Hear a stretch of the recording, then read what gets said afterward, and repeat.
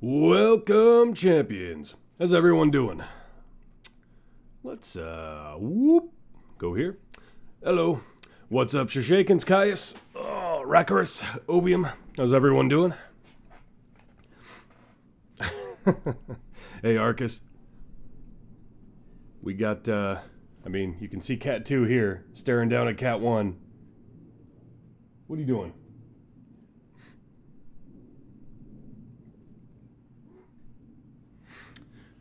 He's probably going to want out now. Yep, he wants out. Of course. 1 second.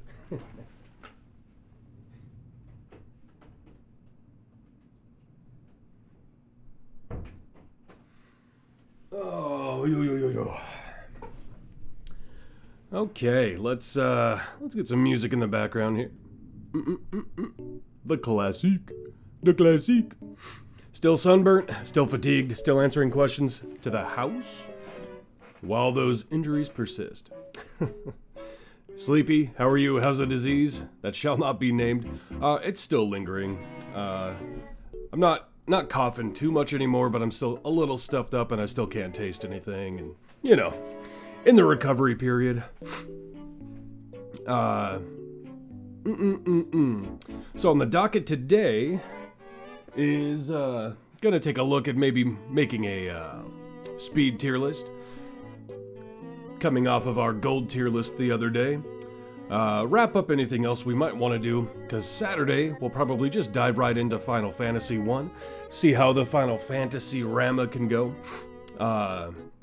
We'll look over the lists we made on Tuesday, and make a speed tier list, and talk about Ezmerelda, as they have released the information on the Ezmerelda rework. That is no longer a spoiler, so we can take a look over what they're planning with her, and talk about that. So, before we get into that though, how's everyone doing? Oh,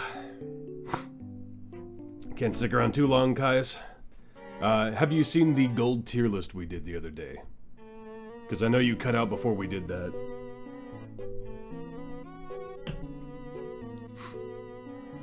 Get your opinions on that before you gotta bail.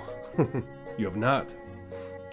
I was hinging on the Delirious by the end of that stream. It ran, I think, just over 7 hours, and I kept calling Egbert Daub over and over and over and over.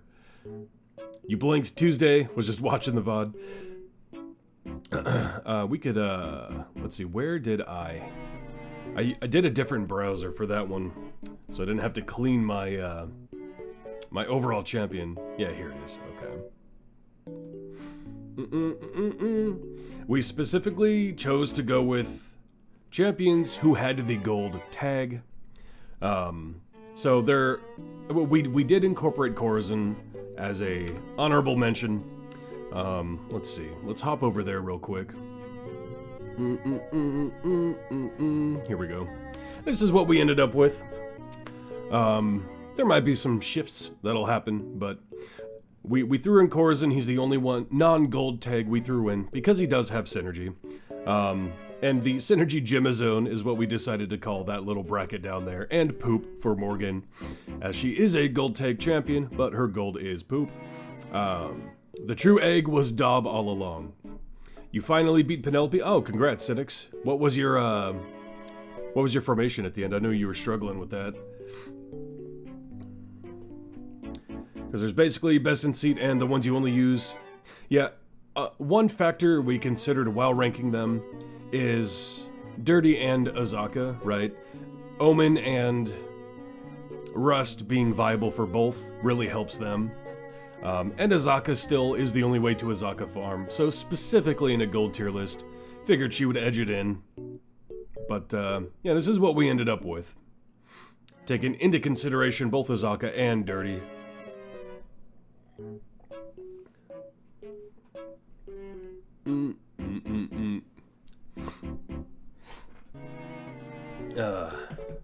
Cat 1 hasn't hit yet. There she is. Kinda hiding.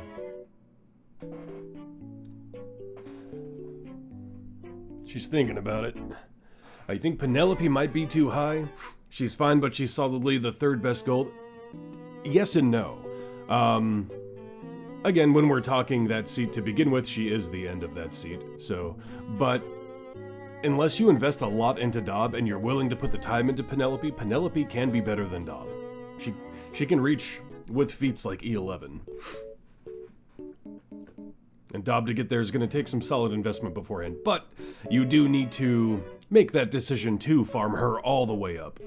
She can reach decent gold find numbers.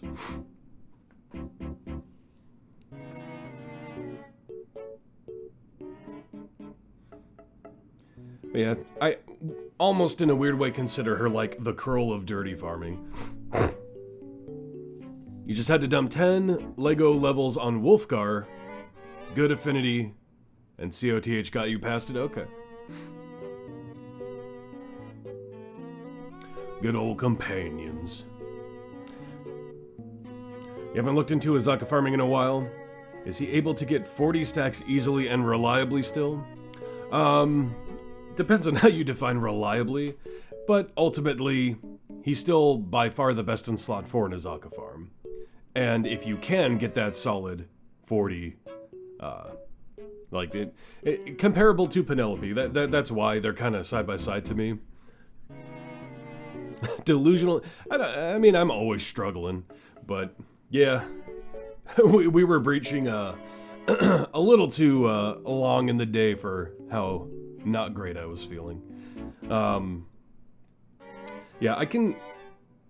Curl and Penelope both. I could see either at the top of B or at the bottom of A. That's what you're asking. I mean, you can.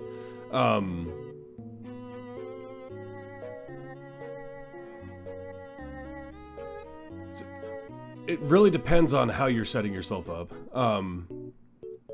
It just takes rinse and repeat until you get it to happen. It's RNG at that point.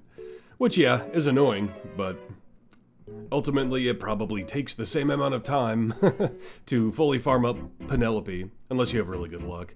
But, still is the absolute best in his seat for Azaka farming. And if you can, and again, if you can, yes, peak numbers.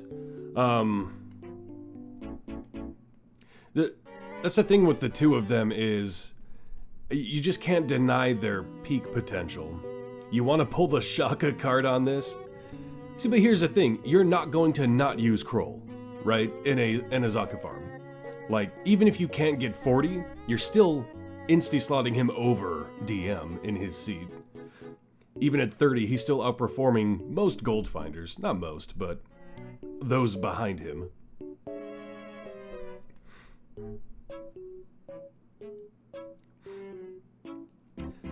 It sucks is, again, we're talking subjectivity here, because if you absolutely need those peak numbers, you're going to farm it and you're going to get it, right?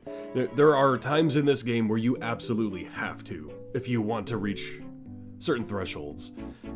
And in those moments, you're absolutely going to be. But, yeah, it's annoying. But at the end of the day, it just is good. Like, sucks to do, yes, but is good.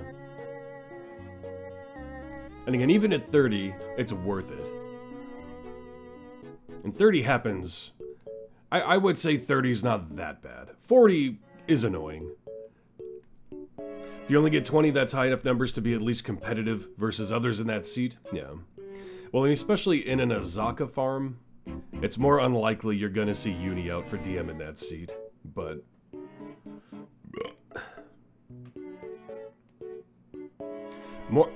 I don't think more than 10 is that annoying, personally.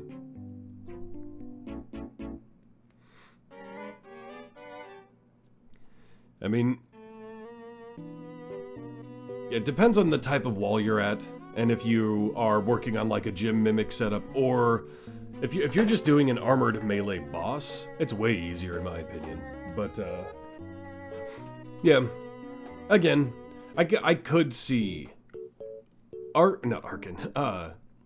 and Penelope either going to the top of B or staying at the bottom of A. But I do think their numbers, specifically in the scenario of a gold farm, just need to be considered. They do. Kroll, compared to those down the line, He's harder to set up compared to Penelope for someone like you. Lots of hot swapping to get there. But the speed, stacking, getting it done, faster than Penelope at least, just a tad chancy for Kroll. You could see him falling to top of B at worst and keeping Penelope bottom of A. How much easier and reliable her boosting is, but consumes a lot more time. But if you're willing to put, I mean, it is passive, so it is easier time to invest in something, sure. But Kroll, like, as long as you're gunning for above 10, I don't think he's that bad. But if you're gunning for a flat 40, it's definitely going to take more time. What is my cat doing? You want out too, girl? Or are you just being crazy? She was just zipping around. Also, Vala's an S-rank list is broken. Her gold find, comparatively to her seat, requires the investment, but again, you're probably investing in her anyway. So, she's good. But her gold will never be your absolute peak best gold find. The tier list app crashed each time you tried to slot her into S. What? She's just K gold find. Yeah. I mean, my Val is still my best gold find, even compared to Evandra and an Azaka, but that's just because of item levels, and it's just barely, so. She's still good, though. But yeah, so this is where we ended up. I think, ultimately, it's close, right? It's close to where it needs to be one way or the other. But I can understand the Penelope Kroll discourse, but I think their numbers are potentially high enough that they have to be considered. Unfortunately, just being a redhead half-elf doesn't make good money.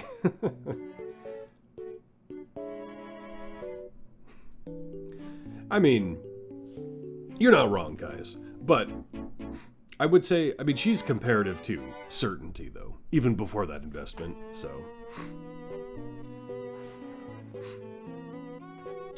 But yeah, if we ever see more lawful gold...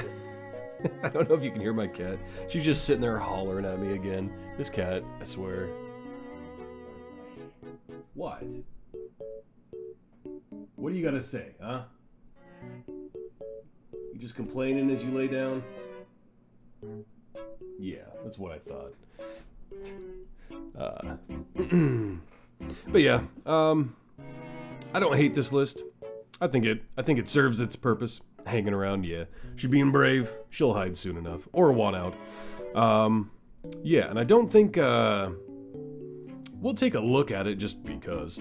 But I don't think we made any changes after you left as far as the overall tier list goes. So, we're looking,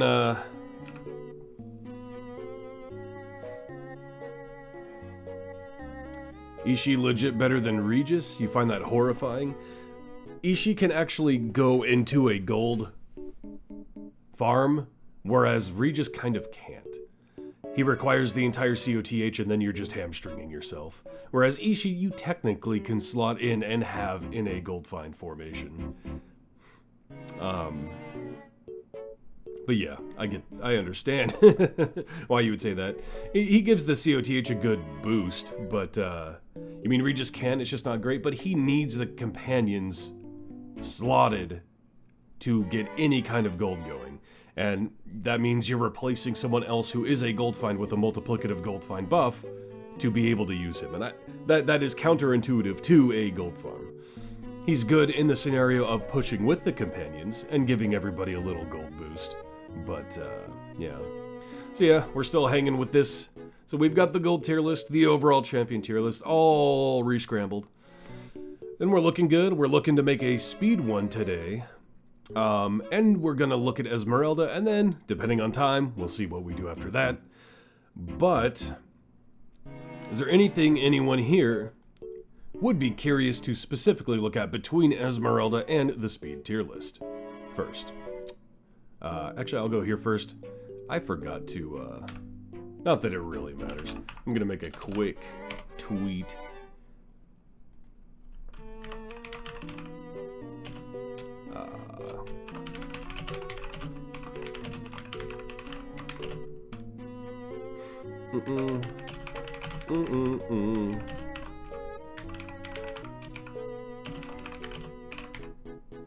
So yeah, if anybody wants to look at Ezmerelda first or the speed tier list first, just let me know, and we'll go from there.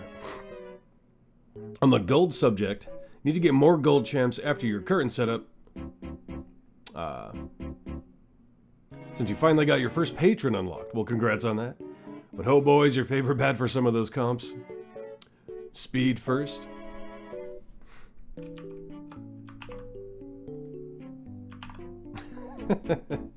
I just had to see myself rocking autistically in the other screen.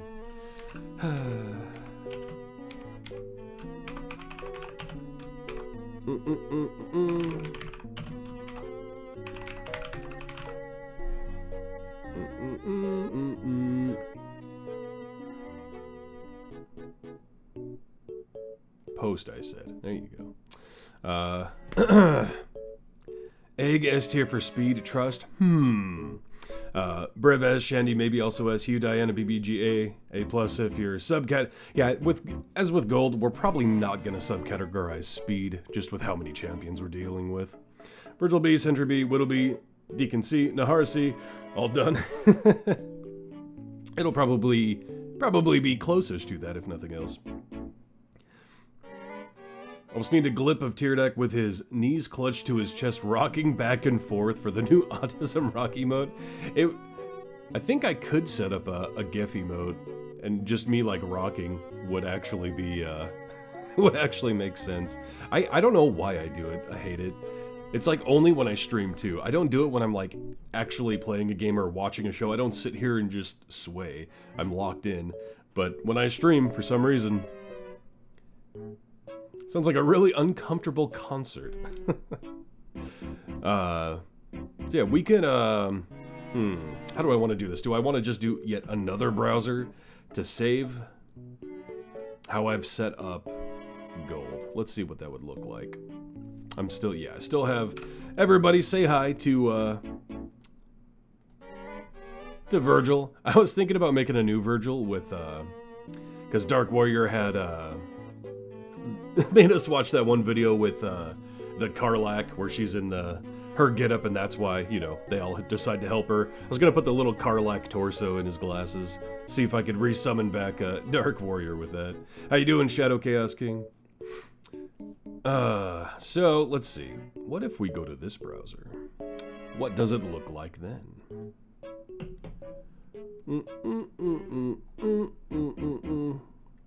Presentation mode, F11. That'll work. Yeah, this'll work. So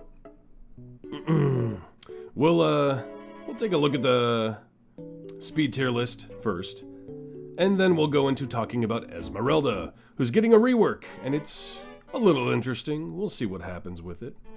But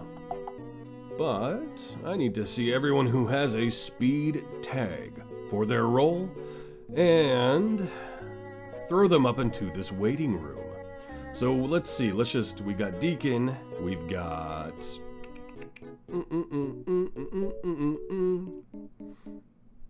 Briv, of course. Let's see.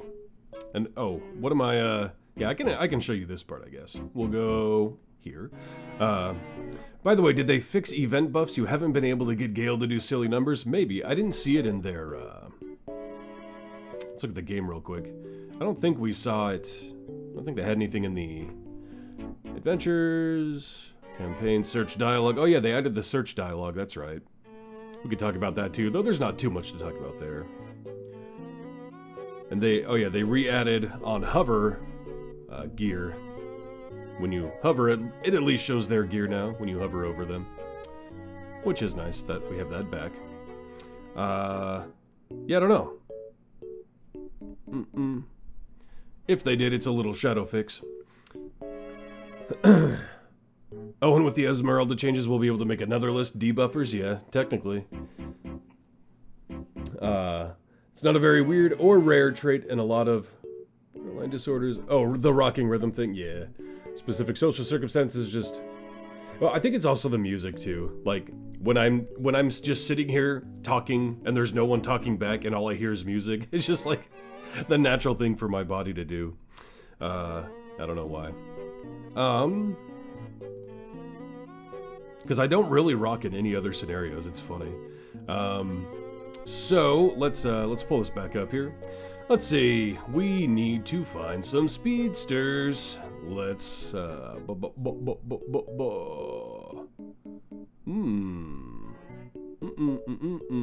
mean, technically MILF, yeah. Vi in that regard as well. Technically Havilar, yeah. Where is that tiefling? There you are. Let's go up the list. Whittle. Lae'zel is an important one indeed. There you are. Nahara BBEG Dynahair. That's right. I kind of forget Dynahair has a speed interaction mechanic. Nahara. Where's Nahara? There you are. And Big. Where you at, big boy? There you are. Sentry. Xander, my boy. That's right, he's technically speed. Oh, poor boy. Shandy. Minsk. Technically speed. Human, the ever-important. Human. Where is... They're so effective at not being kobolds that I can't find them. Tatiana. Yes. Diana. Ever-important newbie. Virgil. Where you at, boy? I think that's everyone with a speed tag, right? Or no, Thalora.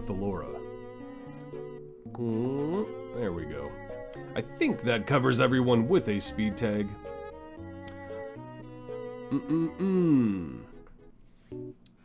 Yeah, Virgil. Technically Tatty, yeah. I was looking at a list. And you do kind of mirror the music, so that's an observation you missed. Yeah, it's definitely tied to music and me hearing nothing else. Dyna speed is better than Hugh for newbies. Potentially. Hugh does require investment. Xander gets to be in poop tier. Yeah, we need to rearrange the tiers as well. Valoria. Good time zone. How you doing, ye old dice goblin? Poop, super poop, ultra poop for... I think that's too many poops. But, let's see. Let's, we'll call this one poop. And then we'll just go S, A, B, C, D, F, and remove these. Delete row. Delete row. There we go. S, A, B, C, D, F. Poop. Keep it F. F is for failure, and that's what Xander is. Yeah, I guess at this stage, we really don't need to classify poop. It's true. That was more specific for the gold tier list. So yeah, this probably won't be as hard as the gold, I don't think. But we'll see. We'll go through it, see what's up. Can I... because you guys are getting cut off a little bit, but I think it's okay. Not going to have hot diarrhea tier? Xander is below poop. Well, with the topic of Xander, we can go ahead and hop over to the game and at least look at what his speed mechanic is. Keeping in mind he shares a seat with Briv, and in these specified tier lists of speed and gold, who you share a seat with is going to matter, as Briv is one of the most important speed champions in the game. So if you're gonna share a seat with that person, and we're talking about speed, you better be able to put something up, right? So, you missed the gold find. We can look back over the gold find and talk about it after this great son of the mountain. Best with worst together, yeah. At least poop has use. F tire. How you doing, Kratos? You don't have Xander yet, and tomorrow is free time gate. I'm scared. Yeah. Let's see. I don't think it even shows in his outgoing effects. Yeah, distraction, right? When Xander attacks and misses an enemy, the enemy is marked and will trigger a lucky shot. No, that's not it. Where's the actual speed mechanic? I even forget. Is it just Lucky Shot? It is just Lucky Shot, okay. Whenever Xander lands a killing blow, or anyone kills an enemy affected by distraction, that is why distraction is important, there is a chance that the enemy will count toward double quest progress. So, he either needs to get the kill, or actively miss the target to distract them. And he has a chance to miss. You can further increase this chance. But in speed, you're generally killing things fast enough where he's not going to be getting the kill or able to even apply it. So it's just A, not a great speed mechanic, and B, you're probably not even getting it applied anyway. Look forward to seeing the tier list later. You're gonna have errands to run and try to be back, depending on how long you run. Cheers. See you later, Caius. We'll see if you catch us back. Your first ever time gate had Xander. It could be worse for you, Arcus. Who was it yesterday? I forget, but they said their time gate was Xander, Binwin, and who was the other one? It was like Ishii, Binwin, Xander. It's like, oh man. Oh, that was you, Shadow. Yeah, okay. Speaking of free time gate, do you think it's better to use these 6 pieces you're sitting before or after? Or Paulton, that's what it was, Paulton, yeah.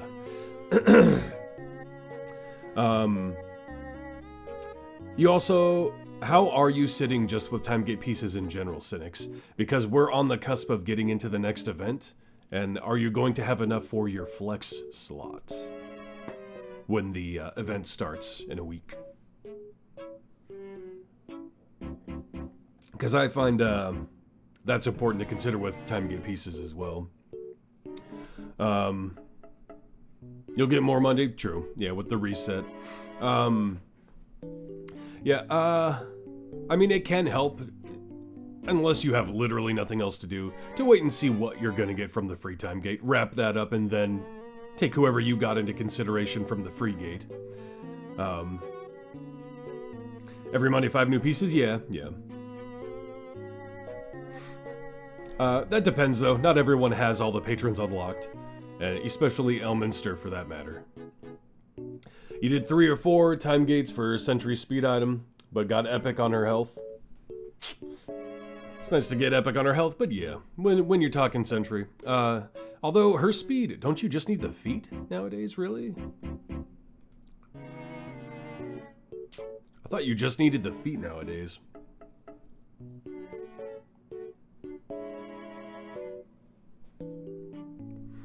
I forget the season what they did. If you still need to,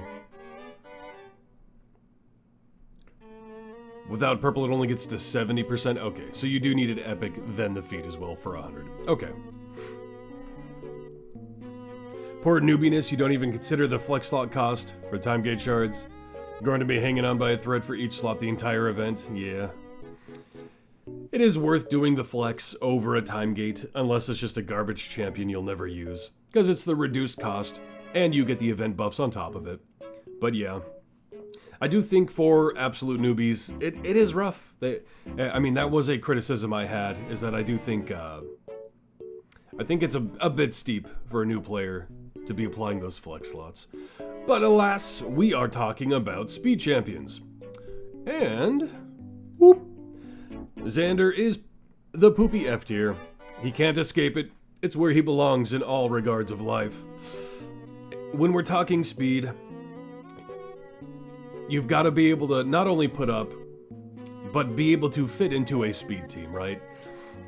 And in most speed teams, you're pushing to your wall, not relying on your champions actually getting the kill. There's some scenarios we'll talk about, but Xander offering quest progress at a lower scaling amount when he needs to hit an enemy. It's just not a good setup.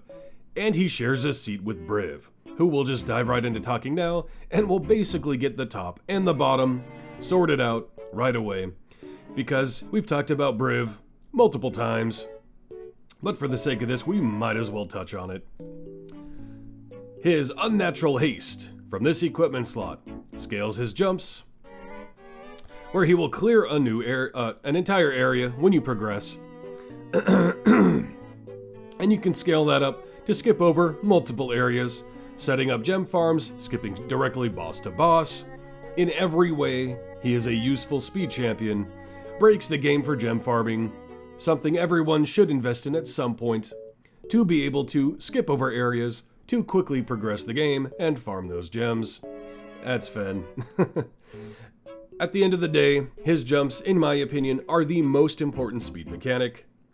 If you're progressing campaigns and you get him to 4-jump the first bracket, which you can force it to be with this feat, even if you exceed 4 jumps, it's just, you can't go wrong with Briven speed. You just can't. If you need to jump boss to boss in a pushing, you're just going boss to boss. You don't even need to rely on other champions' speed in that scenario, as you can't much progress past boss. In free plays, you can set it up to where you're jumping from 1 to 6, skipping bosses to just super speed through a gem farm. One of the most important champions in the game. It's just, you can't shake a stick at him. You just can't. As far as you've understood this system, you always get one champ that you don't own in a free time gate, so it doesn't really matter when you use the other pieces. And even, and that's true, but it can also help if you do know the free gate's coming up, which it is. Maybe you'll be looking for something else than you would have otherwise, depending on, who you get. If only stacks weren't so annoying to get, that is a downside, is in order to proc Unnatural Haste, he pulls from his steel bones, and you need to make sure he takes a hit to stack those steel bones to benefit from his speed for the next run. That's why if you're doing a passive farm, you either want to do scripting or set up a scriptless run, because he needs to build those steel bones. That being said, it is ultimately worth it, but you're going to have to set up a scenario where he's taking hits.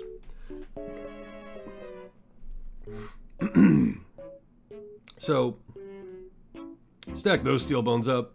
Those translate to unnatural speed, giving him jumps. Even if his stacking works in the background and offline. Yeah, I mean, ultimately, he is how you break gem farming.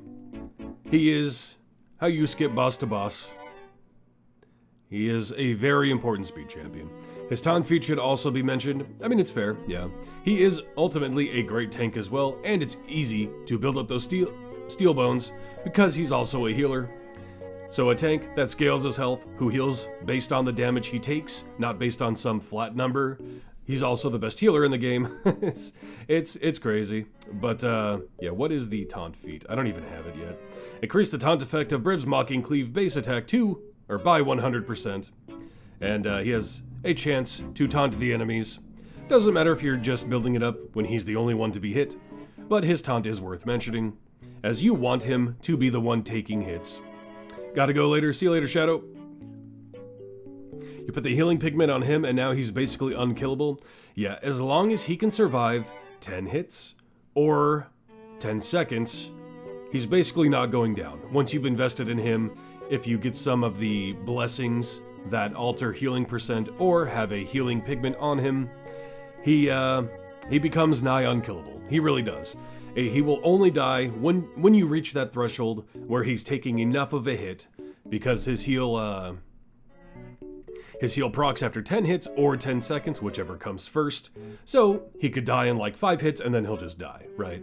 But if you can survive the 10 hits or 10 seconds and you've invested in him, he's gonna be able to, like, you see at this stage, he's not killing things and they're not gonna get anywhere near taking down his health in my scenario. He's just gonna keep himself alive to farm up those steel bones. Early on, he'll still die for you, right fresh out of the gate, no investment. He's like any other champion, he requires some investment. But with any healing buffs, again, due to blessings, or if you have a healing pigment you've applied to him, and as a support, healer, and tank, he can benefit from 3 pigments: the health, the support, and the healing. So yeah, overall, arguably the best speed in the game. I would almost say inarguably the best speed champion in the game, but that's my opinion. Some people might benefit other forms of speed over him.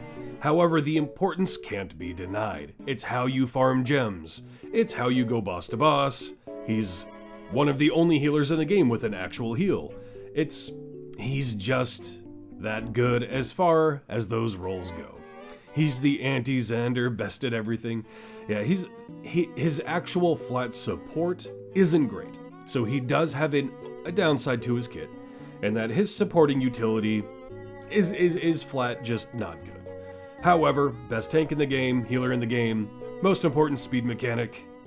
You just can't deny it. He's a good boy. Good old boy. Now, let's see.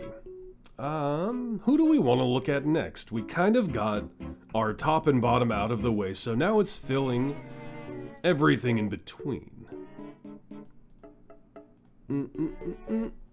Lae'zel's an interesting one. We can go into Lae'zel.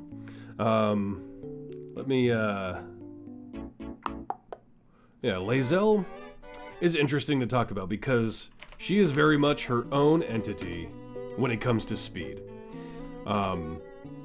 Whereas a lot of times you're going to build a speed team around stacking a bunch of speed champions, right? With Briv, if you're doing a gem farm, you still need other speed champions to add more quest completion, reduce the quest requirements, speed up the actual game. You still can stack those with Briv, right? And all of them want Briv, so he's jumping while you're increasing speed. And Briv can still be used with Lae'zel, but everyone else is kind of questionable. With Lae'zel, I have not leveled the absolute adversaries. That surprises me. Lae'zel is mini Briv when max tadpole. I mean, they can still be used together, right? Like you could, this is why I kind of recommend, if you're a new player, I recommend the absolute adversaries as your formation, as your affiliation to focus on. And I actually recommend Lae'zel be one of your first champion gets. And I'll explain why. Those Briv support numbers do outshine your other early tanks, Tyrell and Naeli. So an early unlock for a tank, if you need a second seat, he's not an awful idea. Other speed over him, still early consideration, just not your go-to hyper focus. Yeah, I would even argue Naeli's a better buffer than Briv. But yeah, no, they're all kind of in the same range.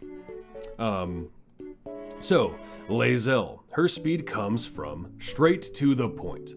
In non-boss areas, whenever an enemy is defeated by anything other than Lae'zel, so click damage or other champions, she has a chance to gain impatience, and when she has 17 impatience, you will just complete the current area.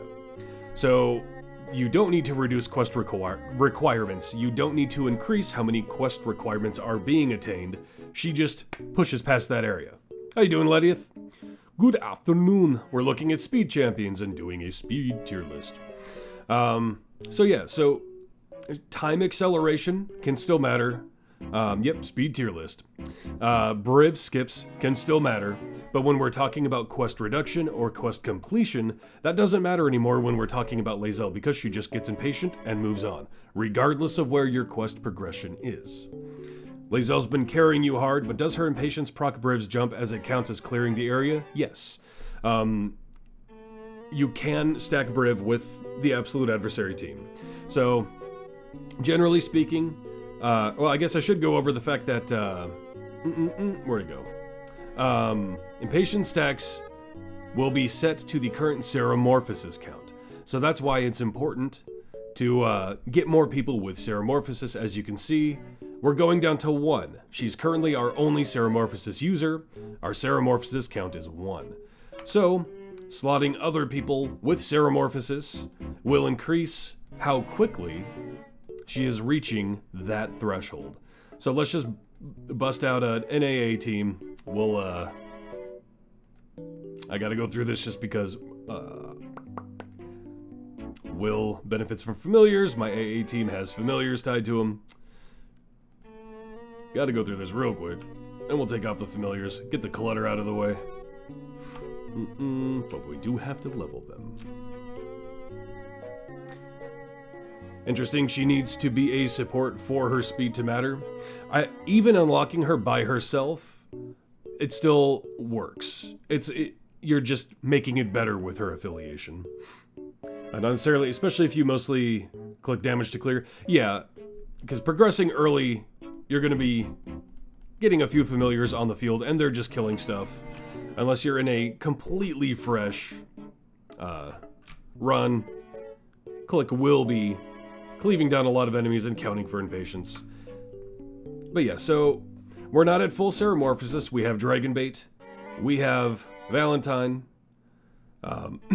So they are not contributing to Ceramorphosis, so we're going to be looking at 8, right? But that means the absolute minimum of straight to the point is only going to fall to 8, right? So she's always starting off at 8. Cautionary note, Briv takes a lot of investment to really get going. It's true.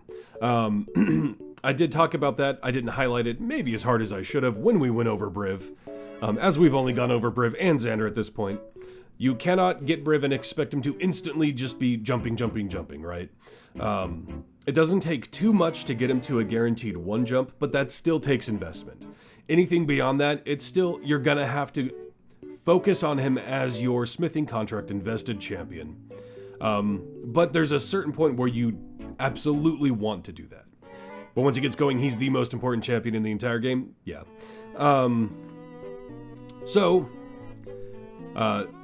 That's why this is the reason I do kind of recommend the absolute adversaries early.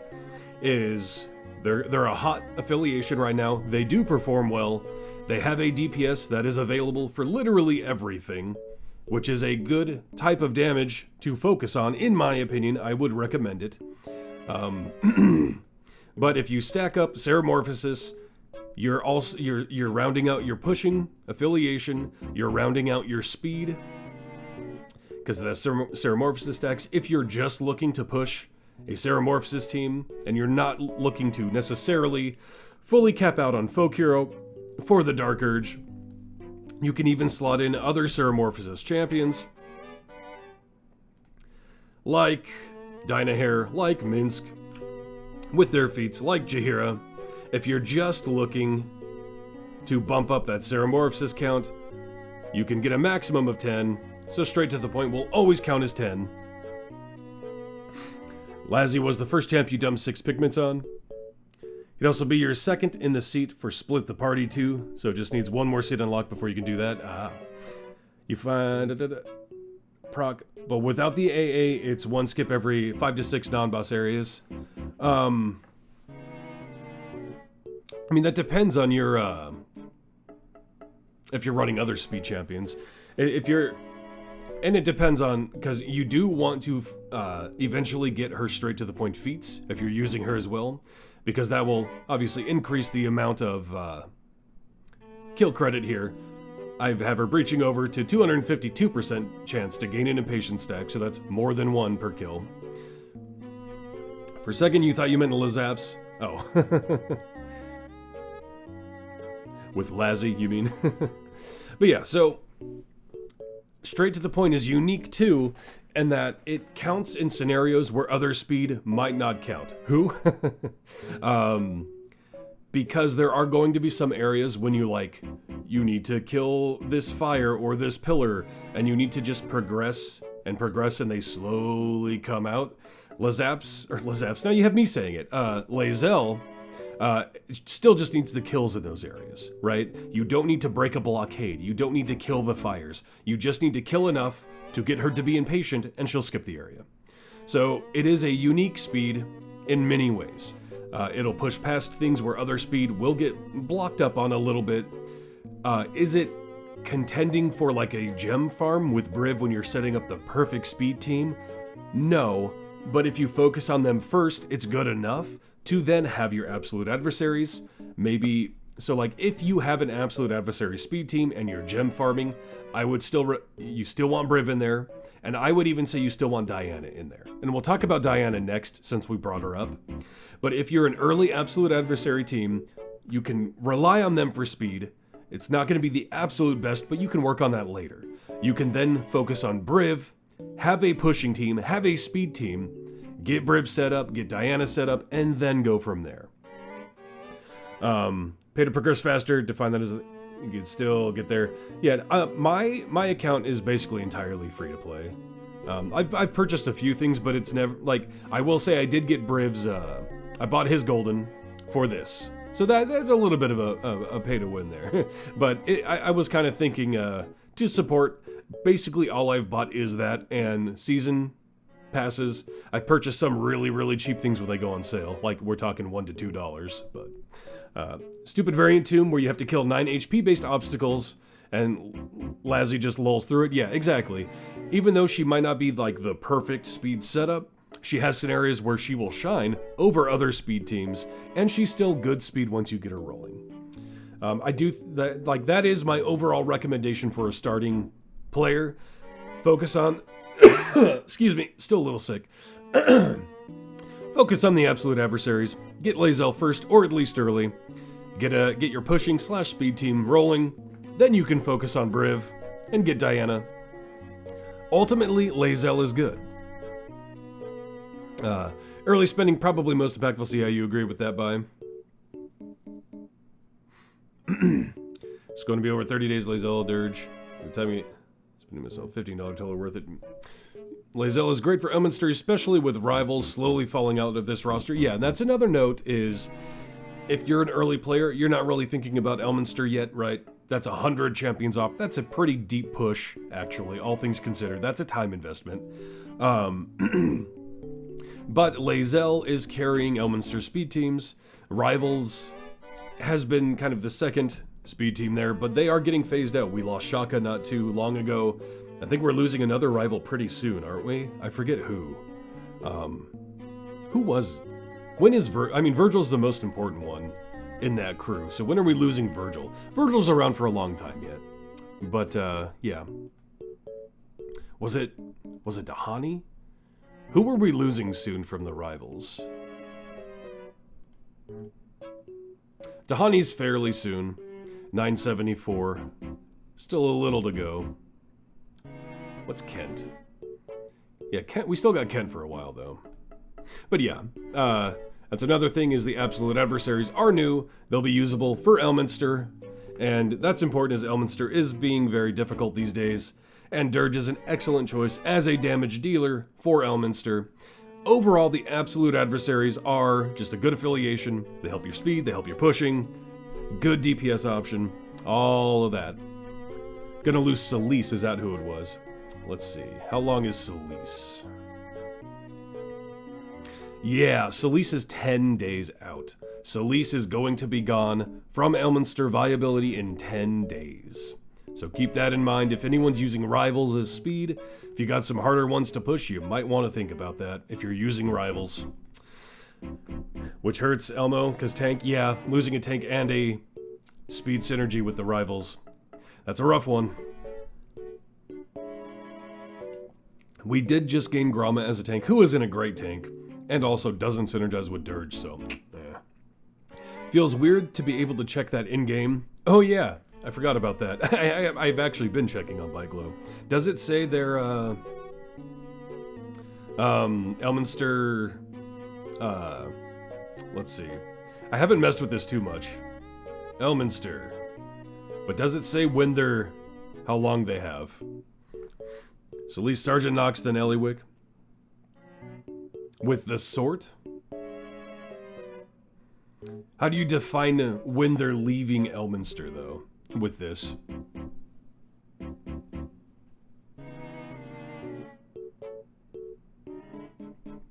I haven't messed with this at all yet. Thank you for the follow.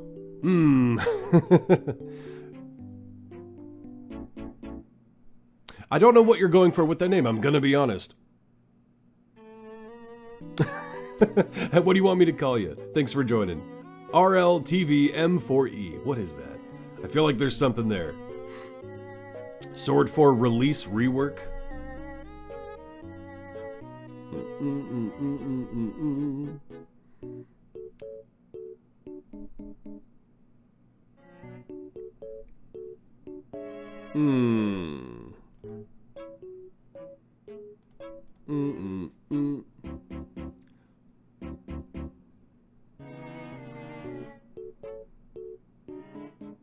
Oh well, we'll look into that later.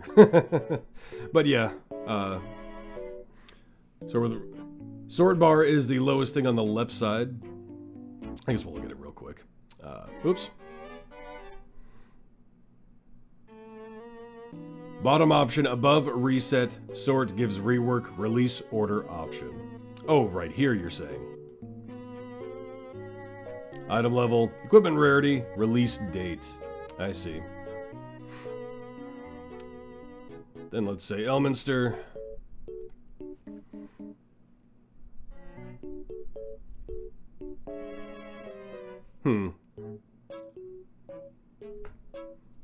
It's weird they didn't update Penelope's for this, as far as the rework goes. But oh well. Russell loves tacos very much forever. Used to be something else, but you're no longer married. Oh, okay. So what do you want me to call you then?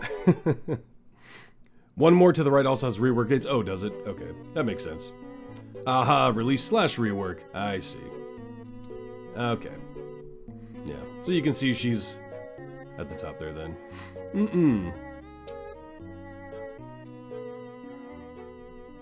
Anything is fine.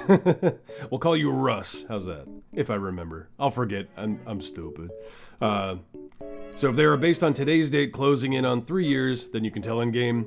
But it's much less direct than on Bike Globe, yeah. Taco lover.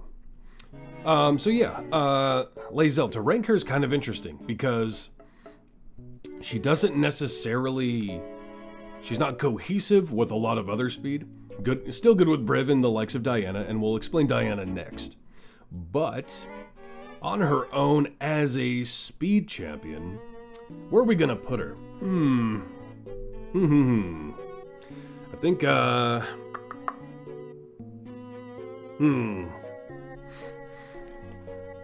she's good, again, in my opinion, for a new account, starting out with Lae'zel and the absolute adversaries. Your brother is Shadow. Oh, okay. Shadow Chaos Keen you're talking about?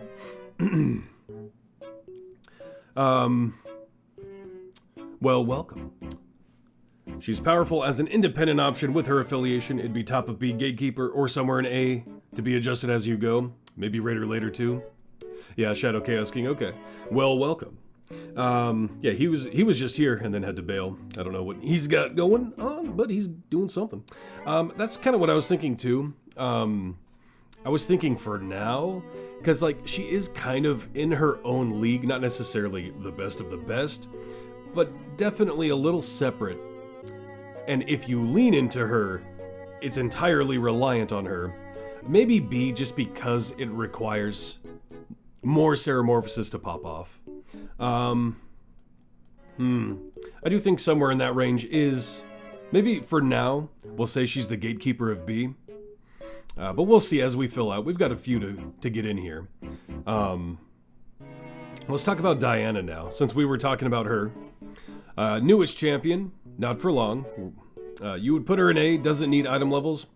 It's true, doesn't need item levels, does need other champions and feats, but not item levels. Yeah, maybe she would be breaching into the A. In a hard gem team, she does get phased out. But she does have a lot of utility behind her. Like you kill 4 to 7 monsters max to skip a zone with only 3 tadpoles. She's super powerful even with minimal synergy in formation. It's true.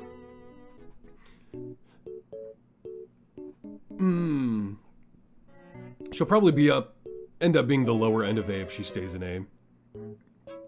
We'll see though. Let's talk about Diana. I think, I don't remember if I fully pushed this run or not. We'll see.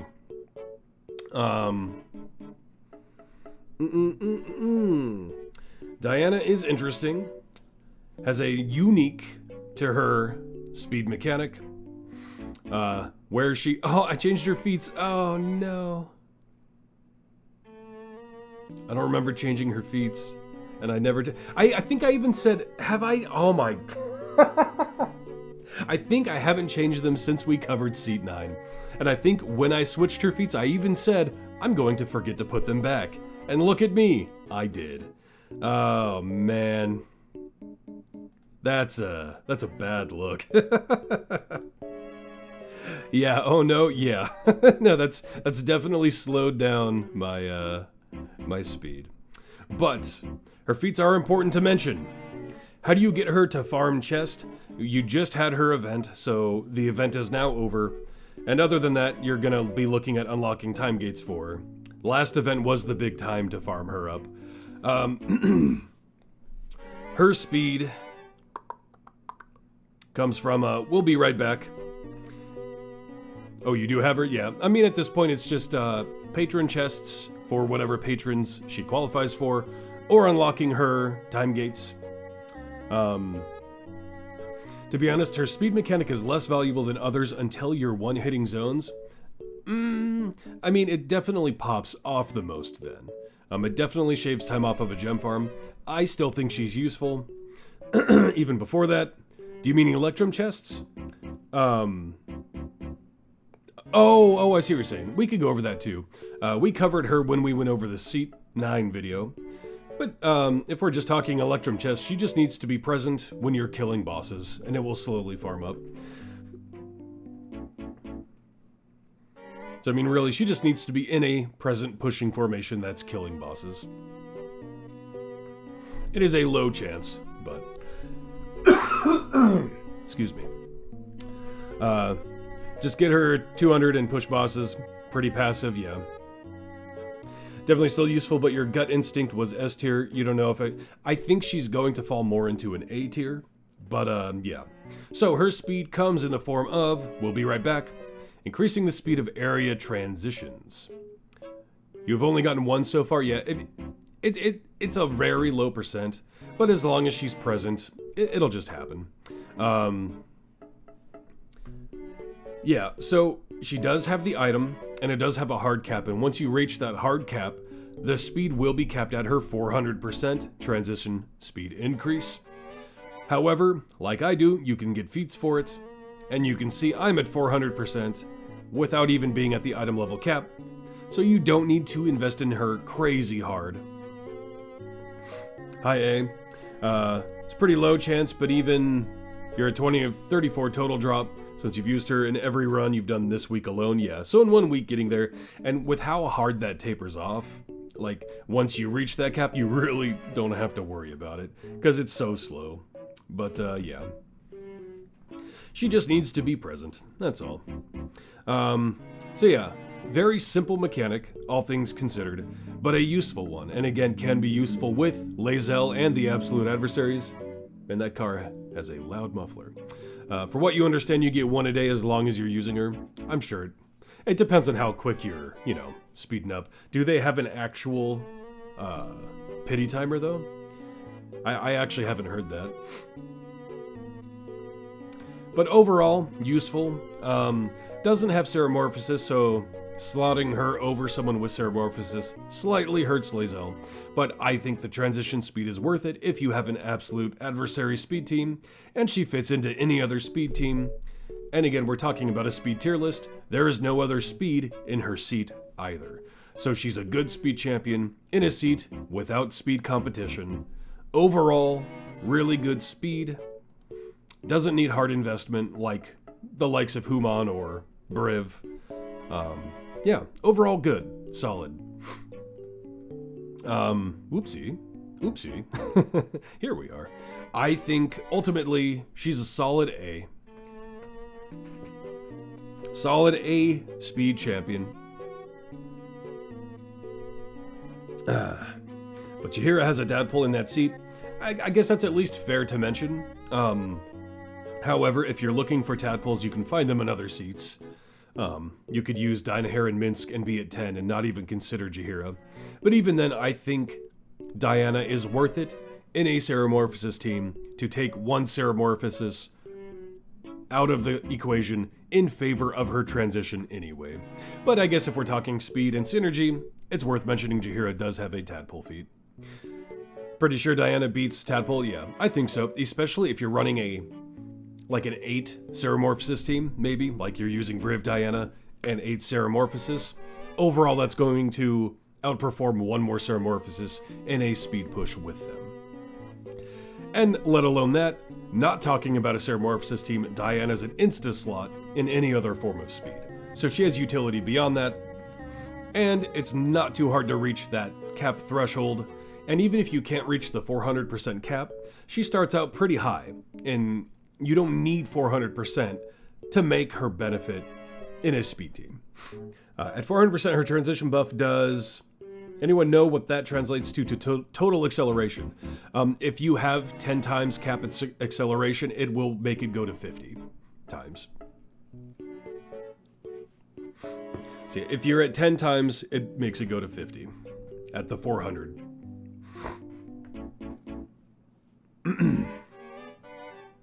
So yeah, overall good champion. From what you understand, it doesn't actually go to 50 times. I'm guessing you meant times over percent. I mean, it makes sense, though.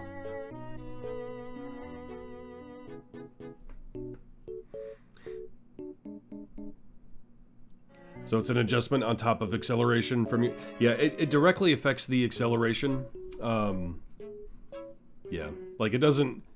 I don't know if they've tweaked with it at all, but that day one, I'm pretty sure when she released, it directly affected time acceleration through the in-game mechanics during a transition. Only downside is you can't use her in Vajra Witchlight. Yeah, that is, Sessex, a good point. Is a lot of people were running a perfect gem farm in Vajra to count quest progression via blessings, and Diana does not have availability in Vajra, so that kind of killed that. I do think her transition speed is worth it over Vajra teams. There's a hidden cap somewhere, so if you're going with 10 times, it doesn't actually get to 50. Yeah, that I don't know. I haven't seen anything about all that, but it's definitely worth it still, even if it doesn't.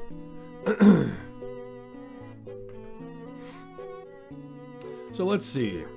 Who do we want to talk about next? I guess we could get some of the important ones out of the way. Like Human, maybe? Or we save Human. Let's see. Who do we want to... BBEG. We could talk about BBEG next. He's an interesting one.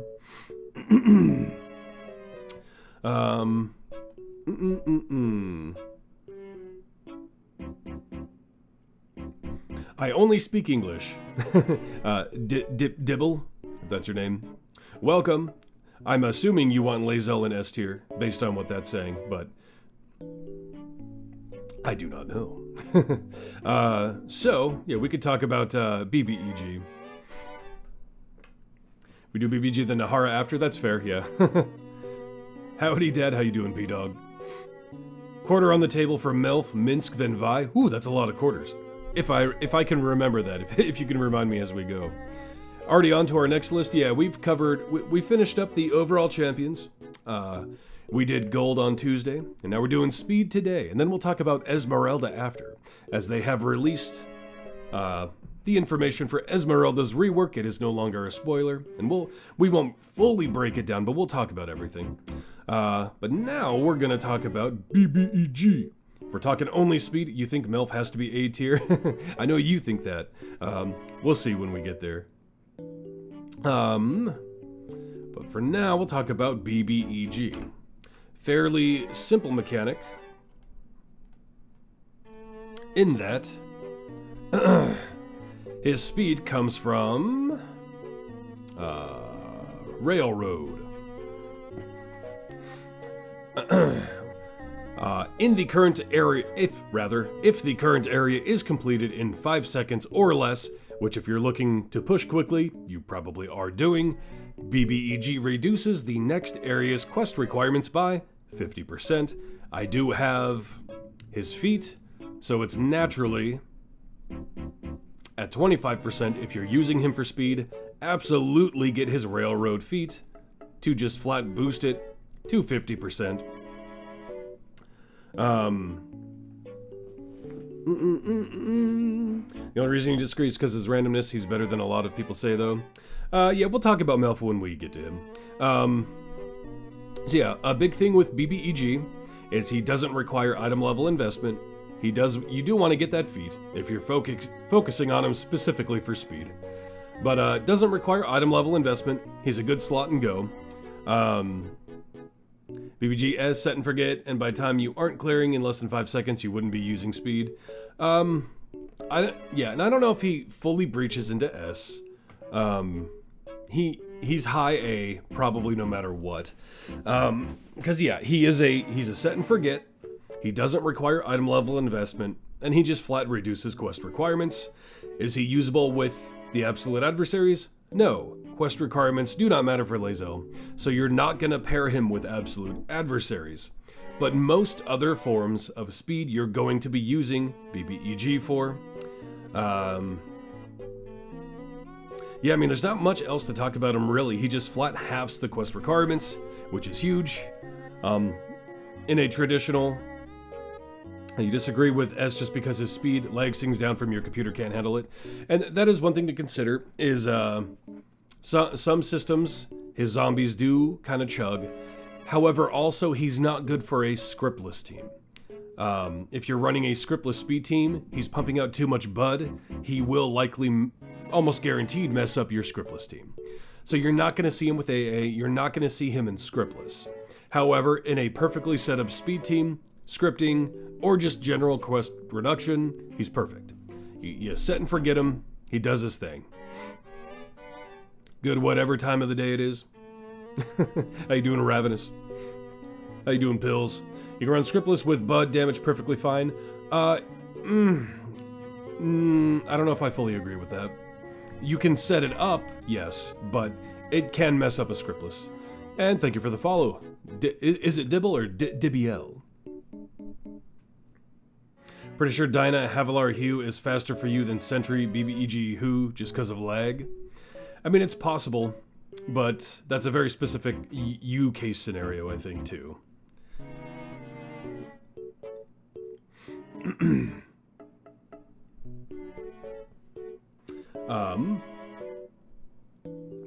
But yeah, ultimately, your scriptless just uses a medium bud damage potion. No click damage leveling, works like a dream, even better than with click damage.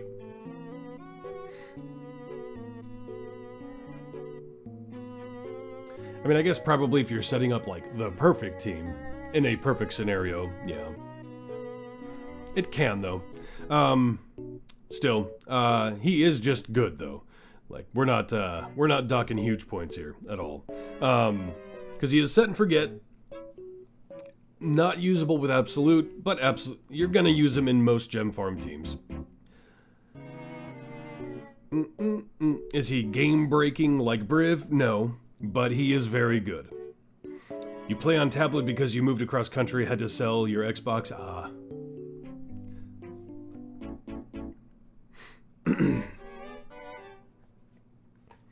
So yeah, I mean, overall really, really good. Probably going to be either the top or sharing the top of A. I don't know if fully breaches S. So no matter what, we're going to see him up here. Do we think he fully breaches into S? I think once you start letting too many people into S, it kind of demeans what S does stand for. Like, Briv literally breaks the game for gem farming. He is required to be the ultimate speedster, right? Do we think BBEG's quest reduction fully breaches him into S alongside Briv? I don't necessarily think so. BBG's very good though.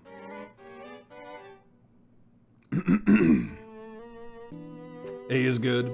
I'm thinking near the top of A. There might be only other one champion that would go over him, I think. Wedge BBEG between Lae'zel and Diana. You could see him there at the lower A since Diana is easier to use and has special extra synergies, whereas BBEG is peak for overall speed teams with a few extra asterisks like Lae'zel. No S top of A. I do still think it would be interesting to try to figure that out. I don't have the time to do it. But who technically overall offers the bigger boost between Diana and BBEG? I do think BBEG is important though. I mean, yeah, overall BBEG would give better speed, but you mean the 3 tiers for this list are probably going to be Briv, Hugh, and Egg? Egg? What do you mean egg?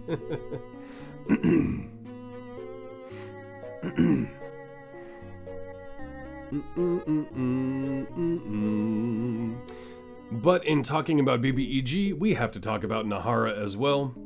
So let's talk about her real quick. Egg is always S tier. Egbert. You and Egbert. Is that what we're calling Thalora now?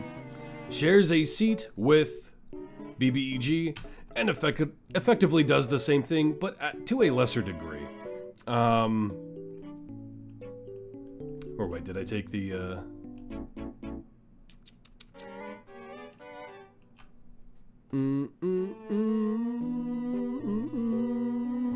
I forget if she even has feats for it.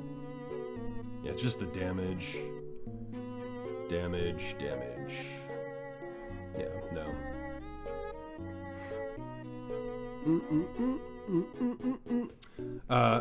There's a Kane's thighs and potion vote. So yeah, Nahara. Basically a worse version of BBEG, just because you haven't brought them up yet. She has her specialization. That's the one I did though, isn't it? But yeah, I guess it's worth at least. Well, now I gotta now I gotta use it again. But yeah, if you're using her for speed, I thought I mentioned it, but I didn't. The area reduction to Amuse or Avenge. This is the one you're always going to be taking if you use her for speed. She effectively is a worse BBEG though. So to Amuse or Avenge, when Nahara attacks and defeats at least one enemy, she gains levity with having max stacks. When she attacks and doesn't defeat an enemy, she will lose a levity stack to gain damage. So she's gaining speed while killing, gaining damage while not killing. So you have to let her get to a maximum of 30 to reach her maximum area reduction. So that's already a knock. As BBEG, you just slot and forget. He's already at flat 50. You have to let her build to 30, and then she's at 45. So she's just a worse BBEG. If we're talking just speed, you think she's actually better than BBEG in a lot of situations? And man, I don't know if I agree with that one. Why would you say that? Because you have to wait for her to build it up, and even then it's 5% off of BBEG's with his feat. She is just, in general, worse BBEG.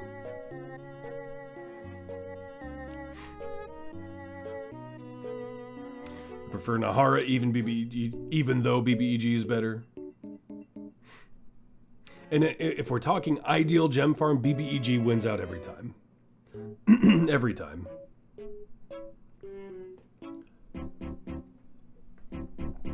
Coffee one gong. Oops.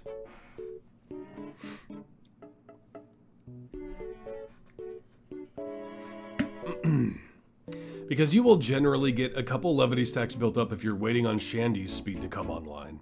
But she is better looking though. Not wrong. This isn't the tier list of looks though. Nahara needs kills to work. BBEG needs fast clear to reduce the next zone. Diana Hair needs nothing and just works.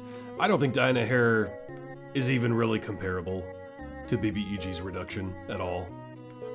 You're in your first cleared zone, BBEG already takes off. New tier list. Have you seen BBEG's console portrait? That's just the one where he's like directly looking at you, right? You're not getting the one-shot BBEG isn't any better, and the leg from BBEG is less than Nahara.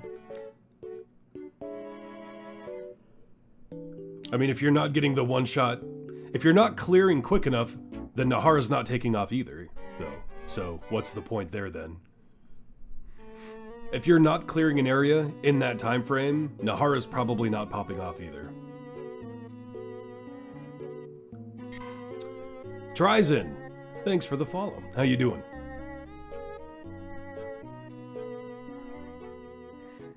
The only time she's better than BBEG is if you are not clearing the area fast. But again, if you're not clearing the area, she might not be getting those kills to count for Amuse or Avenge. That's... I mean, really, I don't know. That would be a very early case if you don't have like any other speed champions you're working with.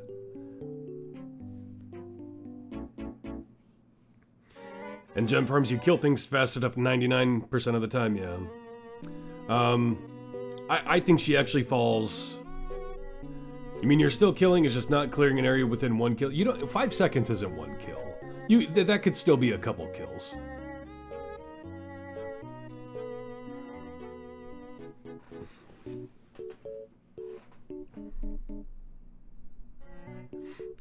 Personally, I think Nahara falls to either low B or high C, personally. We'll take a look at the current list. Because I will grant you, there are potentially scenarios where you might use Nahara over BBEG. At the end of the day, if we're talking peak gem farm, it's always BBEG. That's not even really a question. But, the point is, if you need 2 kills to clear, she's just as good, reduction-wise. But she's not. It's 45 versus 50. That's close enough to basically consider the same, but it's not. See, because she's also not a good DPS, we are specifically focusing speed in this scenario. Her overall ranking in the champion tier list reflects that. This is speed specifically. You think Nahara might be better than BBG if you don't have enough blessings to make click damage better than team damage?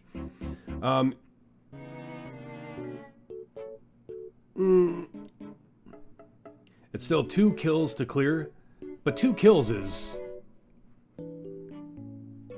There's no difference. But again, if you're doing a 2 clear, then his 5 seconds is no problem at all. And he instantly is 50% better than her, and you don't have to sit there and farm levity stacks. So still, in that scenario, BBEG is just better. Compared to other upcoming tank, her at C, we'll shift her up.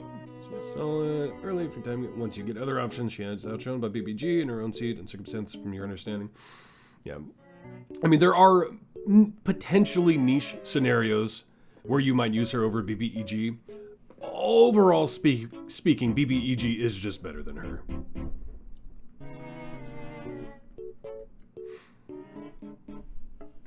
And I can see that being a you scenario, Cynics, but not everybody is experiencing that lag. That's a personal experience thing, but I can understand where you're coming from. Slows down a lot with bosses. In an ideal scenario, well, it doesn't, the speed reduction doesn't count a boss, right? I thought they removed that.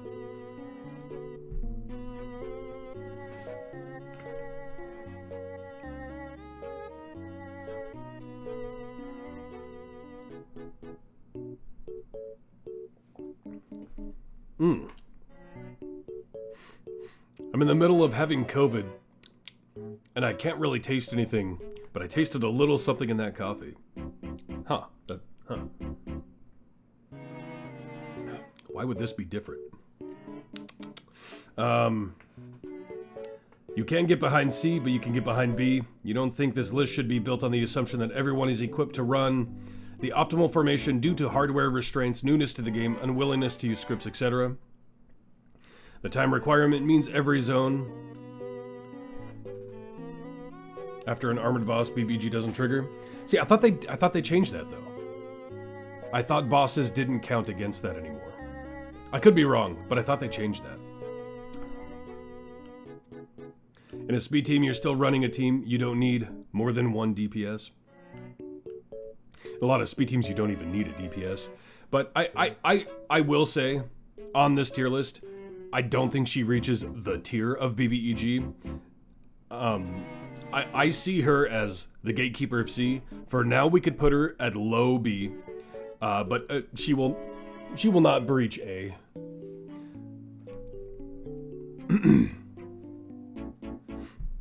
For the sake of your arguments, I can see her climbing to B, but...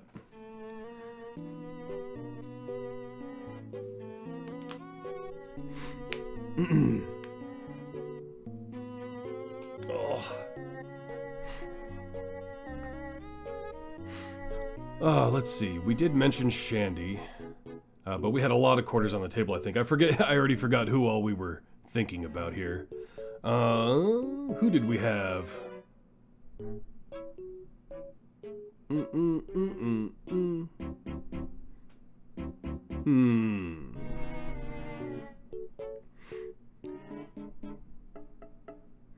Was she also just a better speed effect than most of the other options? Quarter time. Melf Minsk Vi. My cat, the only S+ tier. Did she? Yeah, she's hiding. I can't show her now. Oh well. Melf. He's an interesting one. And Cynics is gonna definitely fight for this one.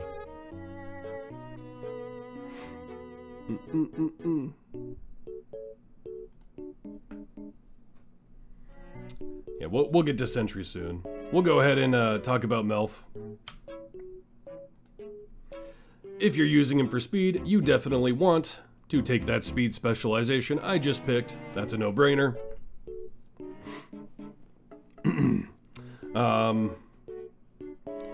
When talking about Melf, we're talking about Melf's speedy supplement.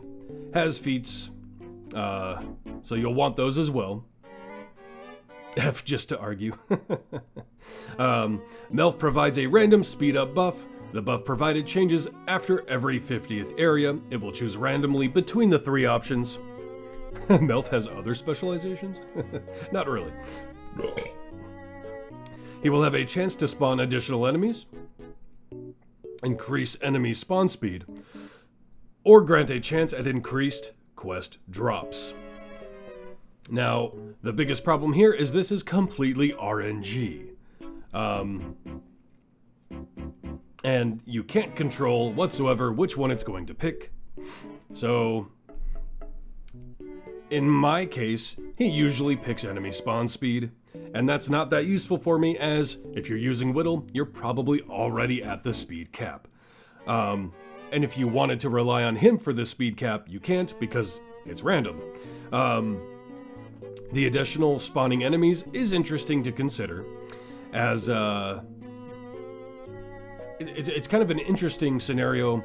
Talking about speed, we're generally talking about progression, right? That's more useful in the scenario where you need to stop and farm a specific enemy for some reason. Not necessarily speed, but it can be useful to pull in more enemies to kill quickly. However, generally at the end of the day, a speed team is relying on the lowest amount of killed enemies to progress. Spawn speed and extra mobs both have better options. You'd say B low because he's good for new players. The RNG doesn't matter that much though. Spawn speed isn't as good, but more enemies and double drops are about as good. See, again, the only one I think is even that viable when we're talking about actual progression is quest drops. And that's the one I see by far the least of. Is that a personal case scenario? Maybe. But the randomness has to be considered. And if you're already running Whittle, spawn speed doesn't matter. If you're even Deacon at that point, the additional enemies only matters if you are, like, that's not going to matter that much in a Lae'zel team at all. Because, yeah, you're going to pull in more enemies to kill, but, man, in an early account, I think he's decent. I think he's good. I don't think he's top of the line.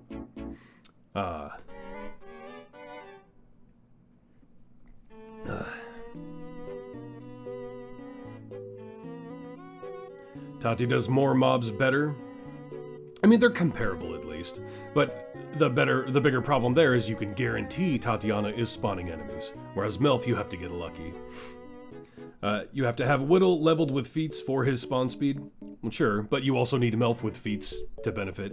Again, he is being overvalued right now to some, in that he has event buffs. I don't have them right now, though. But if you picked him during the event, you are getting his event buffs from them. You can use them both together to stack Briv. You can. A lot of times, you're gonna go to an area where you don't want anyone else with Briv, because they'll be just killing them. But yeah, I mean, it is a possibility for sure. That's a very niche scenario too, though, because again, you can't rely on Melf getting the additionally spawned enemies. That's never something you can rely on, because his speed is entirely RNG. Can you use them together? Sure.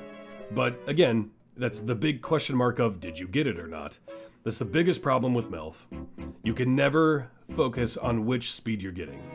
You don't have to rely on it though, but if you're saying it's a positive that it's going to happen, it might never happen because of that chance. That's the biggest problem with Melf. You can never guarantee, like if you had a way to focus on one of those buffs, different story. But almost every time I check Melf, he's never, I think I literally just called him Milf. Anytime I check Melf, he's almost never what I want him to be. And then there's the, I have to dance to a different area if I think it's that important. And he's good. But he gets phased out in most speed teams. He just does. There are some scenarios, and Cynics is always going to be a hard defender of Melf. He's essentially unusable and scriptless. That's a huge knock. I mean, he's essentially useless in scriptless and scripting, honestly. And not useless, but it's just, you can't rely on him enough to justify him taking a spot in most speed scenarios. He's good in early scenarios when you haven't built up a speed team, and that any one of those speed selections is still going to help you progress, no matter what he picks before you have a dedicated speed team. But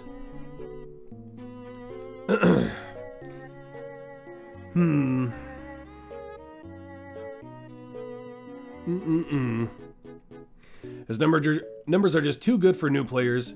You get that he eventually gets phased out, but until then, he's one of the better options. I wouldn't even say better, though. He's an okay option. He's a good option. Better? That's questionable. I think better, because if you're an early player, you're not going to have his feats. If you're an early player, you've missed out on his event, so you don't have the event buffs. The numbers are just okay, without the feats and without the event buffs. Is this going to be another Shaka randomness? Hey, everything's a debate. Ugh. Why does this coffee taste different? What is going on here? Heckin' COVID.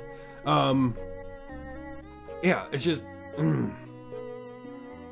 Shaka is a beast. He can be.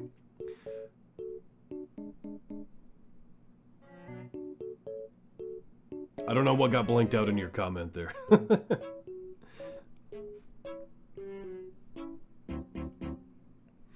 You're recovering, that is why it tastes different? Your brain is healing? Yes, but I had a coffee right before this and I didn't taste anything. It's just weird that this one has a little bit of taste. Good? No, they're still really good at least? Is that what you're saying? At least 100% with zero investment? Man, I wish I could at least... Let's see. Let me look at something real quick.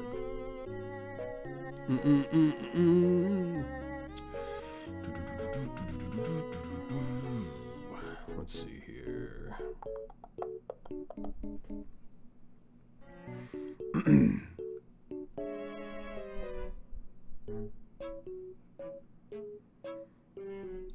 Because your baseline numbers, he's reaching, what, 50%, right? Because I think they start out at 25, and then the spec gives 100. So you're starting out at 50, not 100.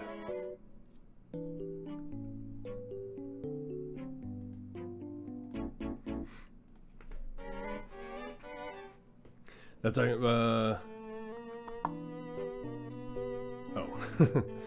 put it another way, it's a 50% reduction, same as BBEG, if you land on that. That's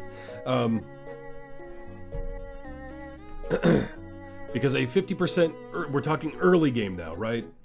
You mean with blue from Electrum Chest, it's at 100% with 0 levels? Okay, but I guess I see what you're saying.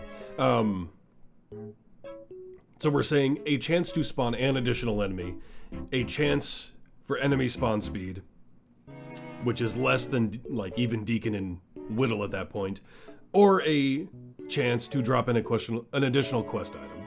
I don't think that's comparable at all with BBEG.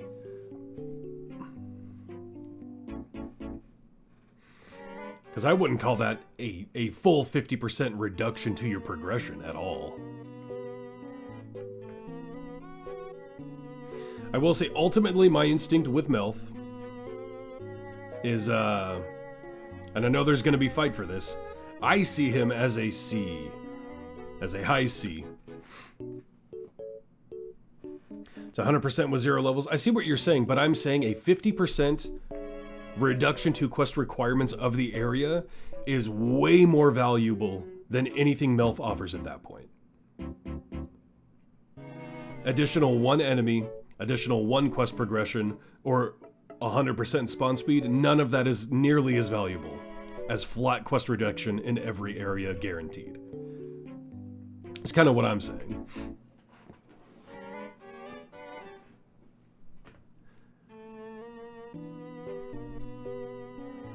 I think he's high C, or he's kind of in the Nahara range for me. He's either really high C or really low B. But,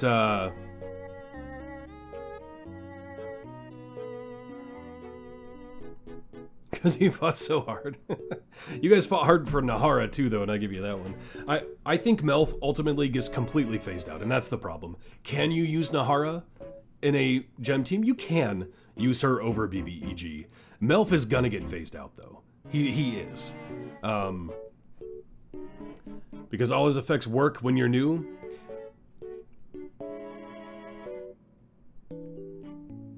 I guess I just don't know what you mean by 50% guaranteed, because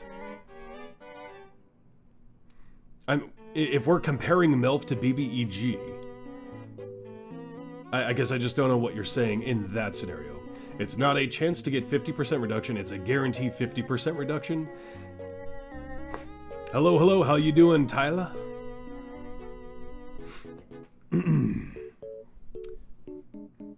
What did you miss so far? Hey, Cinderex, how you doing? We are in the middle of doing our speed tier list. And you can see what we've covered so far and what we have to come up. And we're talking about Melf right now. Still fighting the Melf? Yeah. 50% of the time it works every time. How you doing? I got blunts. Again, I don't think he's bad. That's not my fight for Melf. I don't think he's bad. I think he gets phased out in every speed scenario, other than if you focused on him for, like, additional spawning enemies. However, he's unreliable with his RNG, and I think that's a big hit against him.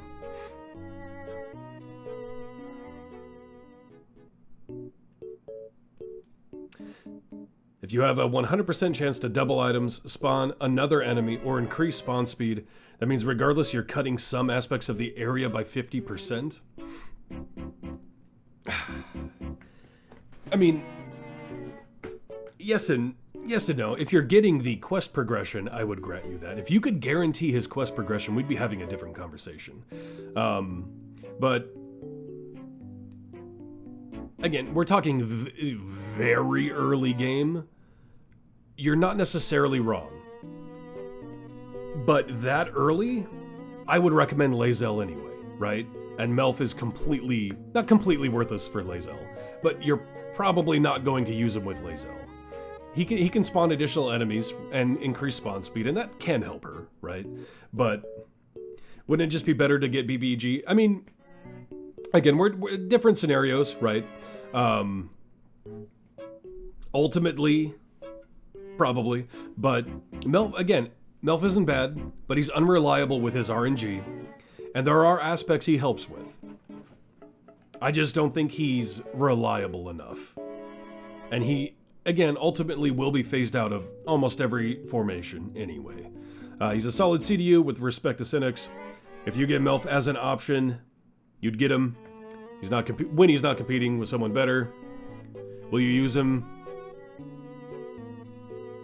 Optimally, Melf has some hiccups compared to other speed champions. Good, solid.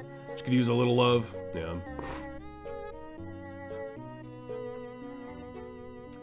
Spawning an extra enemy for new players is just as good as double drops. In most scenarios, not necessarily wrong. At least he's better than Xander. Oh no, he's absolutely better than Xander, don't get me wrong. Like, in the C, he'd be at the top of C.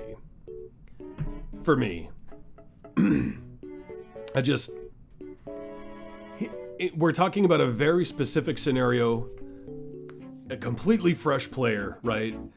Yeah, he's good. But again, he's gonna get phased out of everything. He's RNG, so you can't rely on him for anything in particular. And when you're RNG, gonna get phased out, and I'd recommend Lae'zel anyway. And can he help Lae'zel? Yeah. But, again, unreliably.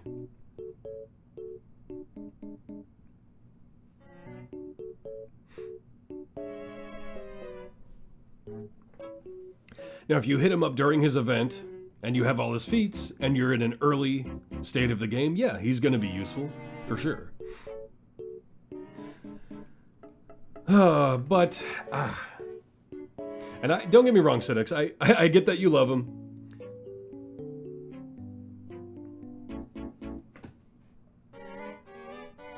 But in comparison, Thalora with feats is 20% reduction? Thalora? What do you mean? Thalora's a different beast altogether.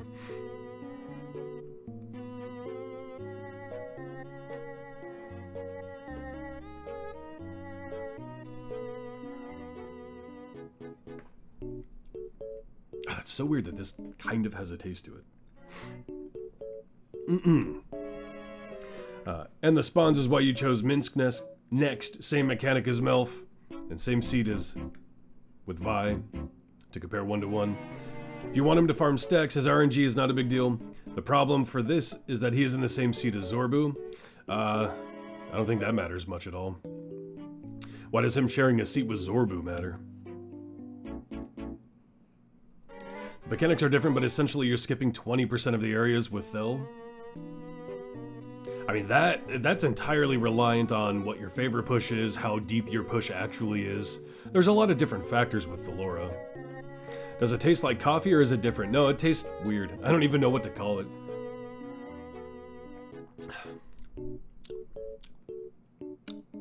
Like, I can kind of tell it's bitter coffee, but I don't even know what I'd call that.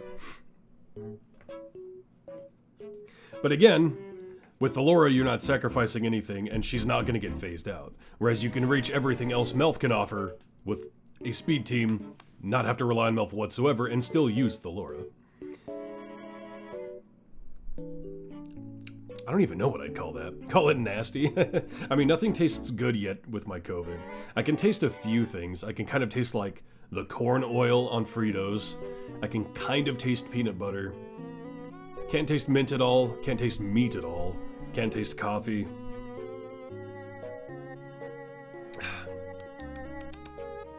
I don't know what I'd call that. I don't know.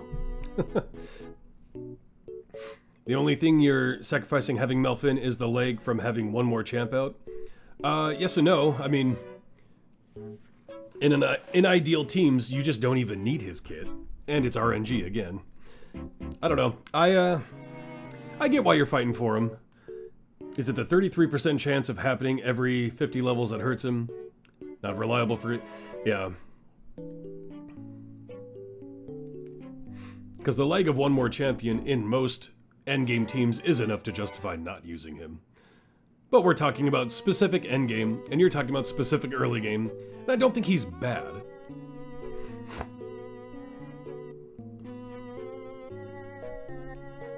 Except 33%, 66 because extra enemies is just as good.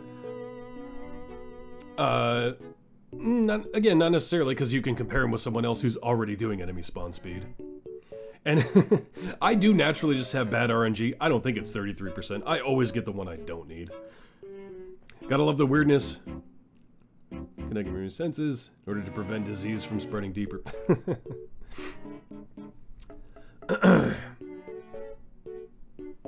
We can talk about Melf more. I just think ultimately there's too many scenarios in which you're not going to use Melf. Can he be useful in certain scenarios of the game? Yes. Can he be useful for an early account? Yes. Is he the best be-all end-all speed champion? No. He's not terrible though. It's just...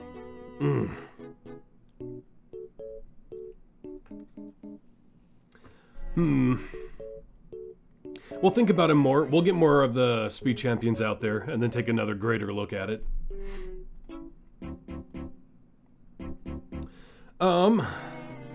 Let's see, who was next? I know Minsk was talked about. There was another one though. Who was it? I keep forgetting. Vi? We could touch on Minsk. He should be pretty quick. So Minsk. Boastful. Whenever a non-boss enemy wave spawns, there is a 33% chance of an extra enemy spawning and a 10% chance of 2 extra enemies spawning. These enemies will always be his favorite foe. And you choose his favorite foe with his specializations. Goodbye, have to go. See you later. Ovium. Keep in mind, Saturday will probably be the start of the Final Fantasy series, if you're interested in that. Saturday at 11:30 PST. It's a 66% chance that he'll lower requirements by 50%, and even when you get spawn speed, if your whittle isn't capped, then it's still a better speed increase than anyone below Nahara. We'll come back to him, but yeah, that's really all Minsk does as far as speed. We're not talking a huge chance to spawn enemies. You can see Minsk's dumb face when it, let's stop the familiars for now, just so we can see. There's that extra spawn right there. There's an extra spawn. No extra spawn. No extra spawn. There's his face. Extra spawn. So, I mean, he gets a semi-steady flow of extra enemies, but that's all he does. Minsk D tier just because he's not useless. That's kind of where I was thinking. I think Minsk is gonna be in the D tier. There's not a lot to talk about there. Yeah, at least I'm not Xander tier list. Yeah, he can help in some scenarios if we're talking like a Dynahair potentially, right? But ultimately, all he's doing is occasionally giving you another enemy to look at, which isn't terrible in some scenarios. But we're not talking someone you're going to probably just always use for speed. He has some utility, but slow and steady speed champ with synergy with AA Lae'zel via Tadpole. Yeah, and that is worth mentioning as well. He does have a Tadpole feat, so you can combine him with an AA team, Absolute Adversaries, to boost up Lae'zel's speed capability. He's not necessarily the best for that either. Ultimately, he's in the, at least he does something, tier. That is kind of where Minsk belongs. Slow being the keyword, yeah. It would be interesting if he had more he could work with in that scenario. But at that point, that is Lae'zel's speed, yeah. It is at least worth mentioning. It's not going to affect his rank, but... But yeah, I mean, I think Minsk is kind of that solid D-tier champion all around, right? No matter where he belongs, he's kind of like, at least he's not useless. That's kind of his always category. The Tadpole feat helps, but yeah. And then Vi. Vi's a weird one. We could dive into Vi. She has a weird history with her speed. He does get a tiny boost energy, spawn speed champs like Whittle, Deacon Melf, when he got that option, so at least he's functional. Yeah, he's got a bit of function, and Dynahair's, favorite foeage gives him a bit of more function, but let's see. Vi. Weird.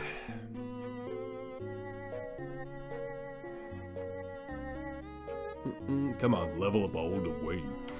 So, Vi.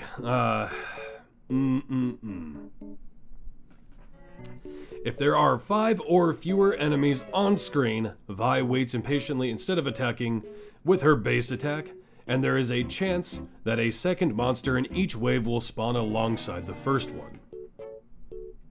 It's just kind of a weird one, right? I wish we didn't have emergence going on right now, because that's kind of tinkering with it by spawning Vecnas. But you can see, with her out, each wave, and see, it's just not, it's supposed to be working. She's just weird.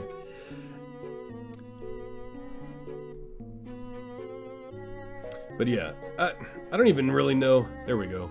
Get out of here. So like without her, let's look without her first. Right? Wolf. Bear, bear, wolf. Bear, bear. Bear, bear. Wolf, bear. Now with her. Bear, bear. Wolf. Bear, bear. One bear. It's just, like, it's hard to tell if she's even doing anything. It's so strange.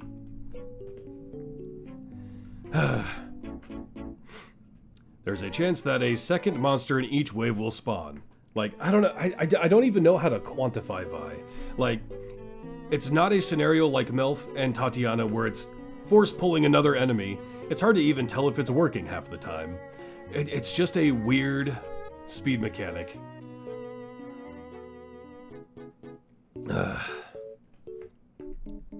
And it doesn't have great scaling either. She's less noticeable than even Minsk. I mean, it's weird, right? Like, I don't know why they didn't just transition her into that additional enemy spawning with a wave and showcasing it like Tatiana or Melf. It makes mobs spawn in line. That's all she does. It's a weird one. It really is. I even forget what she used to be, because that's even after her rework. I forget. How did it used to work? I kind of forget. Oh well, doesn't matter. But yeah, I don't know. It's very strange. Very strange. It's there, but that's not enough for any speed viability. Melf's better. And yeah, I would absolutely say Melf is better than Vi. That is a non-question for sure. I even think, yeah, she might go down there with Xander.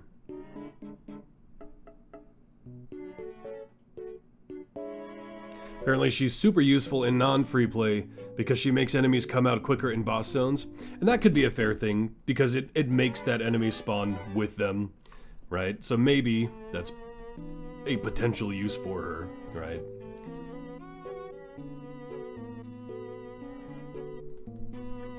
Do we even notice a difference without her? I admit I haven't even tinkered with Vi much.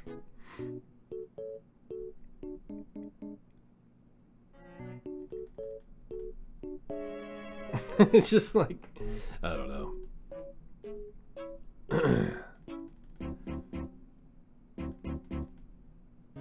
Like, yeah. Does it help them be a little tighter? Maybe. That's about it, right? It's weird. Wasn't it something like making enemies killable faster? I mean, yeah, it makes the enemies that are spawning show up on the screen slightly quicker. Yeah, it's a minimal difference even when paying attention. I don't know why they didn't just lean her into spawning more enemies like Minsk, Melf, etc. It's a weird one. Definitely not one worth investment, I don't think. Maybe people are finding niche uses for her. I don't know. Yeah, you have to, but yeah, the whole boss zone for it to show up in one wave, yeah. So yeah, it's just kind of weird. I guess that we could put her in the, we can put her, I mean, that's my gut feeling, right? Does anybody really have a contestation to that? I mean, there is utility there if you want to invest in her to make the whole boss wave spawn, potentially, I guess. But it's just a weird one. Hi, how you doing, Zadrakis? I always want to call you Zadraxis, and I don't know where that's coming from. What is Zadraxis from? That's from something.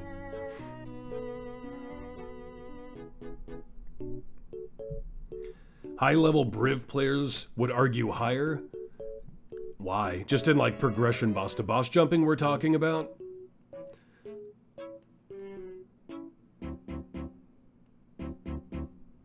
I mean, I can kind of see that, I guess. For trials. Yeah, I guess there is utility there, to a degree. How much investment do you even need, though? No, it's from your own brain? Yeah. I feel like Zadraxis is from something though. I don't know what I'm thinking of. Like, do you know what that threshold? Because I admit I haven't looked much into Vi at all. I could see utility there, because that does help specific scenarios of Briv boss to boss jumping, if you can force spawn waves. But at what degree do you force spawn those waves, right? How much investment are we talking? That didn't work.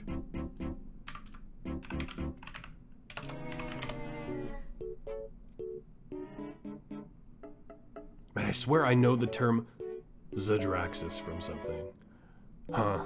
Oh well. Doesn't matter. You're still at 2 jump, so you don't know the details, but she's apparently like the spurt of speed. Okay, so needs heavy investment. Okay. You can see that boss prog spawns. Since there's only Melf in the seat, you could have used... You can really assume it's a time saver once. Save 20 seconds every 50 minutes of a run, but it took you hours of investment to min-max. Yeah, I guess we could say there's potential to be like the bottom of C with her, maybe? Because I get like that, there is a lot less ways to progress boss areas. And so there is a niche there, I suppose. I would really want to know what that threshold is, how much investment it really takes. Baseline, she's not good though. But yeah, I mean, that can be important, because that is the downside to how Briv works nowadays, is boss to boss is definitely a slowdown. Not a lot of speed champions that work in boss areas, yeah. But for you below Minsk, you can't use her at all for a while. Honestly, her ND seems fair, since the majority of players can't really get her functioning. Yeah. Paradraxis is a psychological term used for slip of the tongue. And it's definitely Z or X, right? I mean, it could be G. Steven Zerixis I'm thinking of from Idle Champions. I feel like it's something from WoW, though. World of Warcraft. Like one of the bug zones or mob names or something. One of the bug people, I don't know. You believe you need to get her 600% for the instant boss spawn. What item level is that for her? I can see her climbing into low C though. I can. Because that is utility. It's fair. You played WoW for about a week, so no idea. Because there is minimal boss speed utility in the game, and even if it requires heavy investment, that's at least a niche she can fill. It is going to be one a lot of people don't fill, but we can benefit her low C, I think. Because anyone beneath her isn't going to be someone that you're going to invest in anyway.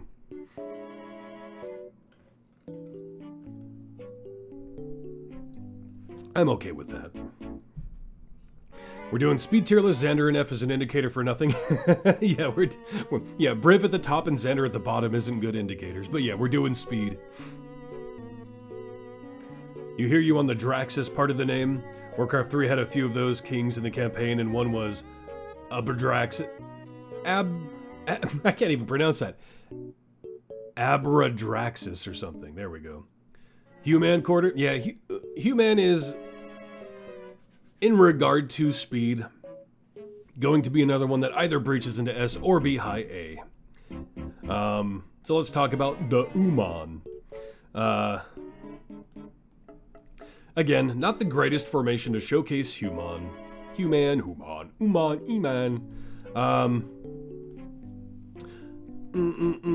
Caldraxis is in WoW. Yeah, there's so many Axis, or Caldraxa. There's so many Oxa Axis, either via demons or the bug people in Warcraft. It's probably somewhere in there. So yeah, they revolve around teamwork. Front column was Zrang. Enemies have a chance to drop more quest items or count double quest progress, which is scaled further up by those who are adjacent via carefully balanced. Increase the effect of Zrang's teamwork ability by an amount for each champion adjacent to the kobolds. stacking additively and then applied multiplicatively. Human, that's a name you can trust. Zap Brannigan. I love Zap Brannigan. So yeah, in a five column formation, it is important to note because the front column becomes the front two. And so if this was a five column formation, we could slot 4 people there, and that would boost that up a lot more. You think the axis is a D&D thing, actually? I mean, most RPGs do, take from D&D. Final Fantasy, Warcraft, everything. Which also then took stuff from, Lord of the Rings. But stop dying, you cowards. Old pseudo-fantasy thing, pre-D&D Lovecraftian fan mythos stories, and that's, yeah. I also wonder if it comes from, like, Orcish or, something from Lord of the Rings even. But yeah, so you can scale that up quite well. That's what makes it scaling so good, is there are some scenarios in which you can have so many people adjacent that scales that up to a very high amount, counting for a lot of quest progress. We're only adjacent to 2, which is pretty low for human. And it does have a cap, 16, 15 in my case. You always seen it related to dragons and fiends, though. Fair. You didn't use that suffix, just saying. Yeah, no, Zadrakis. Yeah. I'm just saying your name always makes me think of that. I'm not saying you did. But yeah, so pretty much the best way to get things to count for more quest progress in the game.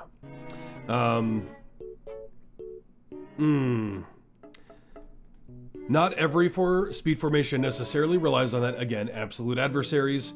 You're not going to find use for human in absolute adversaries because Lae'zel doesn't care about quest progression with her speed mechanic. However, in a dedicated gem farm, you're probably using human. Almost as important as Briv, I don't think. Some people say it's as important as Briv. I disagree. I think Briv jumps far exceed what human brings to the table. Not every formation can benefit from human. If human is adjacent to 1, and like that's the only position you get in a formation, it's not that great. But in dedicated gem farms, he's very important. What percent do you get in Tomb with maxed out Hue? In Tomb, it's not great. 360. 2 adjacent isn't huge for human. So Tomb is one of those, but you're generally going to be using Tall Tales, which gives you 3. And there are other scenarios that you can get even more. Like in Rhyme, I think it's 4, right? But ultimately, you're going to build around human in a dedicated gem farm, more than likely. Is Hue always going to be your go-to? Not in every formation, but in a lot of them.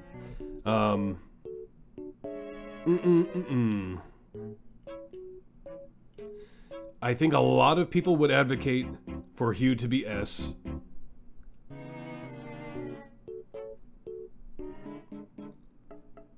In which while you get to like 500% right, I think so. But again, it's also important to note his ultimate, where if you're proccing that ultimate while Zrang is in the top, it will increase Zrang's teamwork doubled. So that is also important to note. Hue is quicker to bring online than Briv. It's true. It's true. Briv requires more investment. And that is important to note every time when we talk about Briv. Is he like the most important? Yes. Does he take the most investment? Yes. I can see my ultimate point with Human. I see either the absolute top of A or the absolute bottom of S. Depends on what you mean by online. 2-jump Briv is less than max U. Yeah, I would say a fully online Briv would be a 4-jump. So you're getting boss to boss or zone 1 to zone 6, i.e. skipping bosses in free play. I think Briv's importance is 1 jump. Briv is already important at 1 jump, but I do think an online Briv in this scenario, what we're talking about, is 4 jump. His mechanic shift How the game is played regardless of speed, hence S. But again, this is a speed tier list. We're not talking about utility beyond speed in this tier list. This is a speed tier list.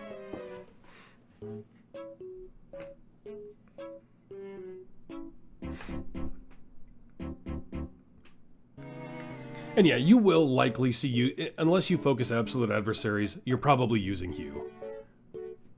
Where would you rank an unleveled Briv who has the base 33?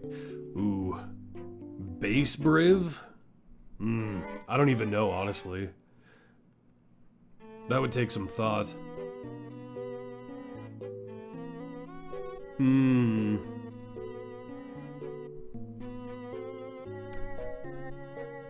He might even fall lower than that, honestly. You know how high max level Dyna gets to? Not offhand, no. Yeah, I would even say a base Briv, no investment whatsoever. That's, yeah, bottom of C maybe? I don't know. Because you'll still get the occasional jump proc, right? But, yeah, no, he needs the investment.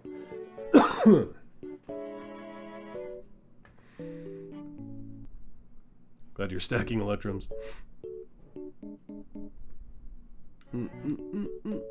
One jump can be useful, 33% is useless when you can't calculate your jumps, yeah. Now you at least want to get to Briv to one jump. I think he's absolutely worth it at one jump, absolutely. You can set up a scripting to always jump over bosses, if nothing else. 5, not 85.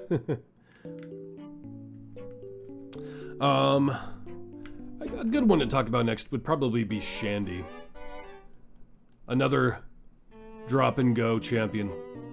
We'll leave Hugh at the bottom of S for now. I think he can definitely climb to that point. But yeah. Let's talk about the Shandy.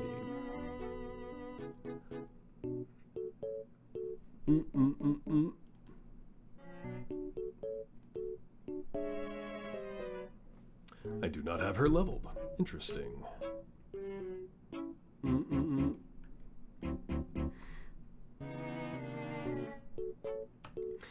Yeah, so Shandy, you can see it's already come online for me. This arrow means her speed is in effect, and that's via dash.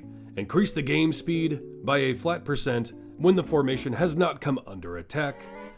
So pretty much always online while you're doing early pushing. You can increase dash via a feat, so its baseline is 25%. With the feat, it is 50%. And it takes, the 10 seconds is also via a feat. Normally that will be 30 seconds, but as I'm using the feat, it brings it down to 10. So with those two feats, it will fully come online. It used to be a spec choice, it did, yeah. But now it's tied to feats, so you can choose any specialization. You just need these two feats, unless I've missed one along the way. Let's see. I am known to miss feats occasionally. Doesn't look like it.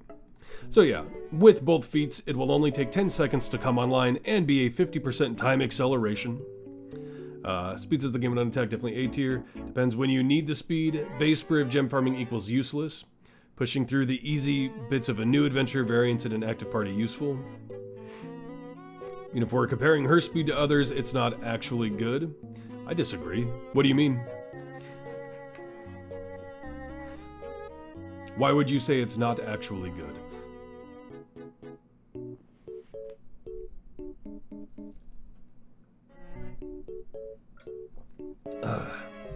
Now, can she be phased out with speed potions? When you're flooding in potions, sure. She definitely phases out a little bit at that point. But as a slot and go, time acceleration is also important because time acceleration, i.e. game speed, is one of the few things that will be tracked in background parties or offline. So she's one of the few that will actually progress that a little bit. But I want to know what you mean by not that good. A time acceleration 50% game speed is quite good.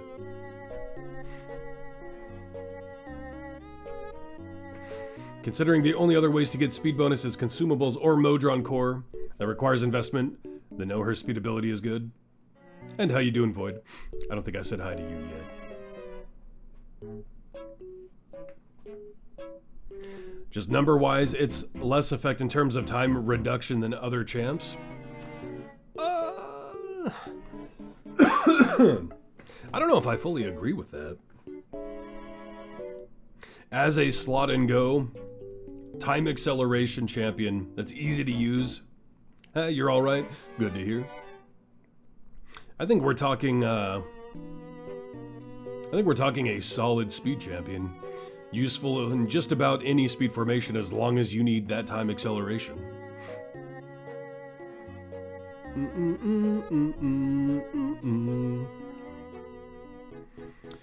But it is in a way simple, but almost always useful. Again, if we're talking potions, because any other form of time acceleration, if you pair her with the speed core, you're getting both forms of time acceleration.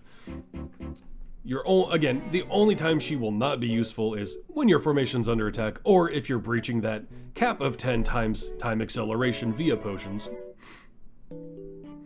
Let's just take a look at the list real quick.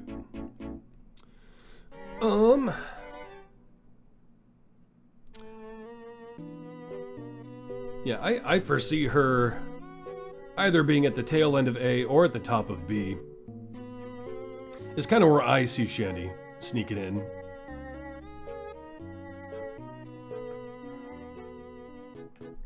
Boom, boom, boom, boom, boom, boom, boom, boom.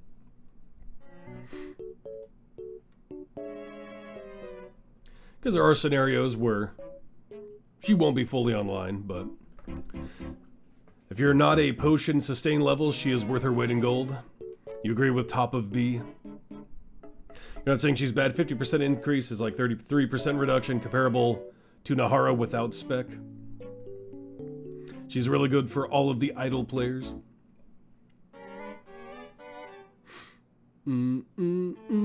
I think Gatekeeper of B is a solid spot for her. I don't think she's necessarily like an S tier at all. I can see her even getting into A though. But I don't hate her as the Gatekeeper of B.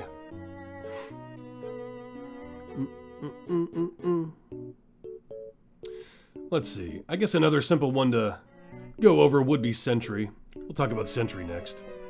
I think keeping her at a solid B is good. And the Mojo Core plus Human's feat. Yeah. And that's actually fair. I didn't mention Human's feat when we were talking about him. There is a feat to use with Human that increases the game speed when the formation is not under attack. Another reason Human fits right in with the speed team.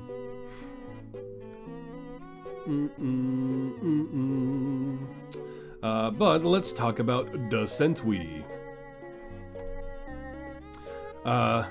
Basically a lesser form of BBEG / Nahara. If Sentry has not been attacked in the highest unlocked area, there is a % chance that quest requirements in the next area are reduced by 30%. So a lesser %, but all it requires is that she has not been attacked. So as long as you can keep her online a little bit easier, as long as she's not in the front getting hit, you can reach that 100% threshold fairly early. You will want this feat equipped, and I think we mentioned it just requires an epic level of gear with it, right? Epic quality plus the feat equals 100%. Is that what we said? Or no, you need to reach the cap, right? I forget. It looks like you do need to reach the cap, right? Need the cap? Yeah, okay, yeah. It's not a huge cap, honestly, all things considered. A for D&D, love the high rollers. All of these shows the champions are from, I have never seen a single show. I've never seen the Arrowist, I've never seen Heroes of the Plains, I've never seen the Black Dice Society. Like, I'm familiar with a lot of them, but yeah, don't know anything about them. The fact that the speed stops being attack makes her less useful in some early player formations. I actually think it, in a way, makes her better because it's when she's attacked, not the formation. Whereas BBEG, if you're being attacked, you're losing BBEG, you're losing Nahara. As long as she's not in the front, you still do get it. It's just that if she becomes under attack. So as long as she's not in your front line, which she doesn't need to be for her buff. Oh, you were talking about Shandy. Oh, okay. I thought we were talking about Sentry. My bad. I see what you're saying now. Yeah, so overall, good flat utility. We're not reaching heights of other champions, but if you're doing any form of quest progression, i.e. not working with Lae'zel's speed, you're gonna want to be slotting in Sentry. Doesn't take that much investment to come online. It doesn't take that much investment to be up most of the time. Not always. You're gonna want to, if you can, reach that 100% threshold. Which, yeah, seeing as I'm 100.1, yeah. Ultimately, we're talking just good, right? Which I think is a solid, like, B, I think. It's always there. It's always there for you once you built it up. I'm thinking a solid low B for Sentry. What's everyone else thinking?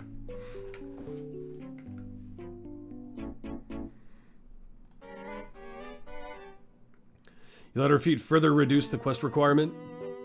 I think cap plus feet equals 100%. Again, I'm at 100.1 with cap and feet.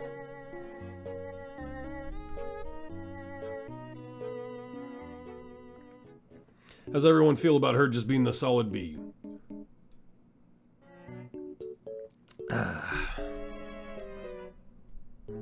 Mid B. If we get another B, they might fall slightly under her. We'll see.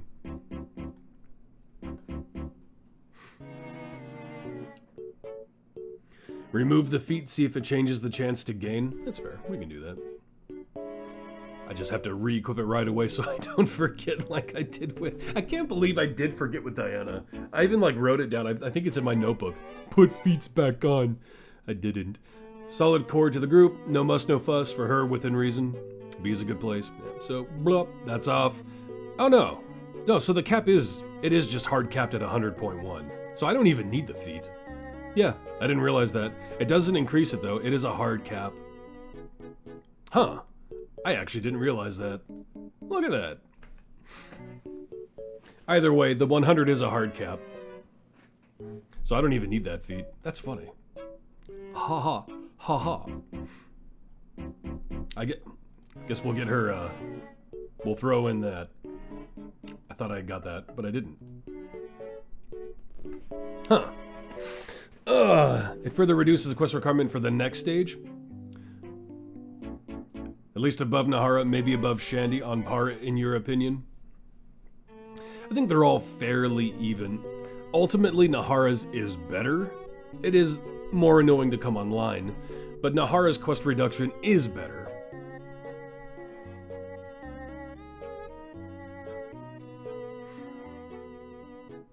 You dropped from 30% to 20%? Did I? Oh, that's where it is. I see. Okay, I see what you're saying now. You're right. I was looking at the wrong thing. Yeah, the 20% to 30% is what that is. The feet. So yeah, you still want the feet. I see. You right.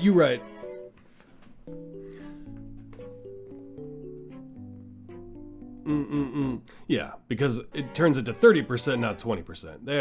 Okay. Yeah, I was misconstruing that whole thing. Thanks for the catch, P-Dog. Used to be spec choice, but was replaced, yeah, in Season 1. I was thinking it was still the percent, not the chance. But yeah. I was still mixed up on that. Okay. That makes more sense now. But now I am... Okay, yeah, no, I didn't have any there. Okay. So, Oops. Whoop.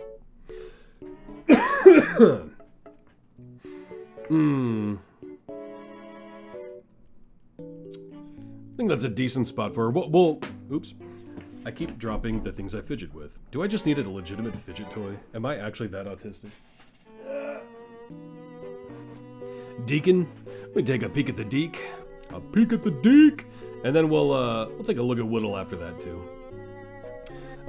Deacon. Deacon. That was the wrong scene. Anyone see that scene? Whoop whoop. Deacon.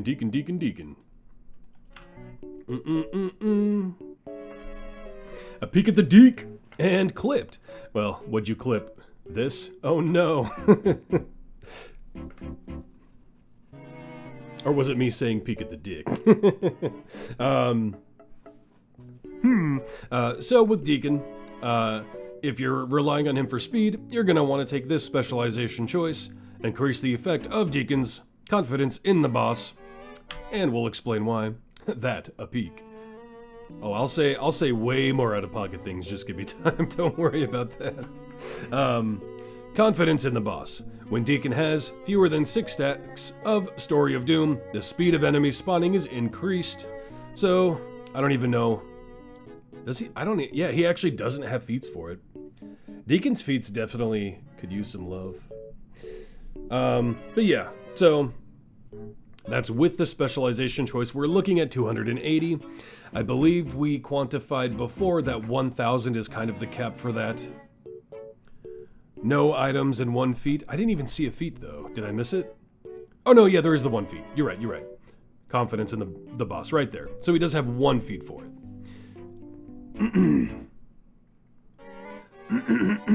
Azaka feat love before Deacon. I don't think they're gonna work much on Azaka. So yeah, enemy spawn speed, always useful. Never like a flat hard requirement necessarily. It depends on what you're doing, obviously. But still, it is useful in the realm of speed. But in talking about Deacon, we have to also talk about Whittle. We'll talk about them in tandem here. Let's just throw out some speedsters.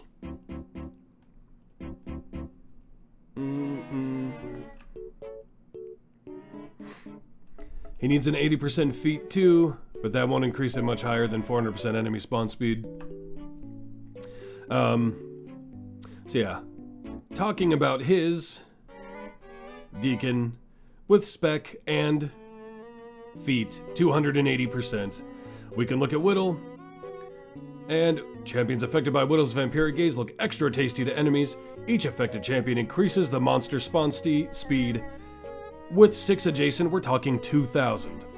And if 1,000 is the cap, which I believe we looked into and stated earlier, she's already reaching that. That's with 6 champions, granted. But if she's adjacent to 4, we're still looking at 1,300. If she's adjacent to 3, we're looking at the cap. So as long as you can have Whittle adjacent to 3 champions, she's going to reach that cap. But that's still with feats, right? But still, we're talking feat versus feat, enemy spawn speed versus enemy spawn speed. If 1,000 is that cap, Deacon can't reach it by himself, and Whittle can with just 3 adjacencies. Whittle and Hugh are part of your main speed. They generally will be. And so we have to consider that when talking about a speed tier list. How many item levels for Whittle? I'm not even that high. I'm roughly 250. Specifically, Tasty Friends, I'm 239. 239 epic with feats is reaching the speed cap. And so, at that point, it's kind of hard to talk about other speed spawning champions. Around 100 for Whittle to get 6 at 1,000. Yeah. So it's really not that hard to reach her cap. Generally, if we're talking enemy spawn speed, you're going to be going with Whittle. So we have to consider that when ranking Deacon, who by himself can only get to 280 at his absolute maximum. And that's when Deacon has fewer than 6 stacks of Story of Doom, which in a push is probably going to happen anyway, but Whittle's is slot and forget, so we have to directly compare and contrast. It was such a weird choice for them to give us the shiny epic for her speed right after her, or right at her release. Yeah, I wasn't complaining. Heroes of the Plains generally is a, because I mean we're talking that's where Briv is from too. That's where one of the best debuffers is from. They're overall a fairly strong affiliation. Well, two of the best debuffers, really. Yeah. They really did lean into Heroes of the Plains being strong at the time and still have relative play today. They were like, here, stop using Deacon unless you have to. Yeah. Pretty much, you will always use Whittle over Deacon with enemy spawn speed. Whittle so easily reaching that cap makes her just the by far and away pick. So when talking about Deacon, we have to think about both of them, because you don't even necessarily want to stack them. Because you reach that cap, okay, then why do we need him anymore, alright? So, yeah. It's,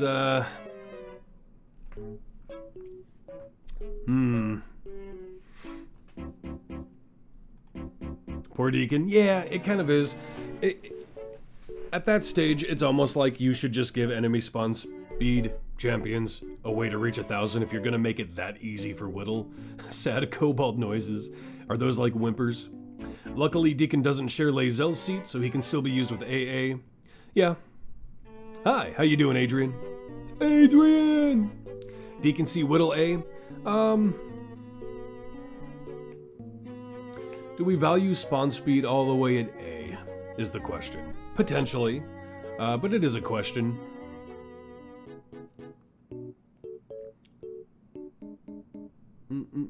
You're fine? That's good.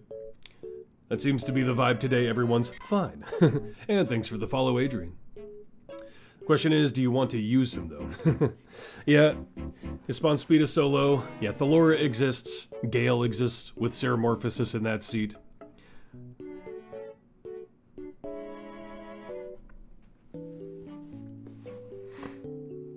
I do think we're looking at a C for Deacon. I don't even know. Do we say he falls below Vi or right above Vi? At least Whittle and Deacon are both more consistent than Melf. Yes, you do, because he was amongst your first free time gates, and he's been helping you quite a lot. Later, over Gale, never. Behind her, even behind Vi. Potentially. You're not fine. You got probed on Wednesday and recovery is awful. The scope is fine. Oh, you got the old, what's that called again? Why can't I think of what that's called? But yeah. I can't imagine that's fun. At least the scope was fine, though.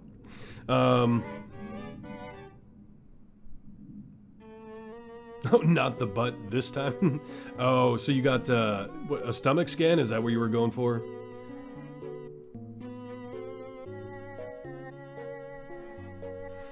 You feel Vi is too high since you can't really see her effect. You can see Minsk, Deacon, etc., but really Vi is fringe cases to top end. Not someone you can suggest to newer to mid-range players, as an overall speed impacting tiers considered. While that's true, we also have to think of it in, let's consider who's below her, right? Endoscopy. Yeah. Biopsy down the throat, you've had 4, up periscope 2. Actually, I have something to talk about that after this. But let's consider who's below Vi, right? Would I recommend Deacon? Not when Whittle exists. Would I recommend Minsk? You don't have to, he's a core champion. Would I ever recommend Xander? No. If Whittle didn't exist, I would absolutely say Deacon ahead of. But while Whittle exists, I don't think I would ever recommend Deacon, right?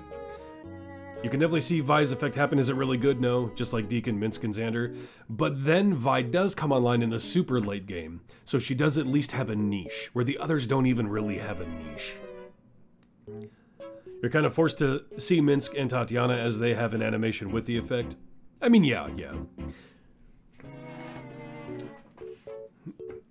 That's the one. Technically, you're old. Hey, I'm old. We were just going over this.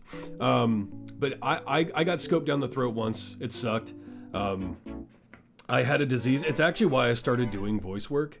Is I had it ended up just being a gallbladder issue in which I had my gallbladder removed, but I had the absolute worst. What are they called? Gastro. What's the term for that kind of doctor. Gastro... Oh, what is it? What is it? Gastroenterologist, potentially? That might be what I'm thinking of. But yeah, I had the worst one of those. He was a complete moron. But I was sick for about an entire year of my life, where it got so bad to where it got to the point where it was every other day, right? It wasn't for the whole year every other day, but at least like once a week for the entire year, I got throw up sick. And I don't mean bleh, I threw up one sick. I mean stomach flu / food poisoning sick. At least once a week, as bad as once every other day, where I was on the floor in the bathroom for 8 hours of that day, gut-wrenchingly throwing up that whole day. For an entire year, and this guy scoped my stomach and said, "You're fine, or you're lying to me, ha ha ha." And I had to go through this whole rigmarole to get a different doctor, took that year to do, and that guy got me in for a HIDA scan, which is I ate an irradiated egg and they tracked it going through my digestive system. And he's like, "Oh yeah, we got to remove your gallbladder." But then he scheduled me for like 3 months down the line for the operation, and I ended up getting so sick in that time frame that I had to go to the hospital just because I was dehydrated and couldn't hold down fluids, and so they got a surgeon in to just get it out of me since I had it scheduled anyway. But yeah, so like an entire year of my life where I was throwing up. Like, for people who throw up not forcing themselves to throw up, I would bet I'm in a bracket of like the top 1% of people who have thrown up the most from just being sick. It's crazy. But after that, I recovered from all of that. I feel like I actually damaged my vocal cords, and that's when I started doing voice work. I was comfortable enough doing my voice in that I felt like I had a deeper voice after that, and it got more raspy, and I was like, all right, I'll try it now. So I guess that came from it at least. But no, it was, oh man. Proctologist. Xander, he's there to remind you everyone else is not so bad. Scoped down the throat, love that expression. Pinching that for your use with your fiance. But yeah, in that process, they did scope me, and yeah, that wasn't a great experience, but man, that was a bad year. Apparently, you had your gallbladder taken out 6 years ago along with your tumor and chunks of guts. Now that makes sense why you might be needing to get scoped, yeah.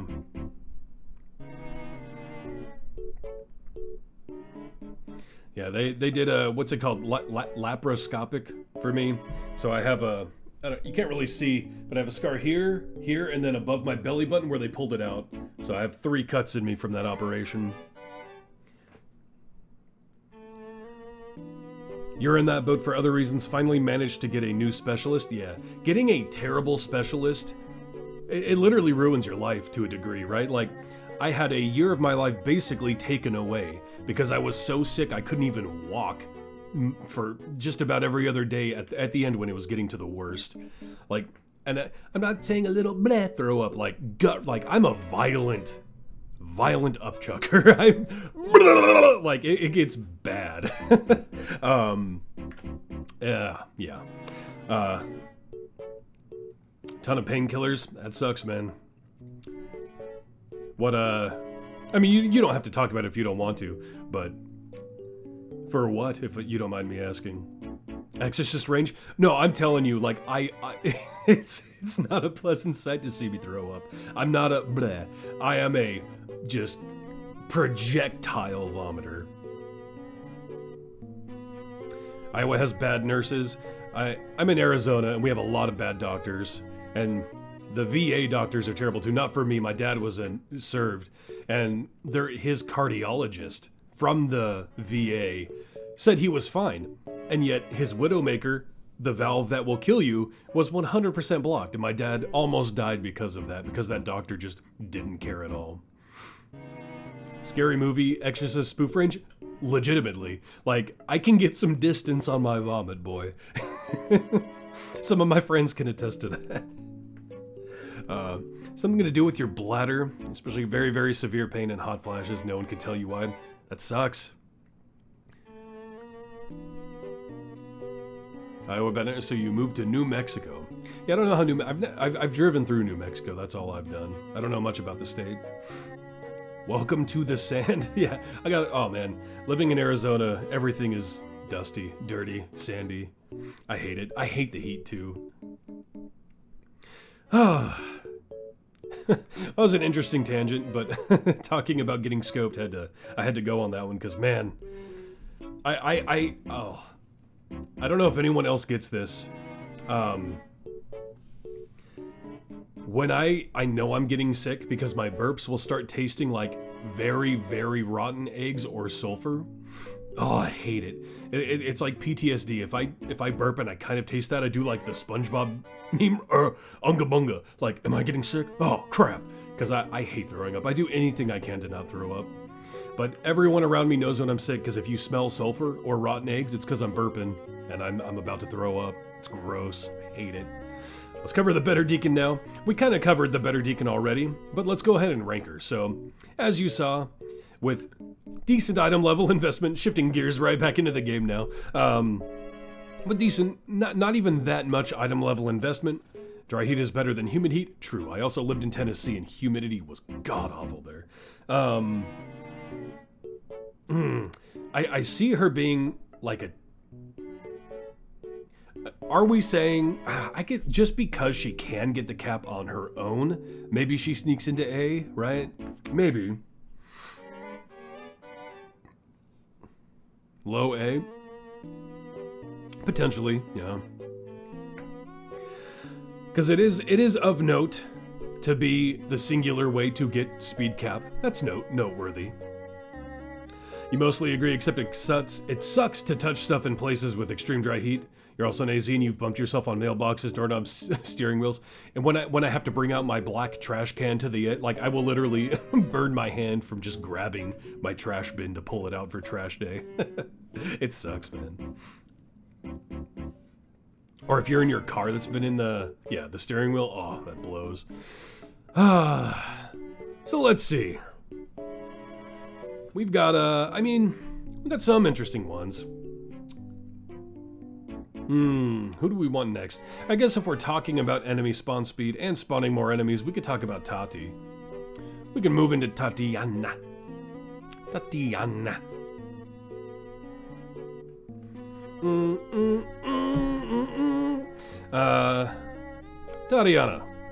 Tatiana.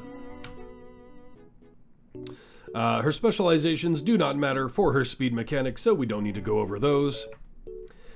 And I haven't invested in her all that much, so we're not going to see the absolute maximum of her capabilities here. However, she is basically what Melf is for spawning more enemies, except it's always that scenario, right? Find a feast.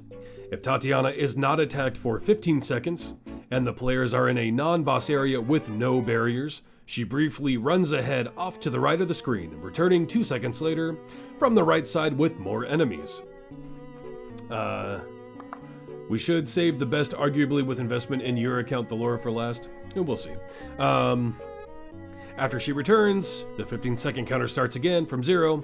So every 15 seconds, as long as you're in the right scenario, she is going to be going and pulling more enemies like she is now. Zoot! There's a bunch more enemies to kill. So it is reliable. You know when it's going to happen, and you know how many you're getting, and it's just going to be active. With my investment, find a feast. It does have a gear slot for it, which I'm only at 211. It does have a hard cap. I'm nowhere near that cap. As you can see, if I invested in her, we'd be pulling a lot more enemies. Melf is better unless you put a lot of investment in her, since she takes 15 seconds in Melf is every wave. That's technically true. You can get her to just spawn like a full wave though, and it's, yeah.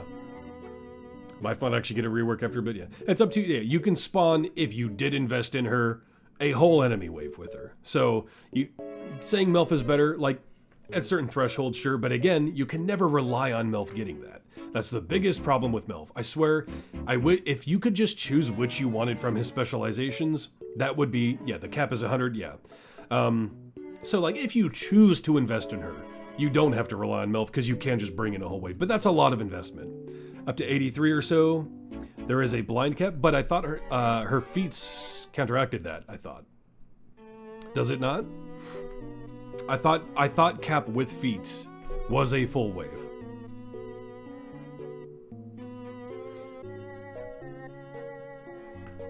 "17 seconds is an entirety since you are likely to bump into the boss wave. And in that case, does her time stop at 0 or does it reset? Cap with feats is 99 with a high chance of 100.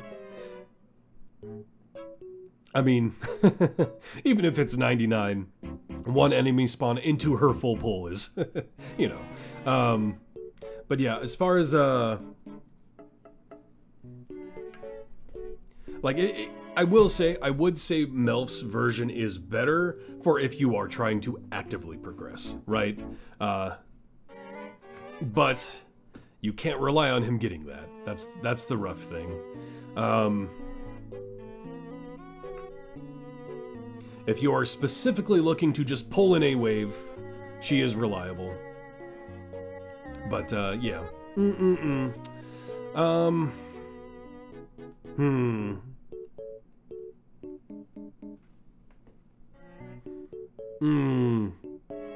It is an interesting...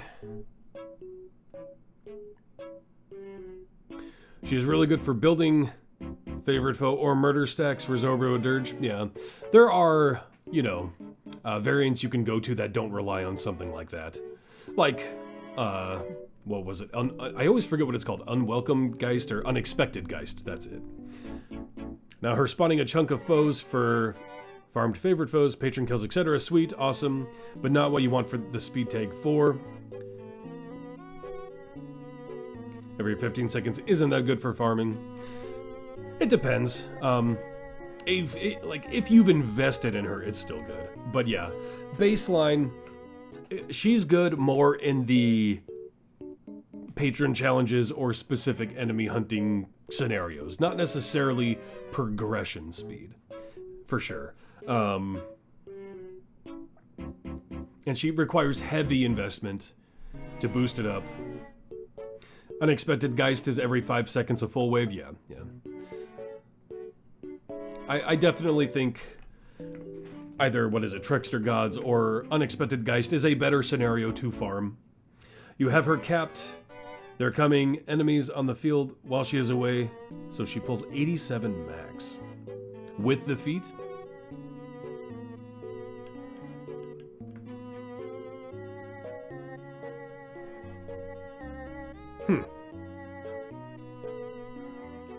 I've heard a lot of people say they've capped her and get a full 100. Interesting. I don't know. As you can see, I can't test that with my account. But in general, it's a post from Ram. I was going to read that as Ram Ranch. Ultimately, in the form of like a speed tier list, even if you fully invested in her, you're not necessarily benefiting that from a speed perspective necessarily. It speeds up some scenarios of the game, right? It's a technicality. Yeah, she's a weird one to rank, because she requires heavy investment to fully benefit from. And even then, are you going to be using her in a dedicated gem farm? No, she shares a seat with Human, and Human is infinitely more speed for a gem farm. So yeah, it's a weird one to rank in a dedicated speed tier list. More useful for Briv stacks, not wrong. It's a good, if you want to quickly pull a lot of mobs to be attacking Briv to set up Steel Bones. Like, there is utility behind her. Mid B. Yeah, let's take a look at the list.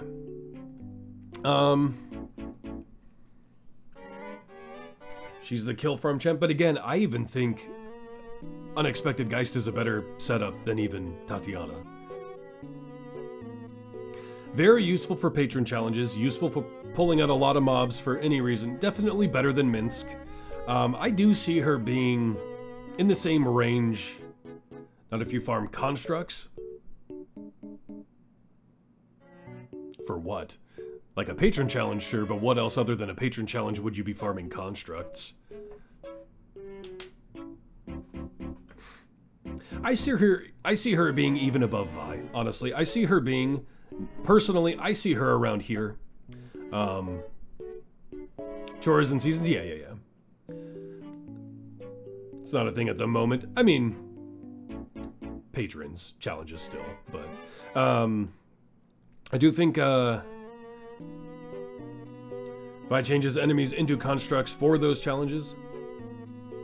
Yeah. True.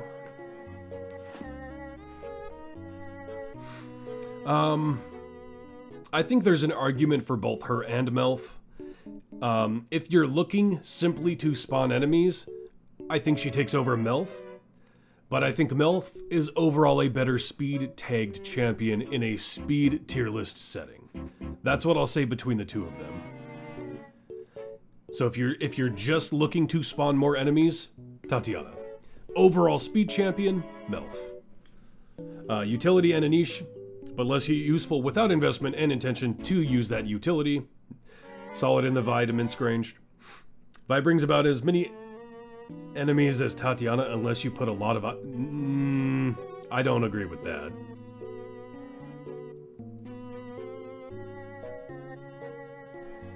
She could almost have her own tier, the kill farming tier. She has a niche and does it well. Yeah, I do think people slightly overvalue her niche when we're talking about kill farming. Yeah, it's nice to whip her out if you have a specific zone spawning an enemy you're hunting, but in general, if you're just looking to kill farm like Dirge, Unexpected Geist is better. Vi's item scaling is weird for her, you're too old for that shit. Vi is per wave. Yeah, but she's not increasing, like, if we're just talking about pulling in enemies, Tatiana's still gonna be better. You just wanted to argue? Hey, that's what we're here for, right?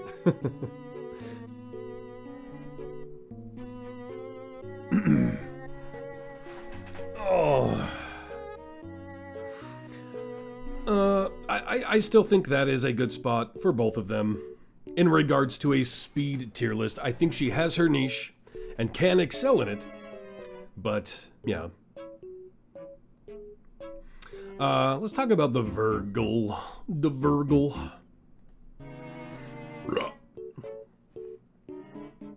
Tatiana's en masse, Via's overtime. But what about these nuts? Virgil.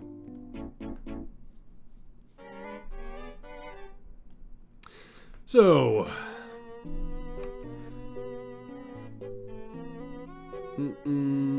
Virgil grants you speed from rapid fire. Enemies that are defeated within 2 seconds of being on screen have a 5% chance to drop double quest items or count for double quest progress for each Rivals of Waterdeep champion in the formation, stacking additively.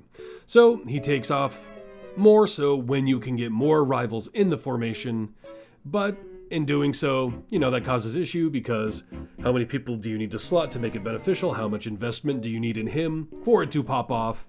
You feel like Virgil would also stare at thighs. Haven't you clicked on him enough? Clicked on who?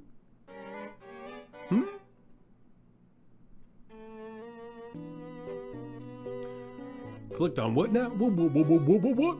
But yeah, so in a scenario where maybe you're pushing Elminster and don't have access to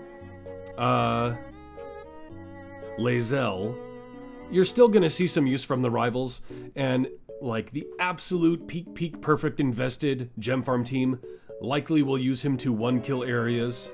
But that being said, let's just look at how he scales with more rivals. And here's a problem. On top of that, we've lost Shaka from Elminster, so you can't scale via that. In 10 days, we're losing Celise. So you kept clicking on Virgil when you've covered Shaka. Oh! That was, the colors were throwing me off is what that was. That's why I made Shaka his base skin. Because when I had him in, I think it was this one, for some reason I kept just going straight to Virgil because Virgil was lighter with this skin. And I'm used to Shaka being in the white. And yeah, I kept clicking on Virgil. But yeah, we'll look at his absolute maximum with his affiliation just to take a look at it. But again, a lot of that utility is coming from Elminster right now. And we're losing, because Shaka's already gone from Elminster, and Solis will be in 10 days. So we are slowly losing the rivals speed team within Elminster, which is Sag. I don't know what I'm setting up here. I'm just getting them all out. I'm not even going to think about positioning. We're missing one. We're missing Gazrick. That's right.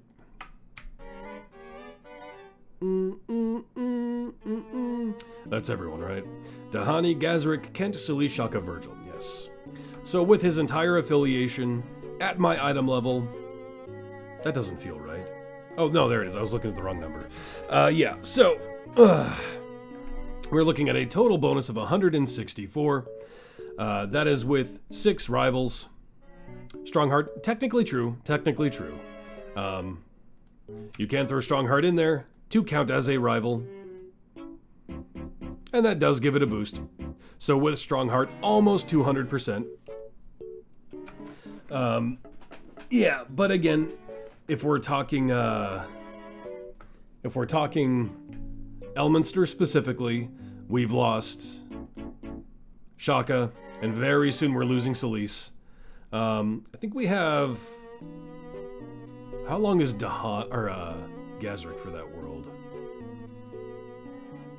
Gazrick still has a little bit of time. He's 700 days. Dahani is 900 days. Dahani's not far behind. She's at 974 for the 1095. So Dahani will be next. And then, so in 10 days, we're looking like this. For Elminster specifically. For me, still breaching 100. Rapid Fire does have a gear slot. Does have a cap to it. I forget what that cap reaches on his own. But, yeah. Not the best speed.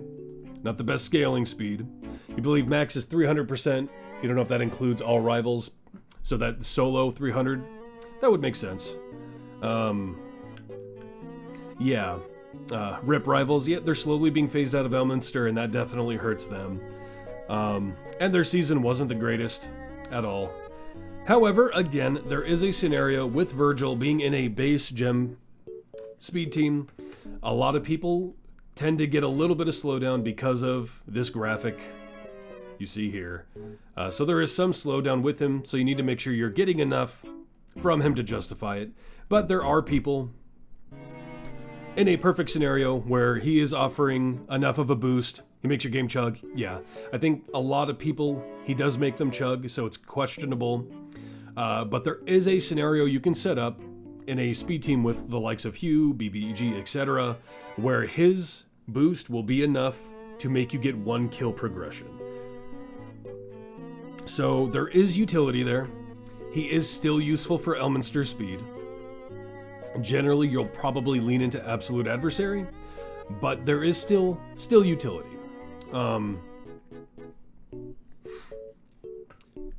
Yeah. Let's take a look at the list.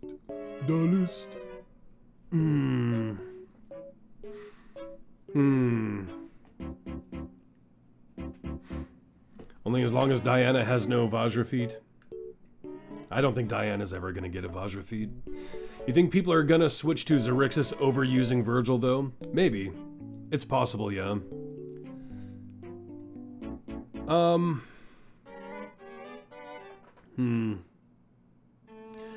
Your messages aren't seeming to go through? What do you mean? I saw that one.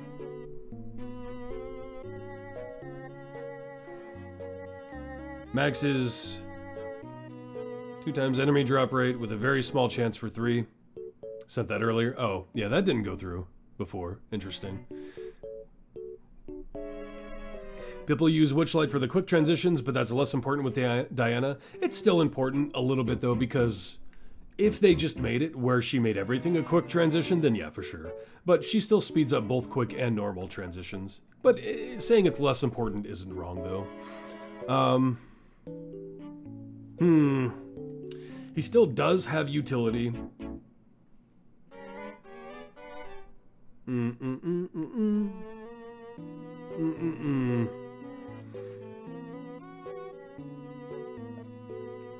Where do we first see the Virgil going?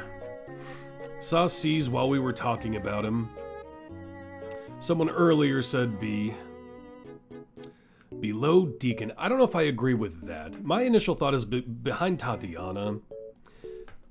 Again, he will still see use, whereas Deacon, he's just been outclassed. The only time you'll use Deacon is in the scenarios where you can't use Whittle. I think Virgil's usefulness might get phased out once Elminster progresses a bit more in time, and if people transition into something that doesn't need him. He can be phased out, but he still has some utility. I mean, I really do see him kind of in that Vi. He is in the Vi Deacon range, at least. But he slows animation, not for everyone. For a lot of people, though. But getting that one kill progression can be worth a slight animation slowdown. Mid-C, because on his own he'll never reach great levels, similar to Dynahair when we cover her. Which we can just transition into covering Dynahair from here. She does have some uses, but she does have a place. Ugh. I need to start sitting better. I think when I start playing an actual game, like Final Fantasy, I'll have a better sitting position, but man, I sit funny when I just lean in and talk. You saw people saying scripted Diana transition switching Briv out was as fast as a quick transition? Really? Scripted Diana transition switching Briv was as fast as a quick transition. Huh. But we'll take a look at Diana, or not Diana, Dynahair. She's dyeing her hair. Dynahair, Spoils of War. All favored foes have a chance to drop double quest items or count for double quest progress. She has an item for it, it has a cap. Like when you're scripting, it switches to a formation without hue. To skip the Briv animation. Yeah, I don't think that's as quick as a quick transition though. That helps. I don't think it's the same as a quick transition though.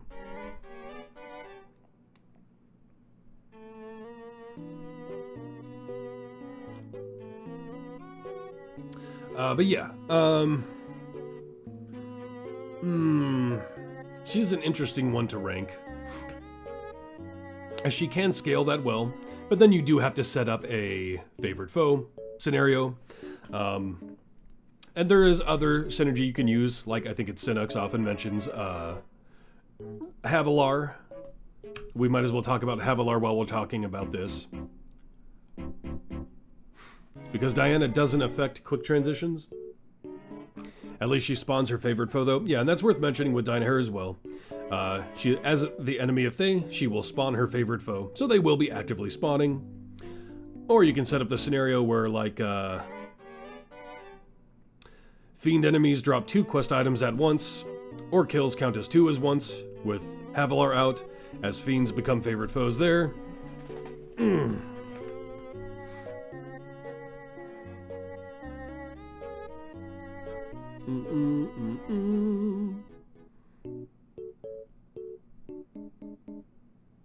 But, so there, and I mean, even with Minsk, you know, you can make him spawn his favorite foes.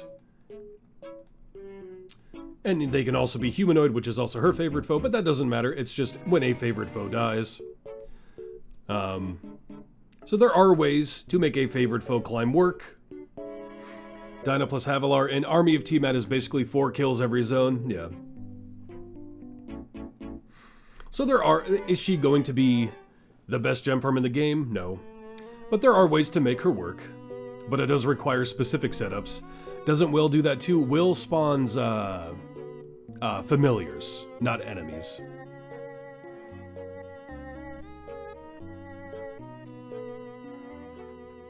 Vin is great, but is too random for scaling her favored foes.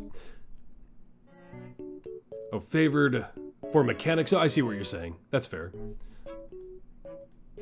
Yeah. I was thinking the Force spawn.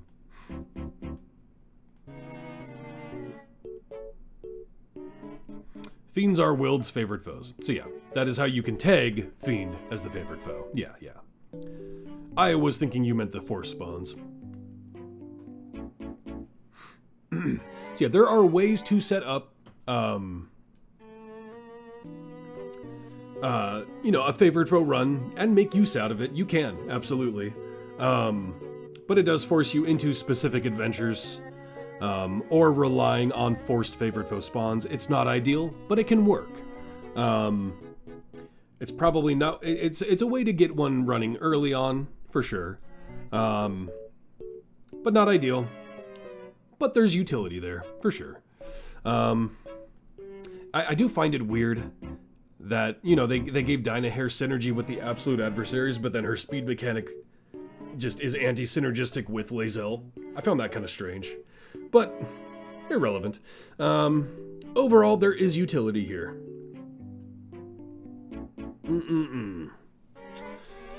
But where in the grand scheme of speed tier list?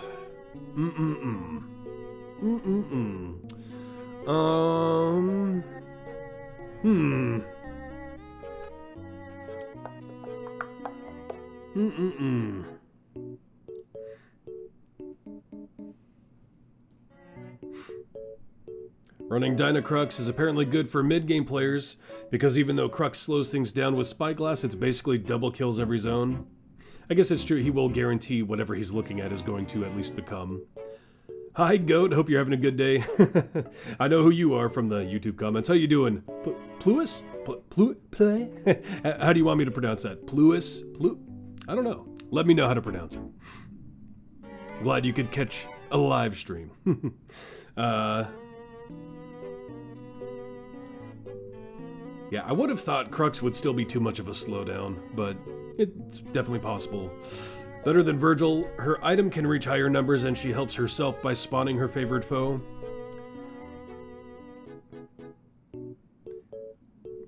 Virgil also lags a lot. A proper Pluis.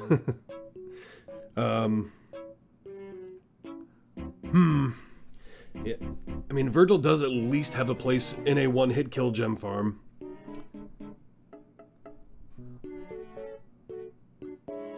Whereas I don't necessarily see Dynahair making it into an endgame gem farm. Dutch for Fluffy. You were close. And yes, nice to see you live. Well, welcome. Glad you could make it. The favorite foe hasn't popped off yet, so mid-C. Yeah, there is definitely ways to make it work. But I just don't...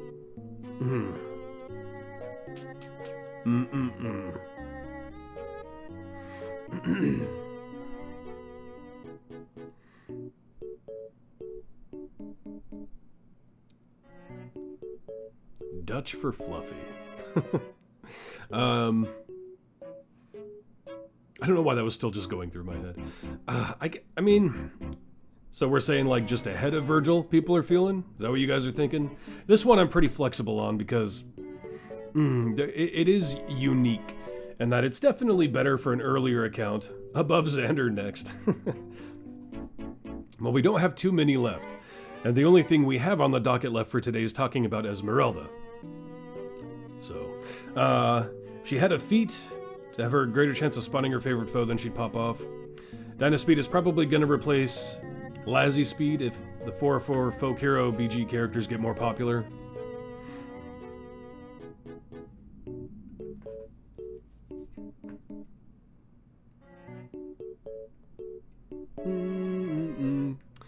Maybe. For generalized pushing, I don't think so, but in like a dedicated farm, yeah, maybe. You mean Jaheira? Yeah.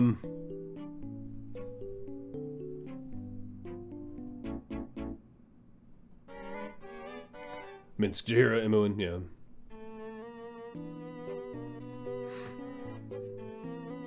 Laconia. I mean, you can force spawn a lot of favorite foes with them, for sure. I mean, yeah, there's potential for sure there. Do I see that overtaking Lae'zel and just like generalized pushing? Probably, well, I mean, maybe, yeah. It's all, we'll see. For sure, it's definitely a weird one with potential. There's potential there. Anyone know what her cap? Yeah, I don't know what the numerical cap is. Because 3501.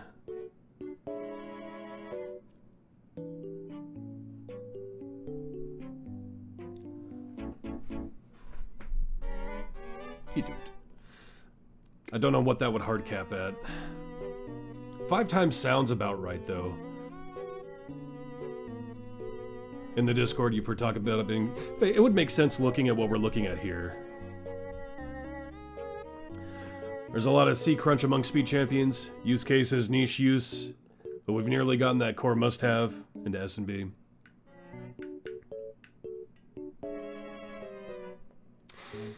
Which, on that topic, talking about Havilar, that is her speed entirely right there. Fiend enemies drop 2 quest items at once, or count as 2 kills at once. That is her speed, specific to fiends. Wait, there's a Discord server? There is indeed, and I highly recommend joining it. Sometimes it's hard to find information. I am counter to Discords in general. I like Discord for what it is. But generally speaking, they'll pin important information in certain channels, and you can always find the chest codes, etc., etc. Highly recommend joining the Discord, if even just to peruse. So yeah, Havilar.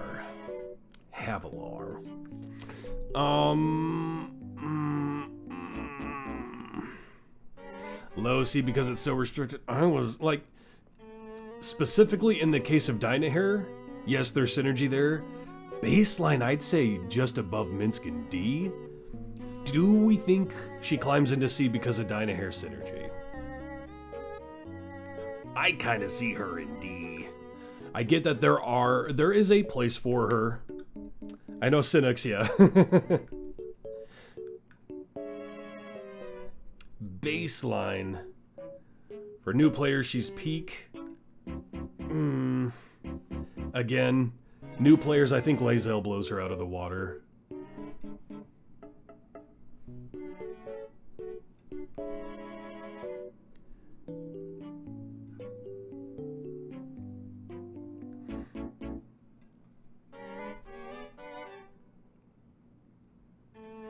In a specific, like the scenario you've set up, Cinex, yes. She has a use. I guess that use could get her into C. F is for Xander only? Yeah, pretty much.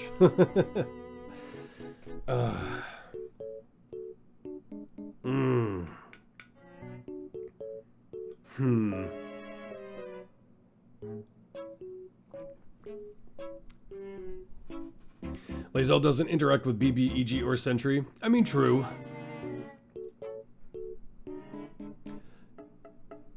You're not using Havilar for her speed. You are in the specific scenario of what Sinix has gone over.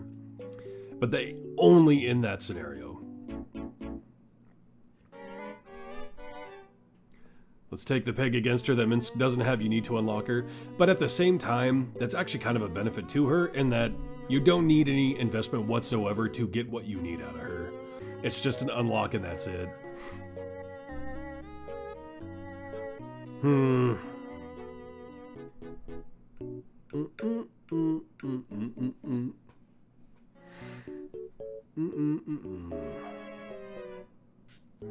Because you can set up a favored foe team early, speed push.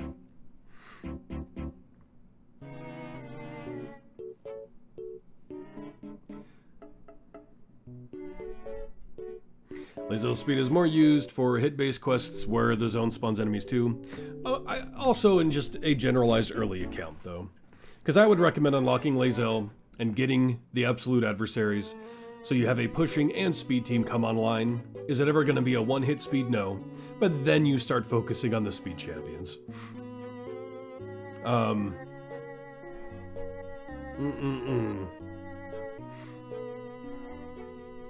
In terms of use, Havilar is going to get more use than Vi. You know, I will say I at least see them being somewhat equal, and that you might get the same use out of Havilar in the early game that you would get out of Vi in the late game, right? So I could at least see that. I kind of... I do want someone else in D. I don't like Minsk being alone in D, but I don't know if anyone in C is enough to fall all the way down to D. I can grant Havilar... Deacon, like, almost, like, because of Whittle, right? Deacon might fall down to D. Which sucks. I don't want to consider that, right? Like, D for Deacon, there's always a D name in the D tier. It is a sad thing that he's fallen that far, but Whittle just outclassed him to a degree that you almost don't even consider him. It is sad to think about, but... Yeah. I don't hate it. I don't like it either, but I don't hate it. Yeah, that leaves Thalora. Let's take a peeky-doo at the Centaur.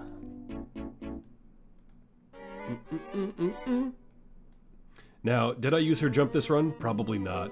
Is she just gonna make the random jump? There it is, yep. Zoot! And it went to 2! Woohoo! At least he's not Xander, hashtag Brightside. Yeah, at least pretty much no one's Xander. Alright, Thalora.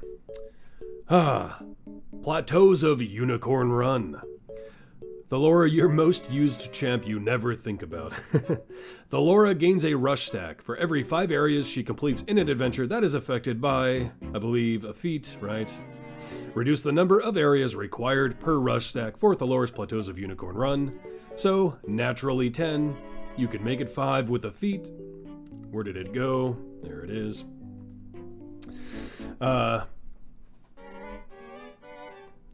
Thalora, the reason why scriptless and scripted have gained such high numbers. Like, you have Deacon early on and he's super useful to use specifically. And has some Lae'zel synergy, but know that he's a very specific niche that Deacon isn't perfect for. Yeah. Not many others will have Diana, Deacon, Tadpole, Minsk, and Lae'zel on a fresh account. Thalora is C, to be honest. You're gonna use her because there's no better option, but it's not actually a big reduction. I disagree. In hard gem farm BPH, there's definitely a noticeable gain. And actually very useful for Elminster, as speed is hard to come by in Elminster, and she's still Elminster viable and will just get you pushing. But anyway, gaining a rush stack for every 5 areas she completes in an adventure, and these stacks persist through resets. Thalora's rush target is equal to her number of rush stacks, or the current campaign's favor exponent, so you could only ever push that hard. So it depends on how far you've pushed your account, for how much you're getting in return. Yes, it's a noticeable gain, but compared to the gain of other champions, it's not a lot. I think it's above C. I think it's equal to a B. But we'll get into that in a second.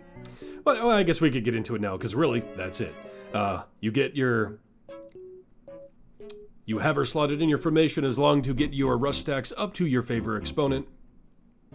And then on the next run, she'll bump that many levels past. Not too hard to do in a script run, as it'll probably happen while you're letting Shandy's dash come online. In theory, she can rush up to zone 401, but will she? After decades, maybe. Like, she has a high plateau for it, but in general, your favor's not going to be looking in the 400s. It's going to be generally under 100, up to just over 100, depending on the progress of your favors. Yeah, I think it's enough, personally, to justify a B. I think some people will find more value in it. Nahara's 45% reduction BPGs, 50% Melphis, 50 at least reduction. Laura's 20% reduction. Again, it's a different type of reduction though. You can stack everything you just said while also having Thalora. That's kind of the point. She's on top of everything else. She doesn't conflict with other speed. She just is what she is. And that's important to consider. You can get 1 kill progression team while also using the Laura. I think that's an important note. And I do think it's enough to get her into the B. I really do.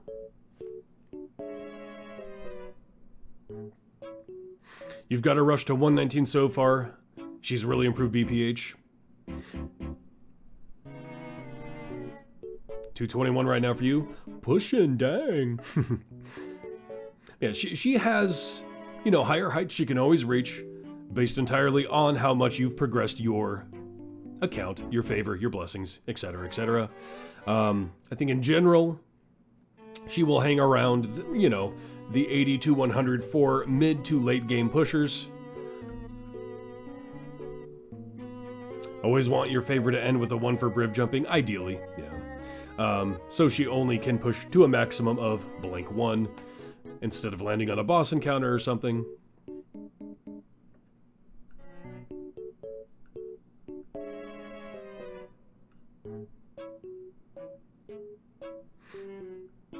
Doesn't matter how far you get her, the max is 20%.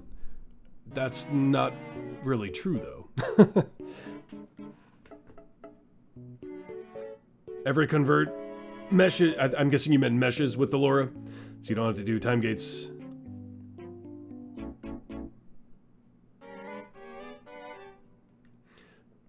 She's another Gale case. Super great mid to late, keeps going. Utter waste of an unlock to the early game. Absolute fantastic addition to the team. And for niche runs, above others in C, she's not too specific.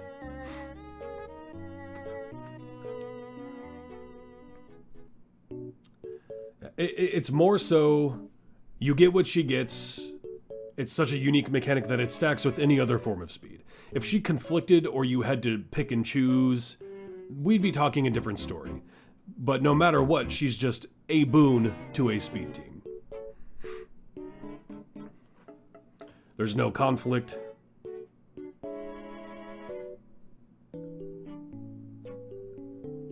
In the very, very early game, potentially Cynics.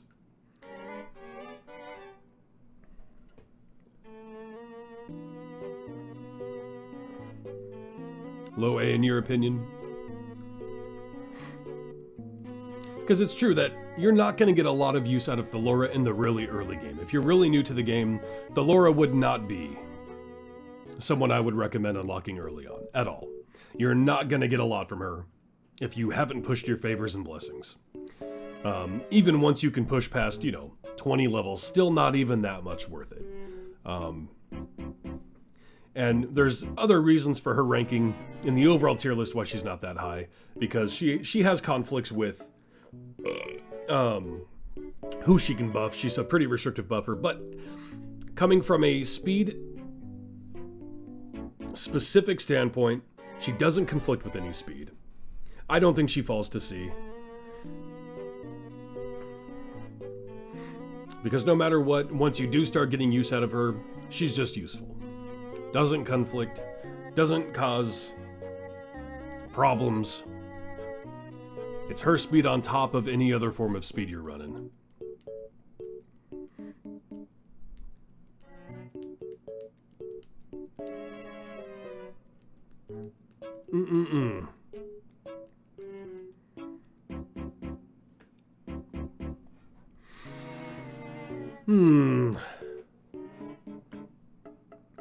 She's cool and feels nice and has no competition. And the only investment you need for her is favor and defeat. But again, that's still 20% max.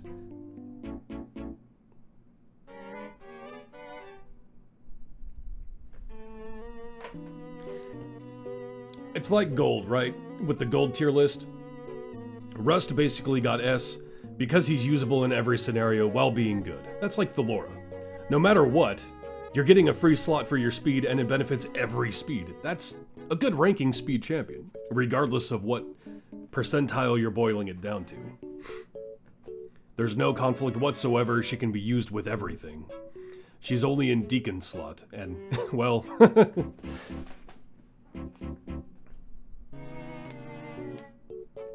It's an entirely different speed mechanic you're getting on top of everything else. Therefore, very good, very good.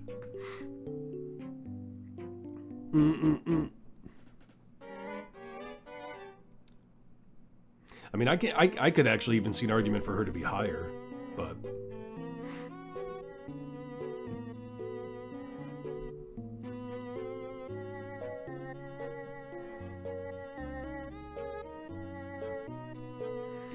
Poor Deacon, but you can swap Deacon into her spot after she's done leaping. If you want to make Deacon doot for doot's sake. Doot instead of Doom. Now he needs a doot skin. He would be perfect for the little skeleton trumpet boy. But then you're not building her stacks. Yeah, I mean, you need to keep her in long enough that you've rebuilt up her rush stacks to the limit, for sure. But I don't foresee anyone really babysitting Thalora's seat to swap Deacon, though. Good and only gets better the more you play, yeah. Yeah, and again, definitely not an early unlock option, right? There are so many champions I would recommend unlocking before Thalora, as far as speed goes and progression of an early account. You're not going to want Thalora until like your mid progression, because you're just not going to see a good return on her. But once you can start seeing that return, boom. Very good and meshes with everything.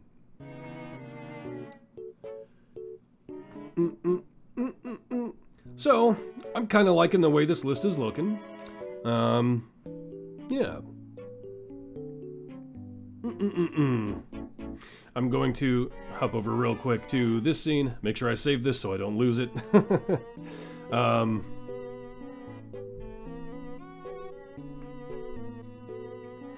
She does not get better? Yes, she does. The further you progress your favor, no matter what, she can push further and further. She is infinitely better if you can push to favor 100 than if your favor is 5.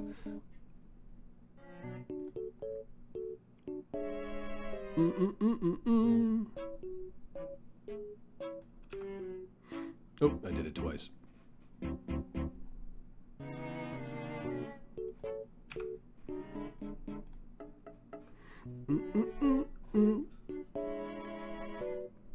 Do do do do do.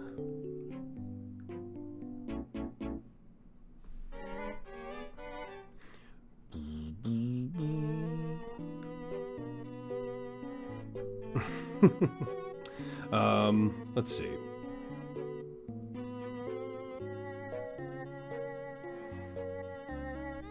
Yeah, but even in considering that, you can't deny that it gets better if you can push deeper.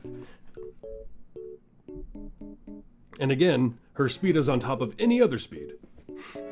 Poor to 15 to 20 favor range players like you, poor you. Give me you, Omen. Omen? Why are we talking about Omen now? But on top of the speed list, something else was released today, and that is Ezmerelda being highlighted as the next reworked champion. So I was gonna look at her, and we can have a little chat about her.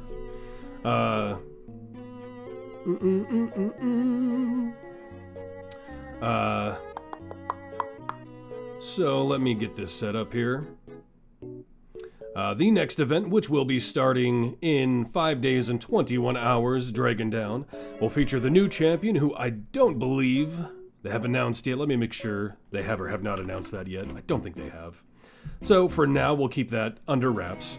I only will super highlight someone they've actually announced and have given information on. Let me just make sure, though. Yeah, so far, we know that Ezmerelda will be the reworked champion of the next event. So let's take a little look at her. Clearly, she is going to be better, as subtle reminder, she was very low ranked before. Reaching into the, let's see. Let's take a quick look at the old list. She was in the D tier. Because she did have armor breaking utility, but she debuffed and her numbers were always kind of garbage. So let's take a look at what they're doing with her. This should work just fine. I could zoom in. Actually, that might work in the... I guess that works fine. So yeah, Ezmerelda getting a rework next event. With Ezmerelda is coming a new role tag to champions, the debuff tag. So, we have yet to see who's all going to receive this tag, but we can assume many debuffers will be, right? Orkira sharing her seat, which is kind of funny. Freely, anyone who debuffs is likely going to receive this tag. So we have a whole new role, Grama, I'm sure Grim, she's got pre-stack and post-stack now. I was gonna ask that. I haven't seen if it's for sure pre-stack, but I feel like it's going to be. I haven't seen confirmation on that yet. But she has good availability, and this will re-amplify her availability even more, as she will become available for Elminster for 3 years from that point on. So she's just getting even better with her availability, having every patron, and I believe she was every day one as well. Or wait, no, was she locked out of Wisdom? No, she's good on Wisdom too. So yeah, she does just have great availability, and it's just going to get better with the Elminster patron, now that she got the rework. So training montage. Ezmerelda marks enemies that she attacks, training other champions to spot their vulnerable points. Marked enemies take more damage from all champions for each debuff champion in the formation, stacking multiplicatively.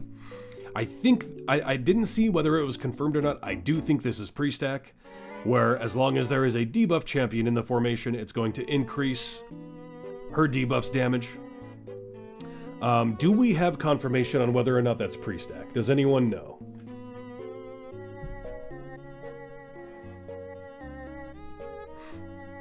Because I feel like when I first was reading about it, it might not have been.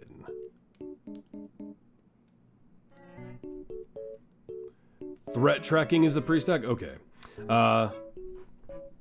So there's also preparation. Every time a debuff is applied to an enemy, the effective training montage is increased, stacking multiplicatively up to 100 times and resetting when changed areas.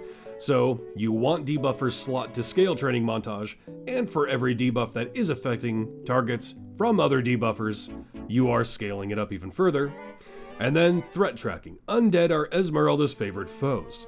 Ezmerelda tracks the favored foes that any champion kills while she is in the formation, increasing the base effective training montage by an amount for each favored foe killed, additively, then multiplicatively. These stacks persist for the entire adventure, resetting when you complete it. Caps at 1 million favored foe kills. So yeah, there is another way to increase her training montage. I'm curious what the scaling and that's going to be if it's the pre-stack, because it can't be that high. Something that caps at 1 million being a pre-stack? That's... we'll see. I wonder what the actual scaling on that's going to be. So yeah, she's clearly going to be a better buffer than she was before. We'll look at her real quick at what she looks like now.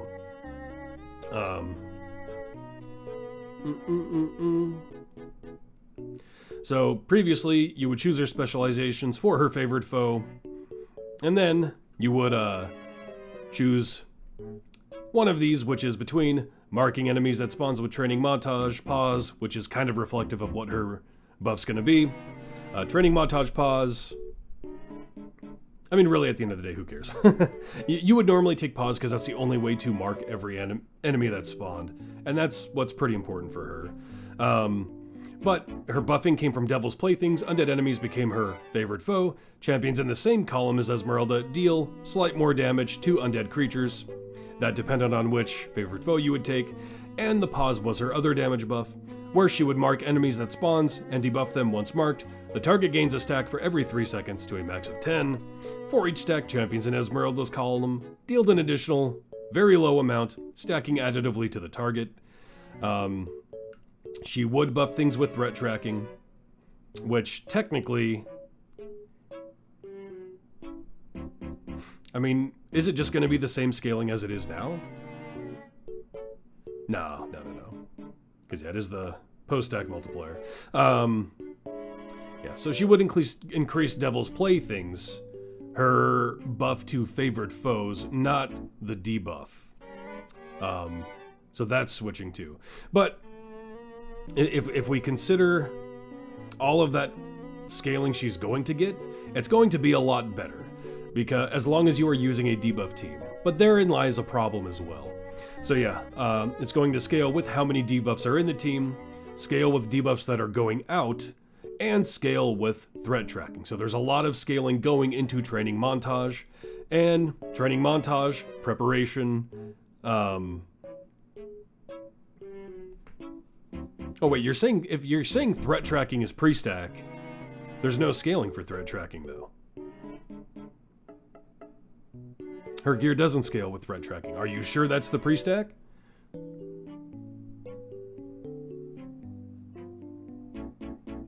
Anyway, we'll keep going. That's still, she's gonna have a lot better scaling.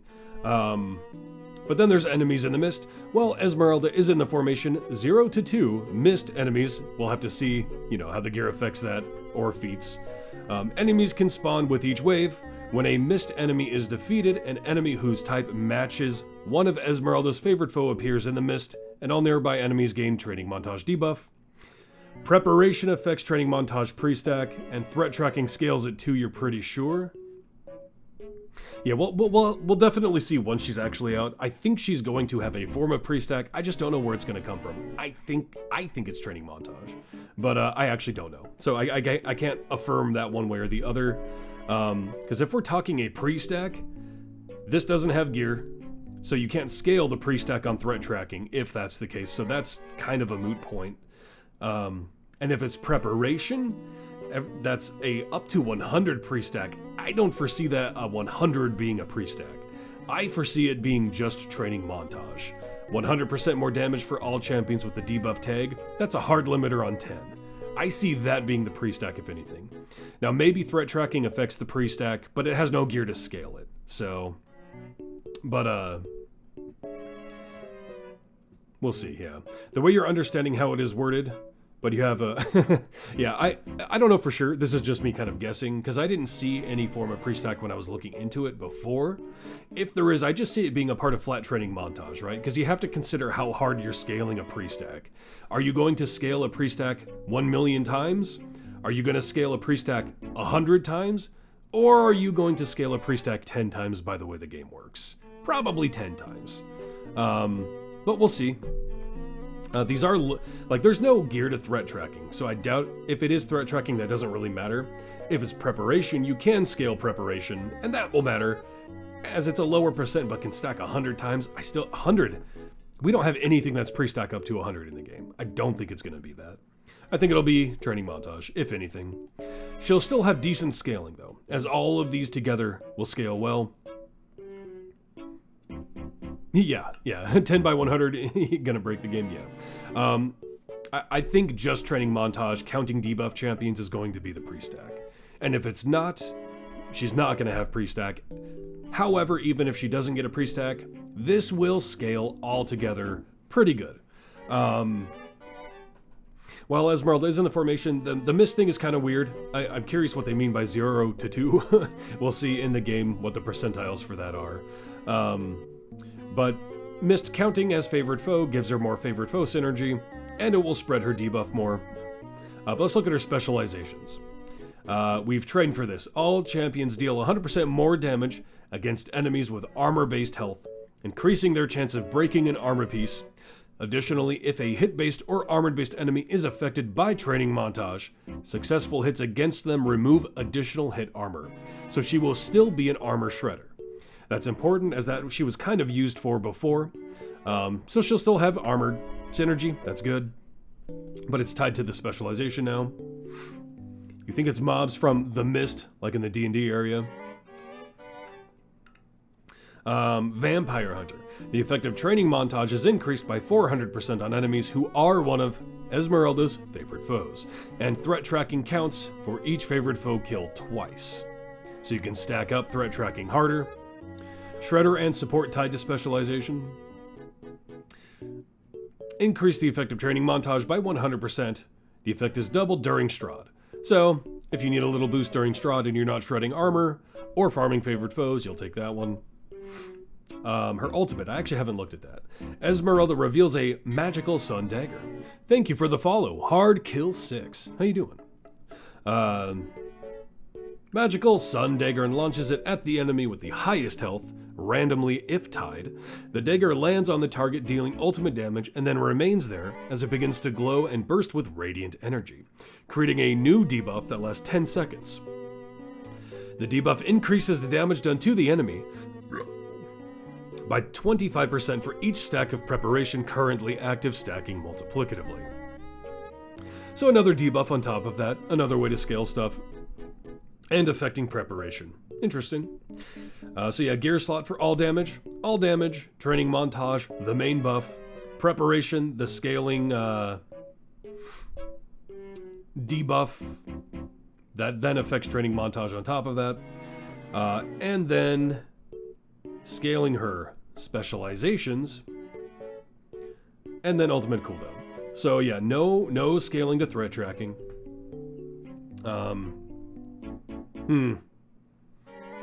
Yeah, if she has pre-stack, it's going to be part of training montage. There's no way we're getting a 100 pre-stack or a 1 million pre-stack. Again, that doesn't have gear, but if she gets a pre-stack, I foresee it being training montage, because that's a maximum of 10 champions, and that's more in line with what we see from pre-stacks. And it would make sense. It would be more like Dynahair, right? Or not Dynahair, but yeah. What kind of Dynahair? Because the constitution per champion. Or, you know, like Kron's survival of the fittest at that point. I don't know if it's even going to be pre-stack, though. We'll see. Because we don't see it saying affects the pre-stack. Debuff roll is already in the game. Has it already made it to the game? Let's see here. Oh, it has. You're right. Look at that. Ezmerelda is debuff. So does the search feature account for that? Let's see. Roll debuff. There we go.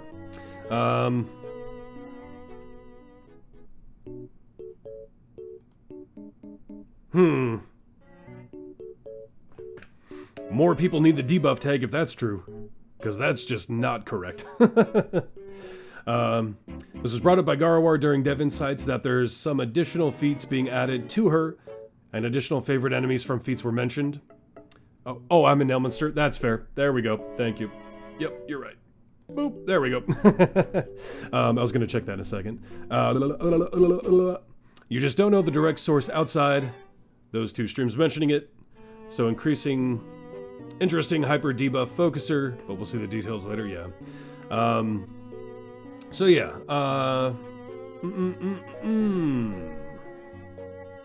So these are the debuff tags, huh? Threat tracking affects the base value of training montage, with C&E used interchangeably with pre-stack. But you can't scale it. That's the problem there. There's no scaling to threat tracking.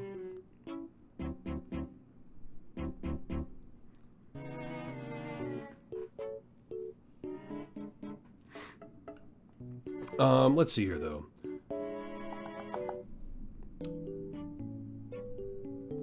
Does this grant Grandma the debuff tag? It should. Does it actually? It doesn't. Ooh, I don't like that. I don't like that Gromma doesn't become a debuffer once you choose Sleetstorm.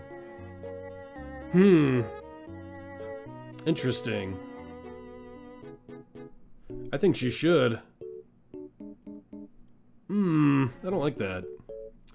That's kind of stinky. Gromma not being a debuffer feels weird.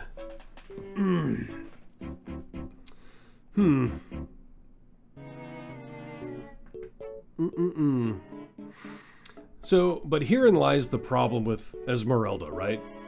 That means to fully build a formation around her, you are restricted to these champions. Because you want to slot as many debuffers as possible to stack up. See, one is flooded with the debuff tags, it really is. And that's even a bigger problem, is Ezmerelda is seat 1, so you can't even consider any of these debuffers. They mentioned on Div Insights that anyone whose debuff is conditional on spec did not get the tag. I think that should give them the tag. That's kinda... I don't like that, actually. I think that is a mistake. Especially considering how restrictive her options already are. I hope they change their mind on that. Because Gromma is traditionally... has almost always been considered a debuffer. Her entire life. Her entire existence, and even if you have to restrict it to some specialization picks, I think you should. I think they become a debuffer. That's weird. But yeah, so you can't even consider any of seat 1, because in order to scale Ezmerelda, they need to be seated with her in your formation, so you can only look at Ezmerelda for this side. Krond, Beetle, Category, Warden, and Strix are DPS with the debuff tag. Is it Nerds conditionally a debuffer? True, I mean, you need red out.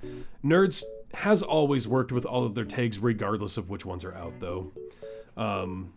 Because you're still considered a healer if you don't have yellow out, etc., etc. And that's the problem, Void. While Ezmerelda's probably going to see good numbers, who are you going to use her with? Are you going to use her with Krond? Probably not, because she doesn't qualify for survival of the fittest. Are you going to pair her with Category? I mean, probably not. She needs Companions of the Hall to scale, and she's not even the best DPS to begin with. Are you going to use her with Lucius? Maybe. That's one of the few scenarios I see you potentially using her, as Ayla is also a debuffer, so you can make some pseudo-synergy there.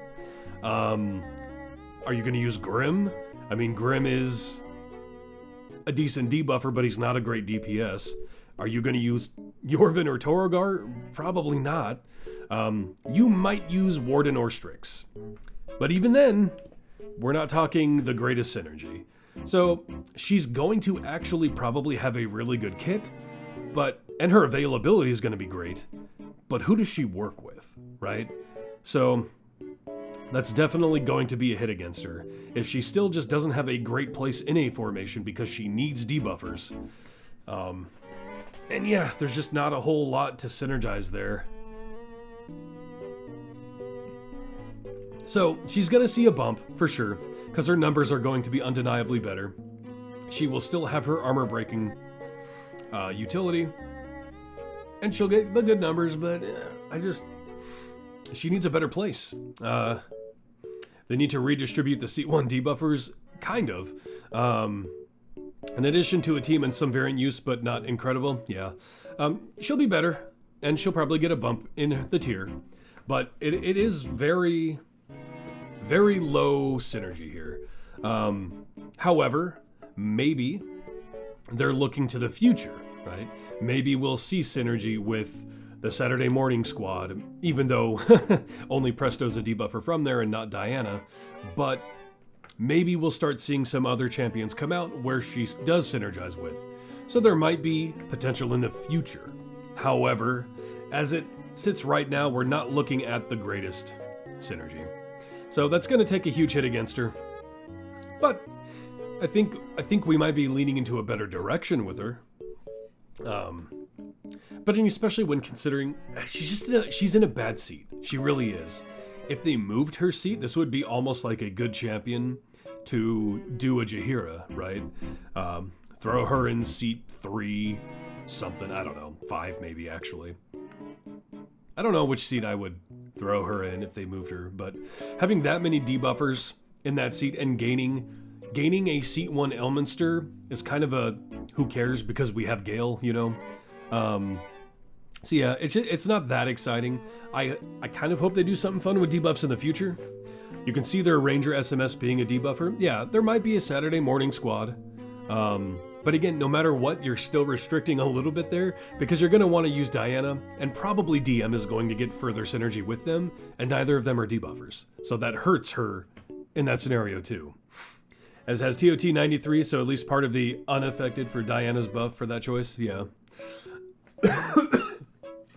No matter what, we're not seeing the greatest synergy here, no matter what happens. But there's potential for the future. Yeah, I don't know where they were directly going. And the fact people who specialize into debuffers don't get the debuff tag, kind of weird in my opinion. Grama not being a debuffer is wild. Can you like scroll down here or not? No? Okay. Okay, who would we consider, who else is a specialization based debuffer?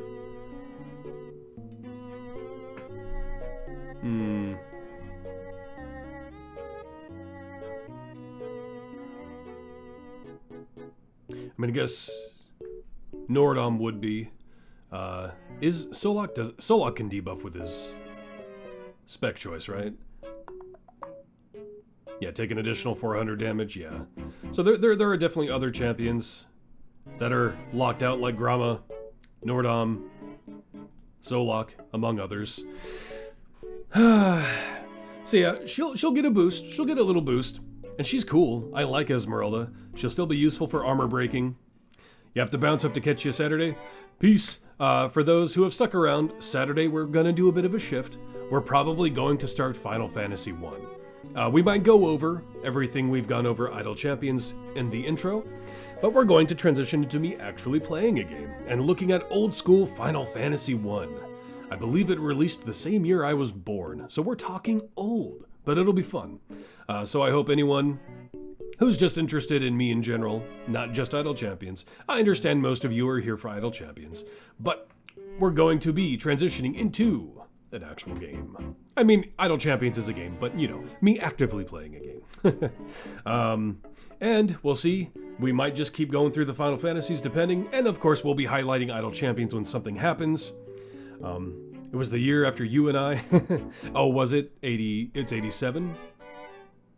I thought it was 86. Maybe it's 86 in Japan, 87 in America. For some reason I was thinking it was 86. But, yeah, 87 December. Is that Japan or America? Yeah, so we'll have some fun, and we'll probably do that Saturday and Tuesday. Then I'm going to be working all day Wednesday to bump out the actual video for the new release plus Ezmerelda. And that was Japan? Okay. And then Thursday, we'll definitely be talking about Idle Champions, about Ezmerelda in more detail, and about the new champion. So we will have a focus on that. Will that be the entire focus on Thursday next week? Question mark. We'll see how Saturday and Tuesday go. But yeah, we're a little early here to call it, but at the same time, if we dive into anything else, it would probably take a little too much time. Is there anything else we want to cover today? Do you know who the new champion is? I do, because I look into spoilers. I'm not going to talk about them today, though. US was the 90s? Okay. Why did I think it was 86? I really thought it was. Let's see. I mean, not that I don't believe you guys, I just want to look it up.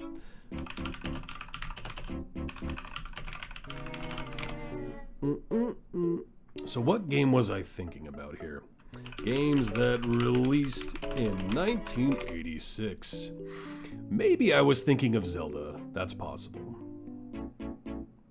Or Castlevania. Oh, there are some bangers. Dragon Quest, Zelda, Castlevania, Kid Icarus. Sheesh. 86 had some heat. Rampage, the original Rampage, hell yeah. Super Mario Bros. Special, King's Quest 3. Spoon. Interesting. It's not that I don't believe you guys starts making sure we're speaking. Hey, I gotta make sure people aren't lying to me. Not that I think you are. Have a good day. Trying to be here Saturday. Good night all. Good night. Loose.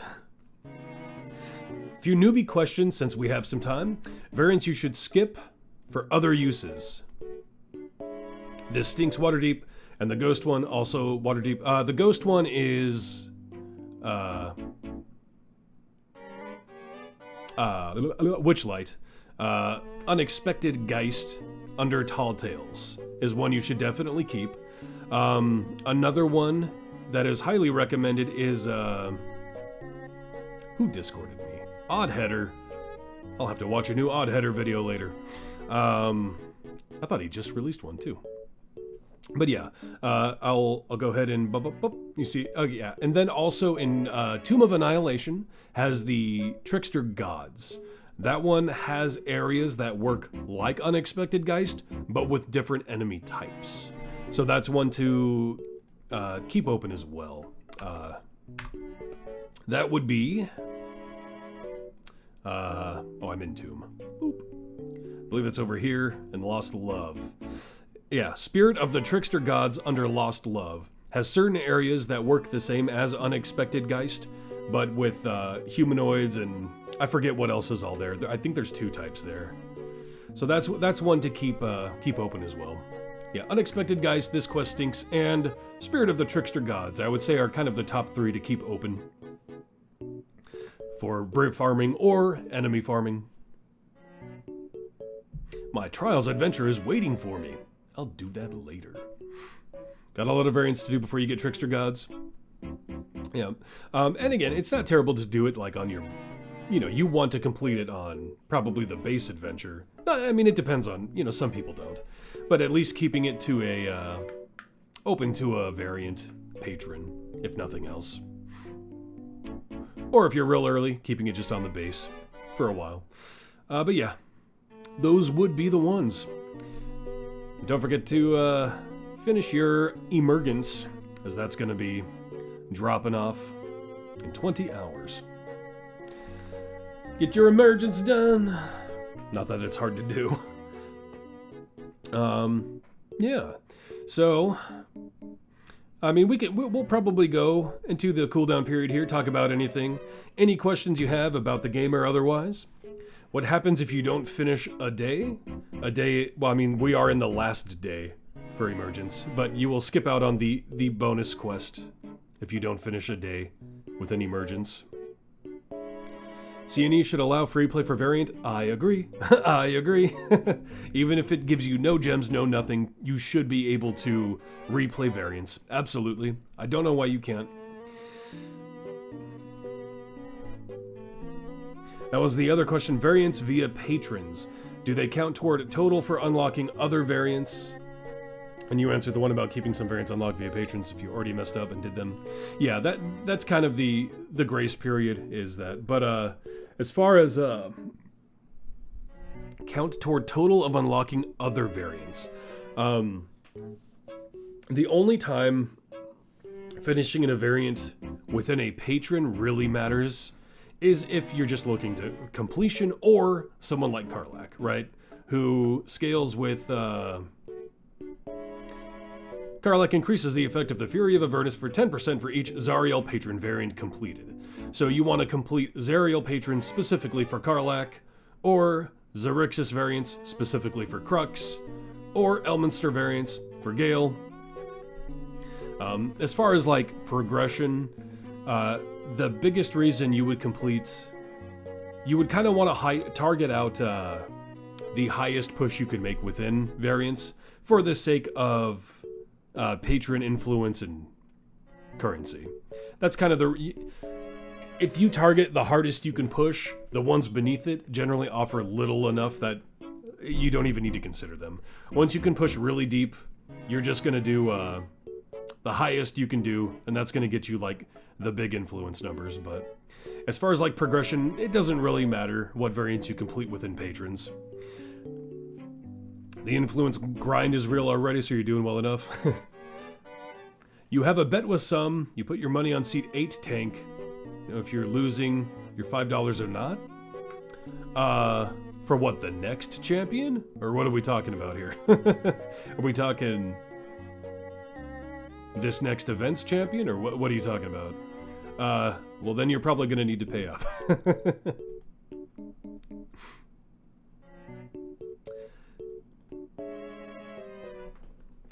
I believe the new champion is only tagged as support. I believe. We'll see, though. We'll see.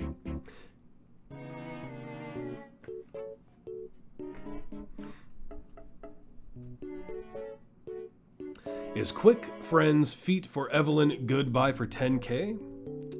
Let's see exactly which one we're talking about here. You might be late to the party for this one, but did they nerf Fortune's Wheel? You tried grinding it again with the same team and ended up with 10k-ish favor increase? I don't know, it depends on your team. I don't think they nerfed it though. That's a draw, he said healer. Okay. I believe they're only tagged as a support. Their kit makes them sound like a tank, but I believe they're only a support. We'll see though. You know, things are never for sure until it's actually released to the game. So, let's see. Evelyn's feat. Which feat? Oh, I don't even have access to it. Increase the effect of Conduit of Light. No. I would say that is definitively not worth it. That is tied exclusively to her healing. I would not spend gem feats on healing, or gems on healing feats personally.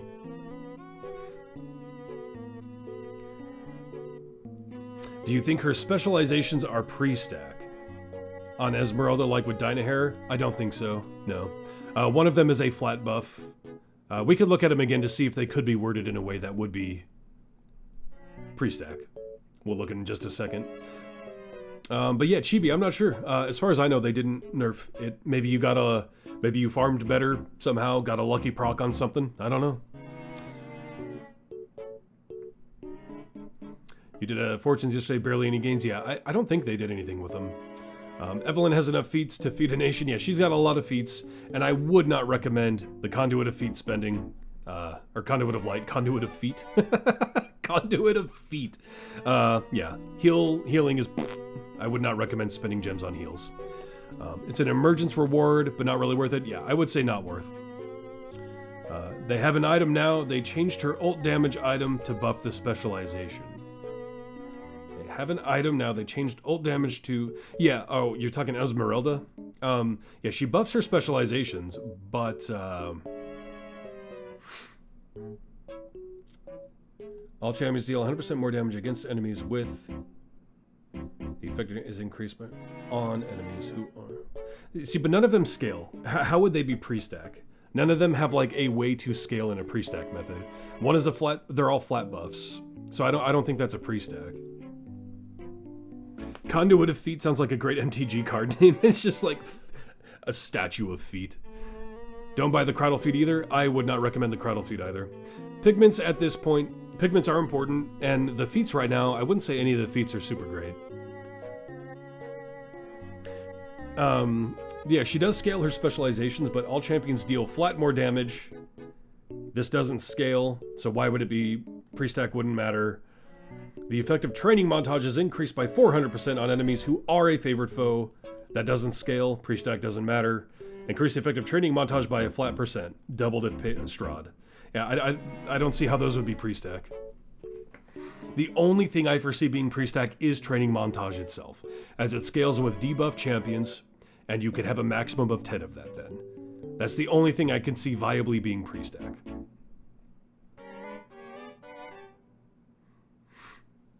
Yeah, the Cradle Feat, it doesn't benefit Cradle that much. Still feels weird that at E15 favor in Witchlight you're only seeing difficulty fair on 200 basic area adventures that normal. Yeah, the way they classify difficulty of runs is kind of whatever. I don't think the difficulty fair, hard, blah blah blah is really indicative of what you're actually looking at.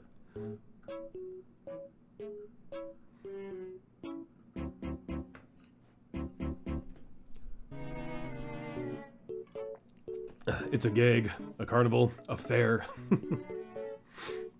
And you got an item for it? An item for what, Nathalis? What are we talking about? Or were you replying to someone else?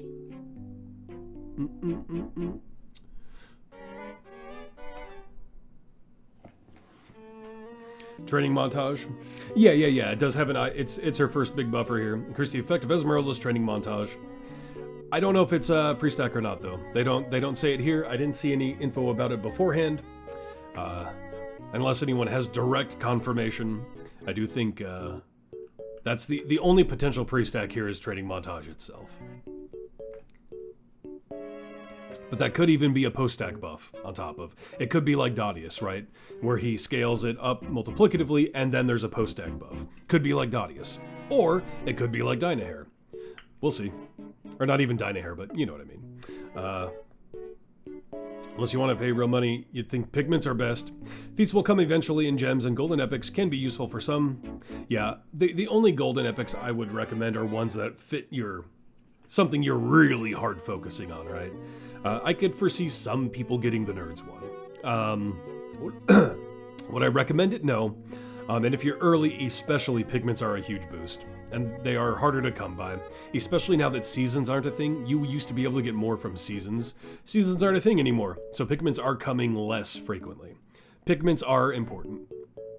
They're not like the craziest boost in the game, but they are a 100% multiplicative boost on every item you put them on. They're useful. Once you hit soft cap, does difficulty mean anything? Not really, yeah. Like, it still tells me a fair difficulty on, when a new champion comes out, even though I can get to zone 2001 on the first run no matter what, right? Like, difficulty kind of is, yeah. But yeah, so maybe training montage is pre-stack. That's the only thing I can foresee. Because there's no way there's a pre-stack of 100 or 1,000,000. But again, there's no gear to threat tracking anyway. Yeah, we'll see. Either way, her scaling's probably going to be good. It's just what she works with, you know? You ain't going to use her with Warduke. You ain't going to use her with Krond. Like, even though Krond counts as a debuffer, which is kind of funny. Because that's just his Eldritch Strike, right? Oops, wrong thing. What am I doing? What am I doing? I'm thinking of Warduke here.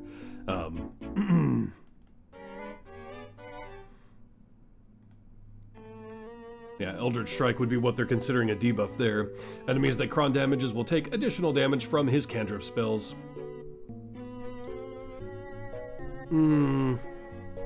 But again, with Krond, you want to focus on survival of the fittest.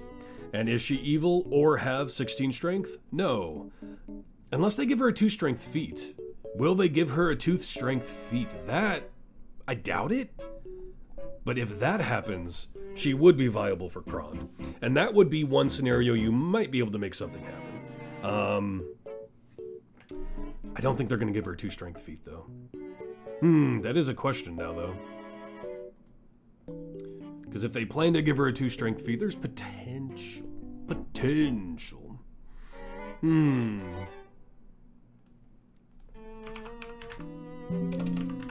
Oops. But yeah, even then, if we're building around Krond, is there even a full formation to make with survival of the fittest in mind with a debuff team? I don't think so. I didn't know they added debuff already. Let's see. If they gave a 2 strength feat to Ezmerelda, you'd use her. You could use Donner. You could use Spurt. You could use Puent. You could use Catti-Brie. You could use Ayla. I mean, maybe, actually. Yeah, you could use Warden. You could use Torgar. It's strength or evil, though. So it's both. Yeah, you could use Grim. So actually, if they gave Ezmerelda a 2 strength feat, you could technically make a debuff Krond team with survival of the fittest. But that does require they give her a 2 strength feat. So you actually could. Yeah, so the 16 strengthers. Can you do an or? Because I don't think you can do an or. We just have to do one each. But yeah, so you could use Donner, Puent, Grim, Ayla, Yorvin, or Torgar, potentially Celise. Or you could do Spurt, Korth, Torgar, Warden. No, or setting, yeah. See, there's actually potential there. It's very restrictive, though, at that point. But yeah, there's potential.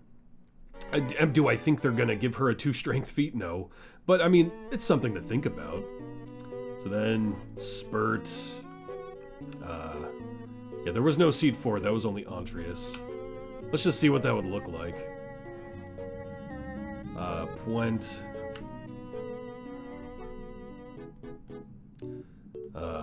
Cadibri, technically, with her strength feat, would count.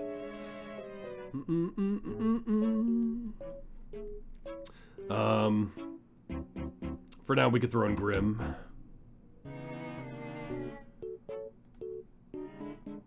Ayla would be a good one. Torogar for sure. Warden.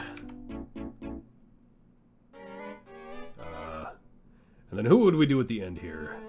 I mean, we have Donner as a potentiality. We have Korth could be decent.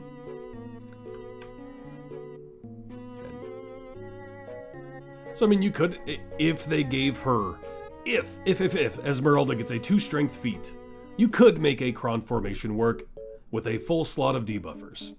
So there is the mild potential there. But are they going to give her a 2 strength feat? At 14 strength, highly unlikely. Highly unlikely. That would be cool if they did, though, because that would actually work. And that would be actually kind of interesting to see. A debuff Krond team. Interesting. Very interesting.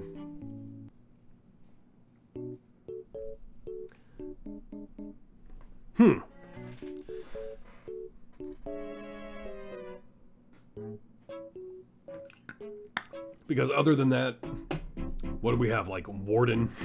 Yeah, Warden, Grim, and someone you forgot who has a dex feat to reach 15. You thought that was surprising? Yeah, dexterity got a bit of a look at when it came to this season with, you know, Sysaspia, Korth, and all them. There was definitely more dex being thrown around then. But you don't often see a 2 strength on someone who... You generally only see that on someone with like 8 or 9 strength. I don't know if there's anyone who has a +2 strength that is above 10. I don't think there is. That is interesting, though. This would be cool if they ever did that. Would I ever recommend it? I don't know. We'd have to see the numbers. But there's potential there, at least, right? Interesting. I mean, you could still potentially use, you know, you could make a Warden team. You could make a Strix team. You could make a Torgar or Yorvin team. Are they going to excel, though? No. So yeah, I don't know. Again, maybe a Cadibri team. Lucius, again, would be another one to potentially look at, since Ayla and Lucius are a part of that affiliation and are both there. But Brunner has a feat to go from 17 to 18. Yeah, but I'm saying a +2. I don't think anyone has a +2 that is below or above 10.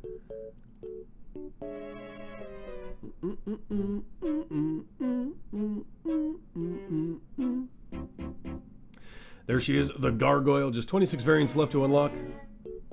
Second, seat 10 champ sided. Side question, can you slot your I'm guessing you meant ideal Ikoria Dirge setup type? Not ideal, you know, but you want to see something in prep. Yeah, we could take a look at Ikoria Dirge. I mean, it really depends on what you're working with, too. Because, yeah, that's definitely not the ideal setup, because obviously with Dirge, you want to pair Ceramorphosis, and Astarion's going to be best in seat for Dirge. But if you're looking to utilize Ikoria, that's interesting. I guess it really doesn't matter. Yeah, can you think of anyone, Cynics, that has a feat of +2 strength that is above 10 strength naturally? because I can't offhand. Anyone who has 2 strength is either 9 or 8 to my recollection to make them get to that point. But yeah, so I mean, you still have a lot of absolute adversaries that are magic. Obviously, Shadowheart's going to be a big one. So we could even just use the search here. Let's see. Let's see who all is a part of the absolute adversaries and has, can you not mark attack type though? Oh no, base attack, magic. So yeah, you've got Will, Shadowheart, and Gale just off the bat there. No, but you don't think it's impossible either? Yeah, I don't think it's impossible. I just, I don't foresee them doing it. You never know. You never know. So yeah, you've got all of these you can use together to boost his Ceramorphosis. Lazzy gets magical attack from Spec. Fair, you can make her work. And that gives you a DPS to be adjacent to Dirge. I'm not gonna look, I'm just gonna go. So you would need to take this specialization to give her the magic tag. So yeah, so far you're looking at, everyone counting, 4 spellcaster school. And from there, let's see. The only reason looks like all champions with strength plus 2 feats have a base of 8. I kind of thought so. You will struggle for tanks, right? And that's one reason Lazzy's kind of iffy, is you might want to use Blushi, as she is a magical tank. And you might want to use Miria, who's a magical tank who's in Will's slot. Azelle has a magic tank noted. Sweet, makes it a lot easier. Yeah, only if you take that specialization though. So then you're kind of looking, can you make, Dirge count for folk hero? So you definitely want to consider Valentine for the sorcerer bill. A synergy is worth more than tank, generally speaking. There are times you might need a tank though. All champs with plus 2 are base 8 strength. Yeah, I thought so. I hope they do that because that would be cool. Is that going to be game changing? No, but it would be cool. So let's see. As always, Dragonborn is a giant penis. Is there just, yeah, there we go. Race, Dragonborn.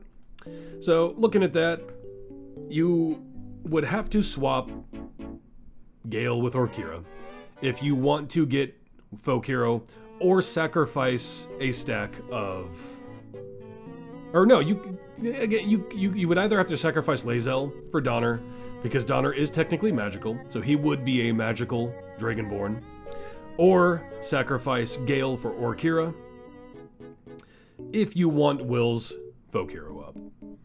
Strongheart, we're looking at magic users, and he shares a seat with Dirge anyway. Or do you mean for the feat? Are you talking the feat, or what are you talking about here?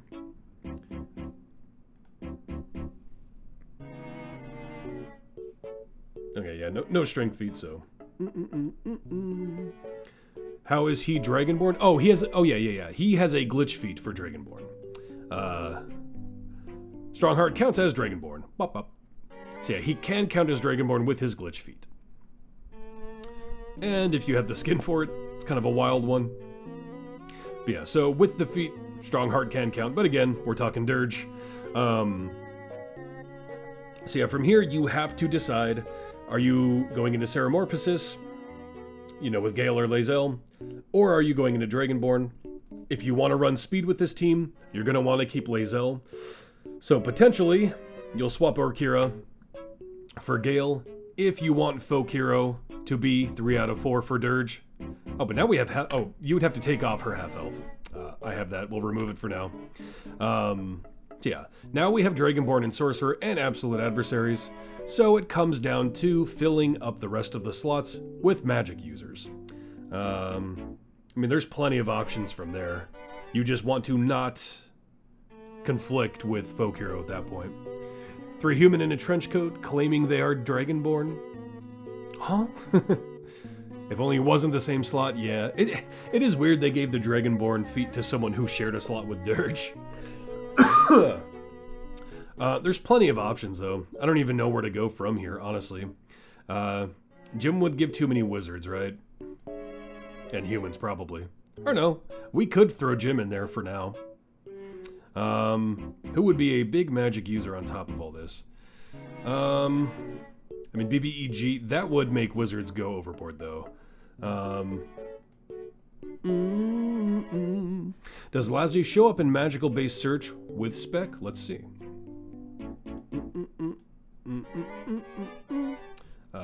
Reset. Base attack. Magic. She does. She does indeed. It's a solid setup and a bunch you're already aiming for sooner than later, thanks. Yep. We might as well round it out now, though. Let's take a look here. Magic-based attack. Who could we throw in here that would not conflict with Folk Hero? Let's see. She wasn't showing up before. Yeah, see, and again, in doing that, why doesn't Grama then show up as get the debuff tag? You know?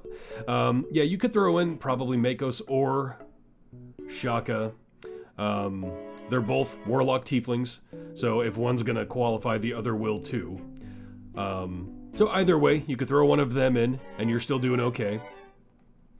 Hi from Australia. Is this Seat 11 Redux? No, no. We're just talking about, we're talking about a dirge setup with Ocoria for funds. We have actually already gone over Seat 11, but welcome, Gary Locke. How you doing? The search tab.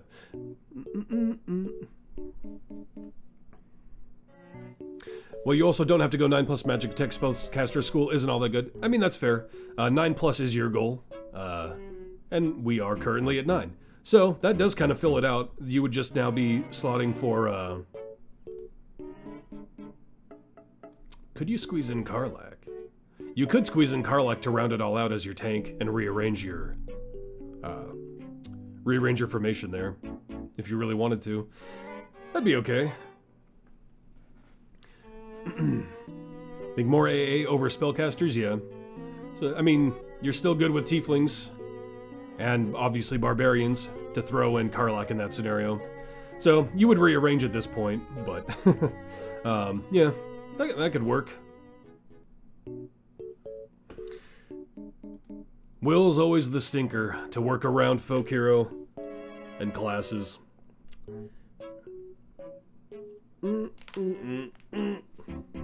But yeah. True Cynics, this was more fun and gives you stuff to see. Ask about spellcaster only variant restrictions. Yeah. Yeah, and in the case of a restriction, obviously you wouldn't be running Karlach. If you have Virgil and Kent unlocked, you could probably not Andreas. You could probably throw in Kent, because I don't think that would conflict anywhere. So if you just wanted to fill that last slot, he's not magical, but he'll be usable if you have Kent and Virgil. Yeah.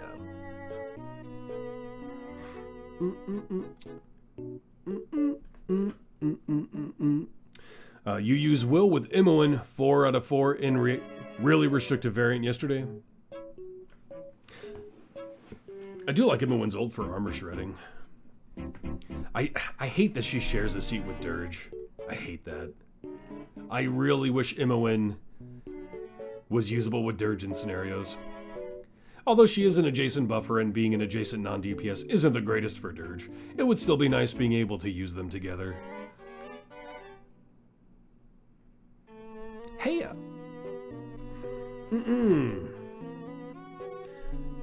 He's a little hard, but he fits in more formations than you'd initially think. The tadpole spreads over the seat.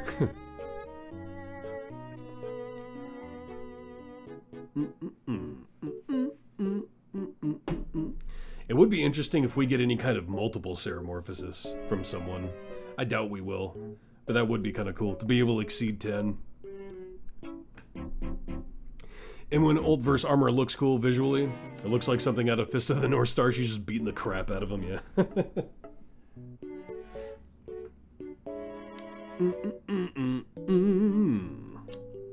Yeah, I mean, I do like talking about formations that even if they're not like this is the best formation ever. You know, just tinkering around. That's kind of, once you get to the late game, you kind of lose that a bit, and I think that's fun. Just making just wonky formations for the hell of it, right?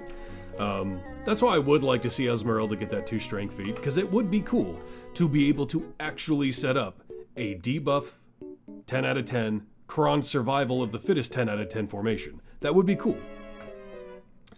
You can't post links? Yeah, no. You put your IMO information on BuyGlow to share. If you have... Are you on the Discord? Because you could send it to me on Discord and then I can link it, if you want.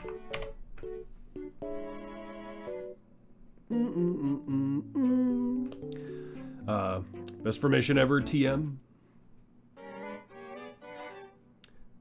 Tinker setups are fun and part of the appeal of this game's systematic puzzle. Yeah, I know they've briefly mentioned it, but I think one of the biggest things that hurts this game as far as that goes is 1, legendaries, and 2, just how hard of an item level investment you have to make into people. It would be cool if they branch out from legendaries affecting specific, like the Idle Champions Discord. Yeah. If because you can find me pretty easy, I think, on there. I don't talk much, but you can at least find me in the, you know, when I post my videos in the resources, and just DM me from there, and then I'll link it. There's a lot of people who link garbage links if you allow links. Yeah, but I do think they need to expand.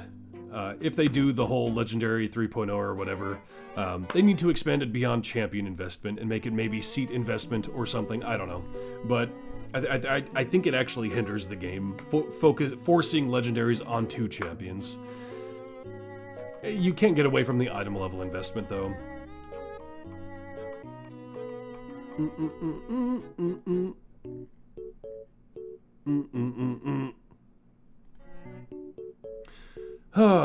Yeah. So if you are going to watch on Saturday when we go over Final Fantasy 1, or just play it, might behoove you to be early just because I'm going to let chat name my characters, because I believe you can just openly name your characters in that one. There'd be a lot of bans going around if you had link privileges, mostly because of what you likely have in your paste buffer. Uh-oh. We're playing Final Fantasy 1. We are, starting Saturday at 11:30 PST. That's what we're going to be focusing on Saturday, and maybe we'll work through the Final Fantasies. We'll see, but that's where we're going to start. Good old Final Fantasy 1. Are you picking the classes? We'll see. I was going to see if there's enough chat interaction. You guys might pick names and classes. It has been a minute since I've played 1, so please don't ruin me. Don't make me go all white mage, please. But yeah, I'm gonna probably let chat decide the classes and the names. So, we'll talk about all of it when we do it. But yeah, so it'll be fun. You guys might screw me. We'll see. White mage is a strong. It is strong. No, there's no. I mean, every class has a place, right? But yeah, like if you guys gave me all red mages, I'd be in the green, right? But I'd love to see a monk, because monk blows early on, but god, they get good in the mid to late game. But yeah, we'll see. For red mages, legit, it really is. But I probably haven't played 1. Like, RPGs used to be my life when I was growing up. You're off to bed. Have a good sleep, Nathalis. Hope to see you Saturday. Learn how to run polls before you start that? We might, yeah. Have a good sleep, bro. You think monks would usually one-shot Warmech? Then that's the thing. I haven't played it in a long time, so I have forgotten a lot of that game. I used to play RPGs constantly growing up, but we're talking, I probably haven't played 1 since I was like 20, and I'm old now. So it's been a long time. You sent it? Okay, I'll take a look. Message request from Synux. Accept. Bro, you can't be sending me porn like this, Synux. I'm kidding.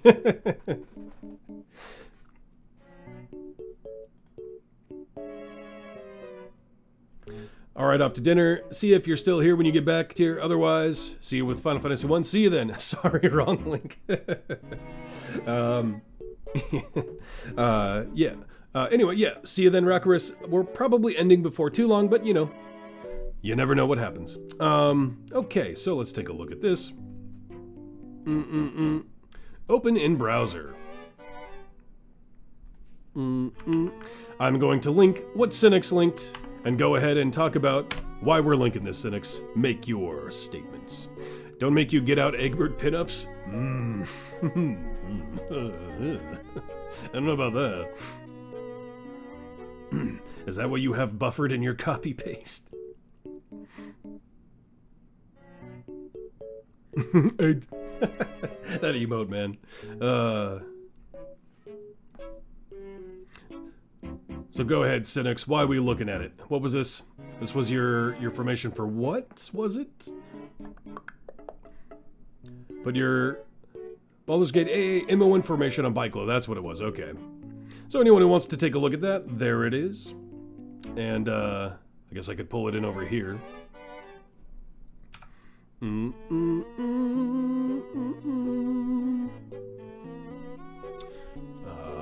Boop.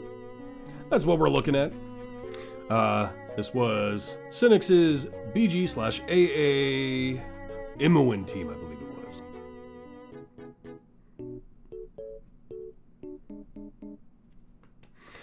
For Imoen, for a variant where champs with melee did no damage. Now, might I ask why the Corazon? Just for armor shredding, or did that matter for 4 of 4?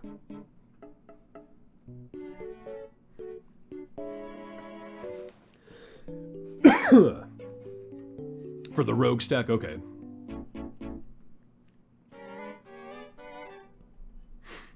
Oh.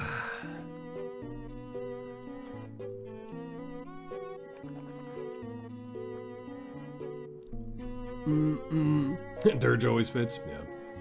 Yeah, but in that specific, the one Cynics is talking about, only ranged can deal damage. However, sometimes when they phrase it that way, ranged base can include magical. Did you actually try Dirge? I don't know which one you're talking about.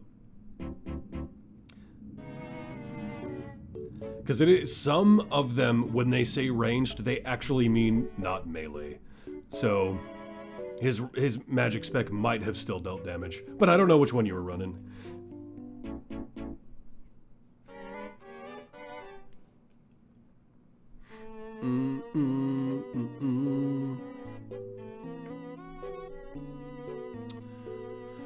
Yeah, we'll finally have new music too, because we'll just be playing Final Fantasy I's music, which will be nice to be free of the the Wii menu music. If they had melee attack at all, they did no damage. Okay.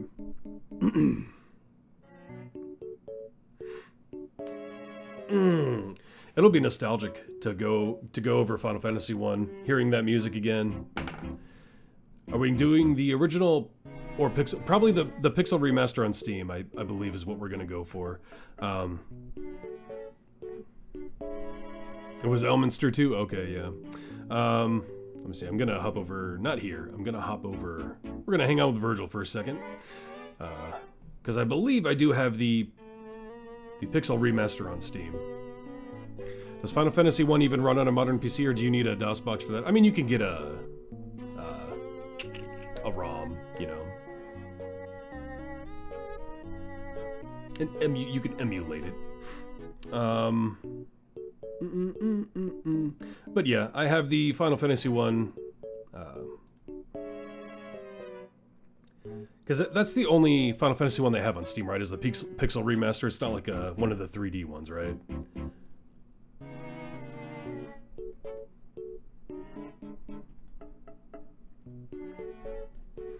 There's a lot of places that help with that. Point is, it wasn't hard to come up with your team where Will basically carried it by himself, where you couldn't use better champs. Yeah. 4/4 Folk Hero definitely is a strong buff to consider when you're on those kind of situations.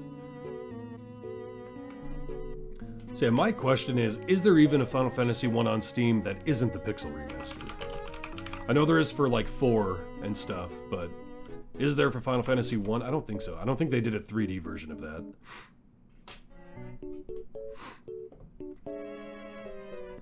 I think it's just the Pixel remaster, right? I think so. That's probably what we're running. Either way, though, is the Final Fantasy 1 version on Steam. Maybe if we hate it, we could find an emulation. You doubt it? Squeenix is trying to hide the old versions? True. Isn't it better on emulators anyway? Maybe.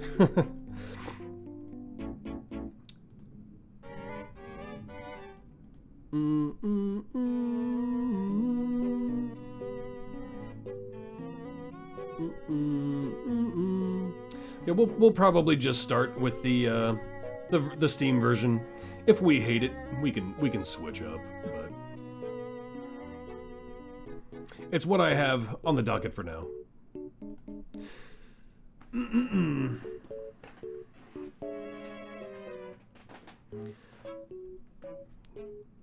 Do I even still have? Well, when that time comes, it comes. So, yep. But yeah, so Saturday, we'll start up a Final Fantasy 1 playthrough. You don't know about Final Fantasy 1, but 7 and 10 versions on emulators have been super upgraded. Yeah, and someone, I forget who was talking about it a couple days ago, was talking about, what did they call it? I wrote it down somewhere. Crap, where was it? What was it called? I wrote it down, I don't see it though. Yeah, there was a specific version someone was recommending, but I kind of want to do just a base playthrough, right? I don't want to tinker with it. I haven't played Final Fantasy 1 in a long time. So, we want to do kind of a normal run of that before anything else. That's the one. Yeah. You learned you have to just download it straight from Discord, and that made you a bit nervous? Yeah, I'm not interested in that. It was Renaissance, though, wasn't it? Yeah, that's what it was. Yeah, that one I'm not comfortable with. And, like, old, original one might be too dated for some people. Because, yeah, like, we're talking hard black background maps and stuff. The PlayStation version was pretty good, right? The Origins, but I don't... Actually, do I still have that?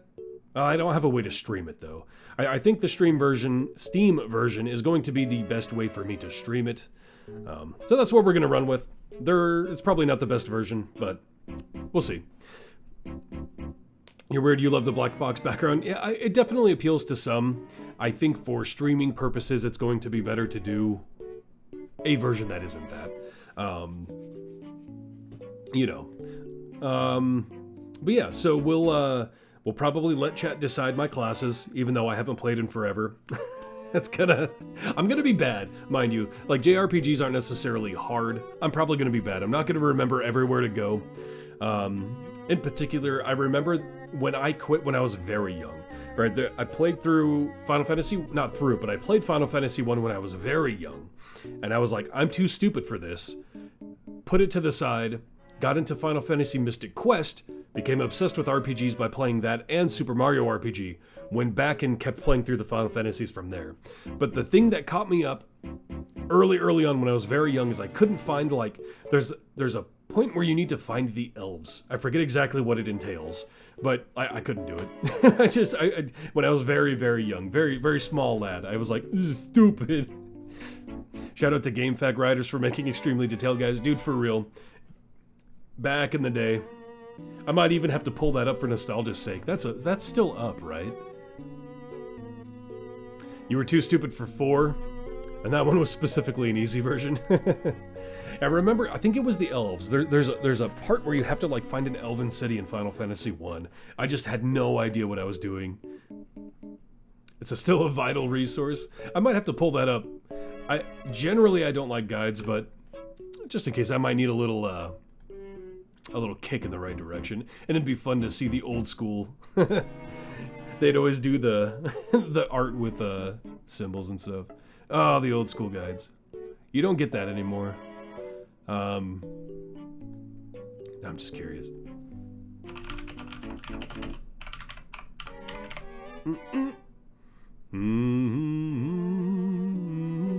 That's not it.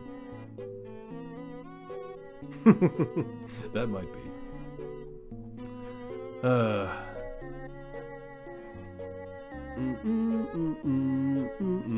But yeah, I'm probably gonna miss a lot when I go through it. You gotta travel pretty far south to find the elves. I just remember not being able to find it as a very young lad. You think guides are okay for JRPGs? Too much stuff you can miss and never get again. And that's fair. I like blind playthroughs though. I'm very much a blind playthrough guy. It's something that it boils my blood that every time I play an MMO, unless I find a specific group, that everybody wants to look up a guide for the dungeon, everyone wants to look up a guide for the raid, everybody wants to watch videos and read documented essays about how to complete a dungeon, how to do a raid. I just want to do it. I want to experience it. I want us to figure it out. I'm very much not a fan of it. I like going in blind. There's a fun aspect to games you get going in blind you don't get otherwise. I don't feel the same sense of accomplishment from beating something if I had to look up 100 guides to do it, right? Use guides for where you're supposed to go. Yeah, and that would be probably the biggest reason I would use a Final Fantasy guide is, okay, where do I gotta go now? You try going half and half, you finish dungeons blind and then go back with a guide because you're not... Yeah, I'll do that too. Like, if I complete something, then I'll go back and look, okay, what did I miss? And that's definitely hurt me in Dark Souls playthroughs. Like, I've screwed myself in Dark Souls playthroughs because of that. But I find so much more fun out of it if I just do it myself. But yeah, I'll probably pull up a guide for one, just for the sake of, okay, where am I going now? And it's an old game. I don't care about people talking about spoilers. If I miss a chest that has something in it, oh, go back, get that chest, I'm fine with that. It would be if I'm playing, like, if I ever play the Elden Ring DLC, I don't want spoilers for that, you know, but Final Fantasy 1, we can have fun with it.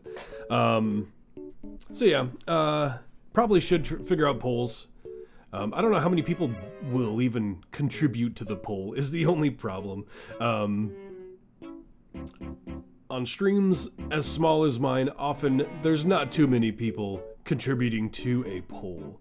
You pirated Elden Ring before it came out, and it was really interesting having to navigate it with zero info. My first playthrough was blind. I was able to finish I actually made a video on it on my channel before I started doing Idle Champions content. I did a full playthrough breakdown of my playthrough video on the Tyredack channel. But I went in blind and I was able to complete the, man, I forgot all of their names. Ranny, right?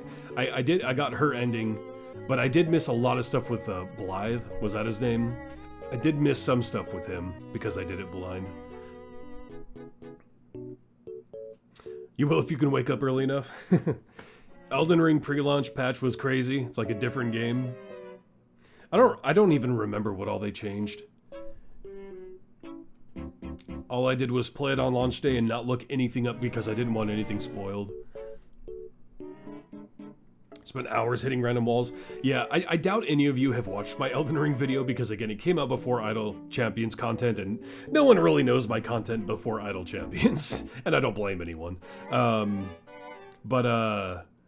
I kind of breezed through it, and then I hit some massive walls. Horaloo was a huge wall for me. The Elden Beast, you know, the last boss was a huge wall for me. Millennia was pretty rough. Horaloo screwed me, though.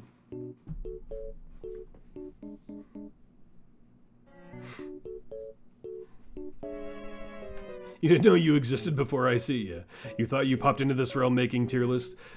That's always how things work, right? Like, I had been doing YouTube like 2 years before I started covering Idle Champions. No one knows it, and again, that's fine. I don't care. Most people are here from Idle Champions, and then if I ever do make a mark on something, it's going to be for that reason. If I keep doing this and somehow I get successful, I won't. They'll know me from that then. You know, that's just how it works. You mean literal walls for secrets? Oh, I gotcha. I thought you were just meaning like, yeah. Progression walls.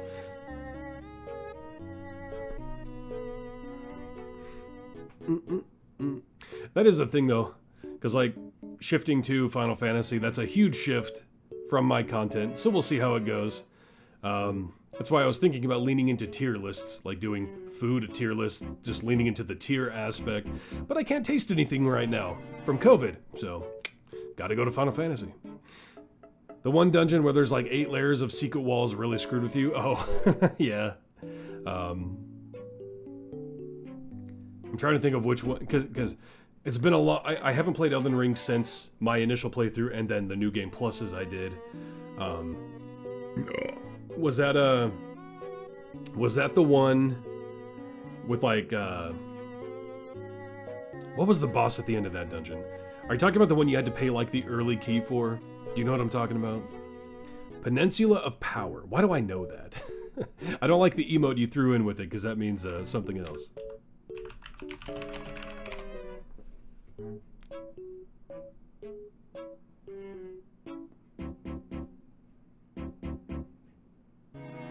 Oh, okay.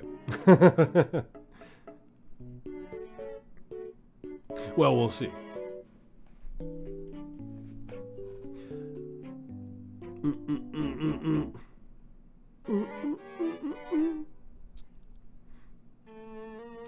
I don't know how people would feel about me farming, because I mean, there's obviously going to be some grinding because it's a Final Fantasy. I don't think people are going to want me to sit there and just grind, though. We'll see. Did we make a speed tier list? We did. I can show it on screen. I thought you were here for the tail end of that, for some reason, Chibi.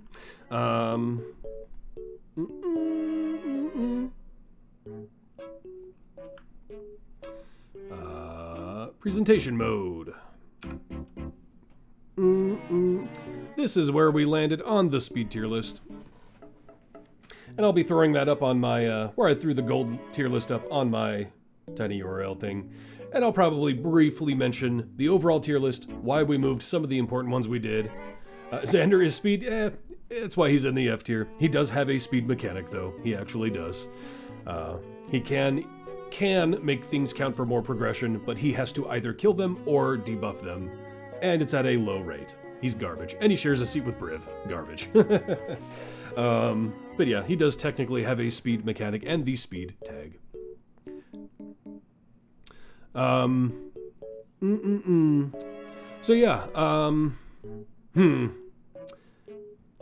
I should figure out how to do polls. I haven't even... You know what? Let's just do a little test run. I've never done a poll in Twitch. Is it as simple as the /poll command? I don't know if I can see that the way I have my setup though, so that's why we need to test it.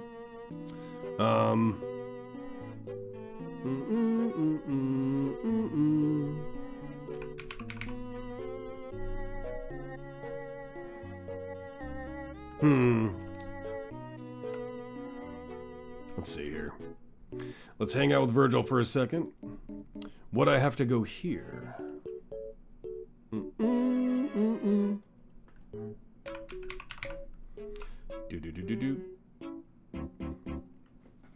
Egg, poll, egg, or egg.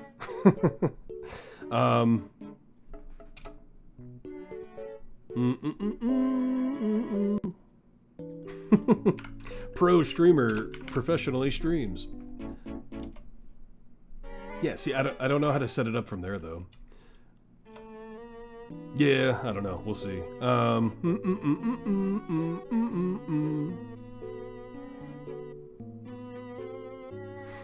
I haven't set up any of the streaming. I don't know. I'm not savvy with stuff like that.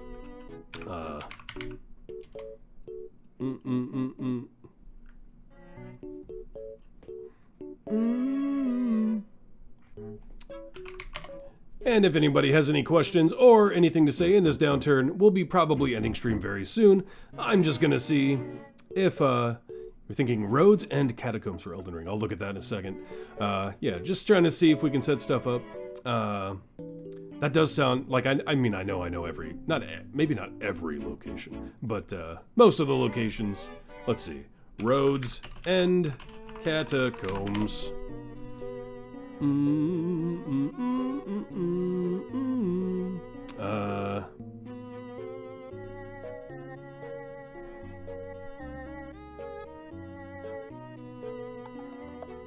Is that the, okay, yeah, I know which one you're talking about. That's not the one I was initially thinking of, though. But I do know that one. 7 layers of walls, yeah. How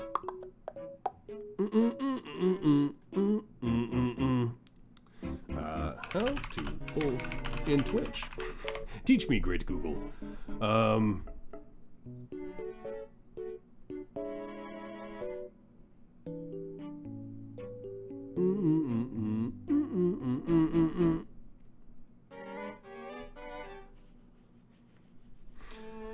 Da-da-da-da-da. Let's see here.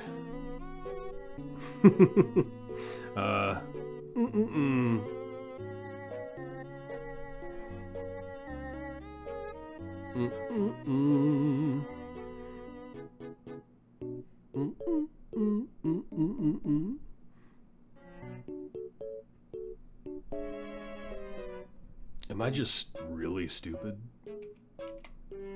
Oh, I am just really stupid. Okay. Wow. Okay, question. Egg? Responses. Egg. Egg. Egg. Or egg. Do not allow additional votes for channel points. No, no, no. The duration for this will be 5 minutes. Start poll. There we go. Everybody who has any capability whatsoever, give me a vote in that poll. We're just giving polls a test because come Final Fantasy 1 on Saturday, you guys will affect the names and the classes I pick. So we're just going to give a test to see how many people even vote in these. So let's see which egg wins in the egg poll. And if you have egg emotes, spam them now, as they are more relevant right now in this moment than ever. I'm glad you saw. Yeah, the problem is I don't even want to say it because it's beyond stupid, but I input the poll command and it would just space and not enter the poll. I had to just hit enter again. That's all it was. All I had to do was hit enter a second time. If you don't vote egg, you're a traitor. Which egg, though? Glad you solved that. Yeah, I'm just stupid. For Final Fantasy 1, you could allow channel points to reward grinding. Maybe, maybe. Egg is always relevant. Oh man, it seems like we have a tie. Egg and egg are tied. And then there's egg and egg tied for last. Tight race. Get your votes in. 5 minutes was definitely too long. You have a long time to, vote in. Egg is greater than egg. Not wrong. Not wrong.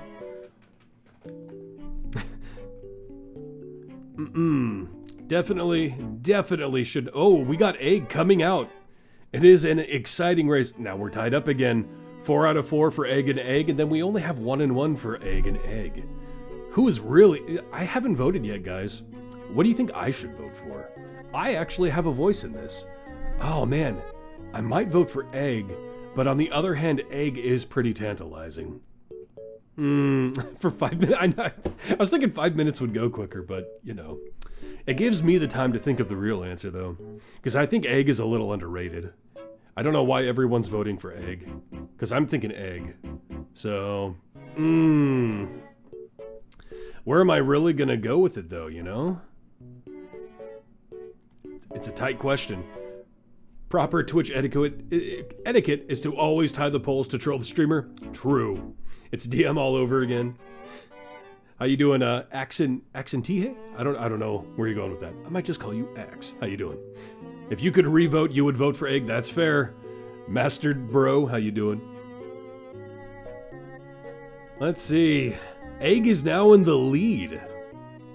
Just wondering, does anyone know how many Zariel variants you need for Karlach to beat out full Xerxes Crux? Ooh, I mentioned it in a video once, and I forget what it was. It's in the higher range, though. Egg. We have egg in the lead right now. 5-4-1-1. We have a tie for last place, but there's a clear winner.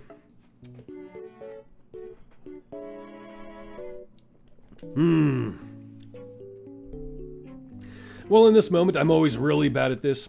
Always keep in mind, someone's getting their car broken into. Okay. Always keep in mind we've made affiliate, so you can sub, or you can prime sub with your prime sub to my lowly streamer self. Always appreciated, never expected. What is, man? Someone's horn is blaring. Yikes. What, that I'm self-promoing now, Chibi? Is that what you're yikesing? You've been knocking them out, but Karlach is still nowhere near Crux. Crux is so good. Crux is very good. You have Zariel at 184 and an E16 bonus. Yeah, I forget where it was, but equal item level, it was in the higher range. It definitely was. Hey, Chibi, you're a sub. Don't even give me that. You were one of my first subs. No, you're yikesing that you're living in the Wild West over there. Oh, I see. Yeah, not generally, but you know, sometimes. Sometimes. Any lurker who wants to vote, we're getting to the end of the 5-minute poll. Egg, egg, egg, egg, or egg, or egg. Egg is in the lead. Only by 1 over egg, and then egg and egg are tied for last. Oh, sorry, that was Crux, I see. Zariel 293 is E18. 393. You're all over the place, Adracus. It's nearing the end. I think Egg's gonna win.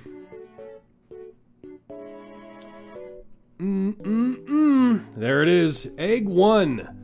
5-4 to 1-1. So we have 11 voters at the end of a stream. So the beginning of the stream, it's hard to say whether there's going to be more or less. Do we think 11 voters is enough to justify you guys voting for my class picks? It might be.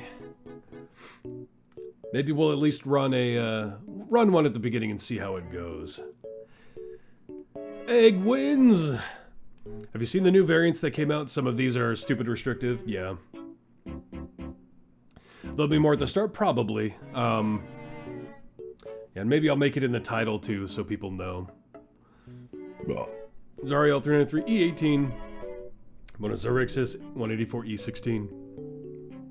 That also, are you comparing them baseline, or is that Karlach fully rage stacked versus Crux fully kills, or time stacked? You know what I mean?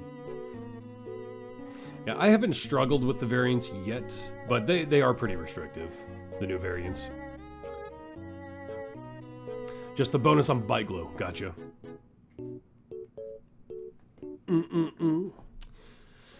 Yeah, I forget, I maybe it was just a comment. Let me see if I can find it, because I did do the math once. Time versus rage is the same, no?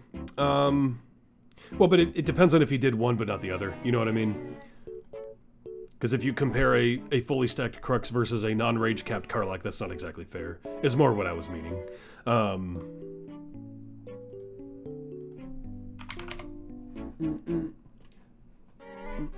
Just making sure there's not something going on out there with that car. It was horn blazing.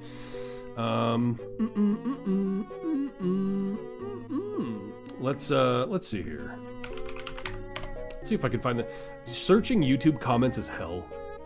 It never looks for what you actually type and never actually pulls up what you want it to.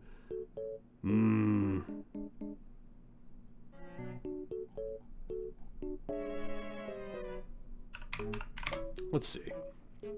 Both are great. Both bullied you into finishing variants. Yeah, no, they're both really good. There's no doubt about it. I leaned into Karlach simply because I knew I was going to do Absolute Adversaries and Artemis. This is why I leaned into Karlach. If you are just a hard boy for Artemis, Crux is probably the way to go. I love them both, though. They're both so good. You did all? Yeah. Variants are always so restrictive, you miss the fun. The variants. Like, it's really dark and spooky, so your champions get scared. It's spooky. Yes. Yeah, I don't think I'm gonna find the comment. It's buried under other comments, and finding specific comments in my YouTube comments is hell. I don't know what's up with their filter, but there is something wonky with the YouTube search filter in the comments. New Xerxes Zariel is strength 10, charisma 13, con less than 13. So it's like a handful of choices to pick. Yeah, yeah. That isn't that isn't many, to be true. Let's see. Yeah, so you need to be qualified for the patron Zariel and have 13 or less con. Yeah, that's not a huge pool to choose from. You'll always have Crux, yeah, and Xerxes, yeah. And again, Zariel with Karlach. Either way there, but...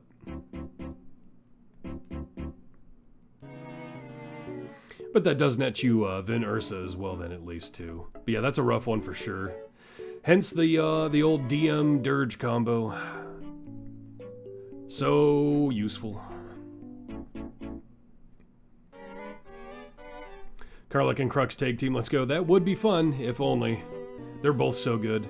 If you could pair them together, that would be muy bueno, as they say. But yeah, gone over the speed list, talked about Ezmerelda. This Saturday, 11:30 PST, we are going to be diving into Final Fantasy 1. Going to be doing the Steam version, and you guys will be selecting my classes. I will probably fail. It'll be a fun time regardless. Try to do 3 variants in beat background while gem farming. It's not working so well with the new ones. Yeah. So yeah, we're probably going to call it here today. We're hitting up close to that 5-hour mark. So yeah, Saturday 11:30, Final Fantasy 1. You guys will set me on my path to either fail or succeed. We'll probably fail, because I'm a moron. But it'll be fun, no matter what. So, I'll see y'all then if you make it. Hope you do. Other than that, you guys have a hell of a time out there. See you Saturday. Bye. Bye-bye.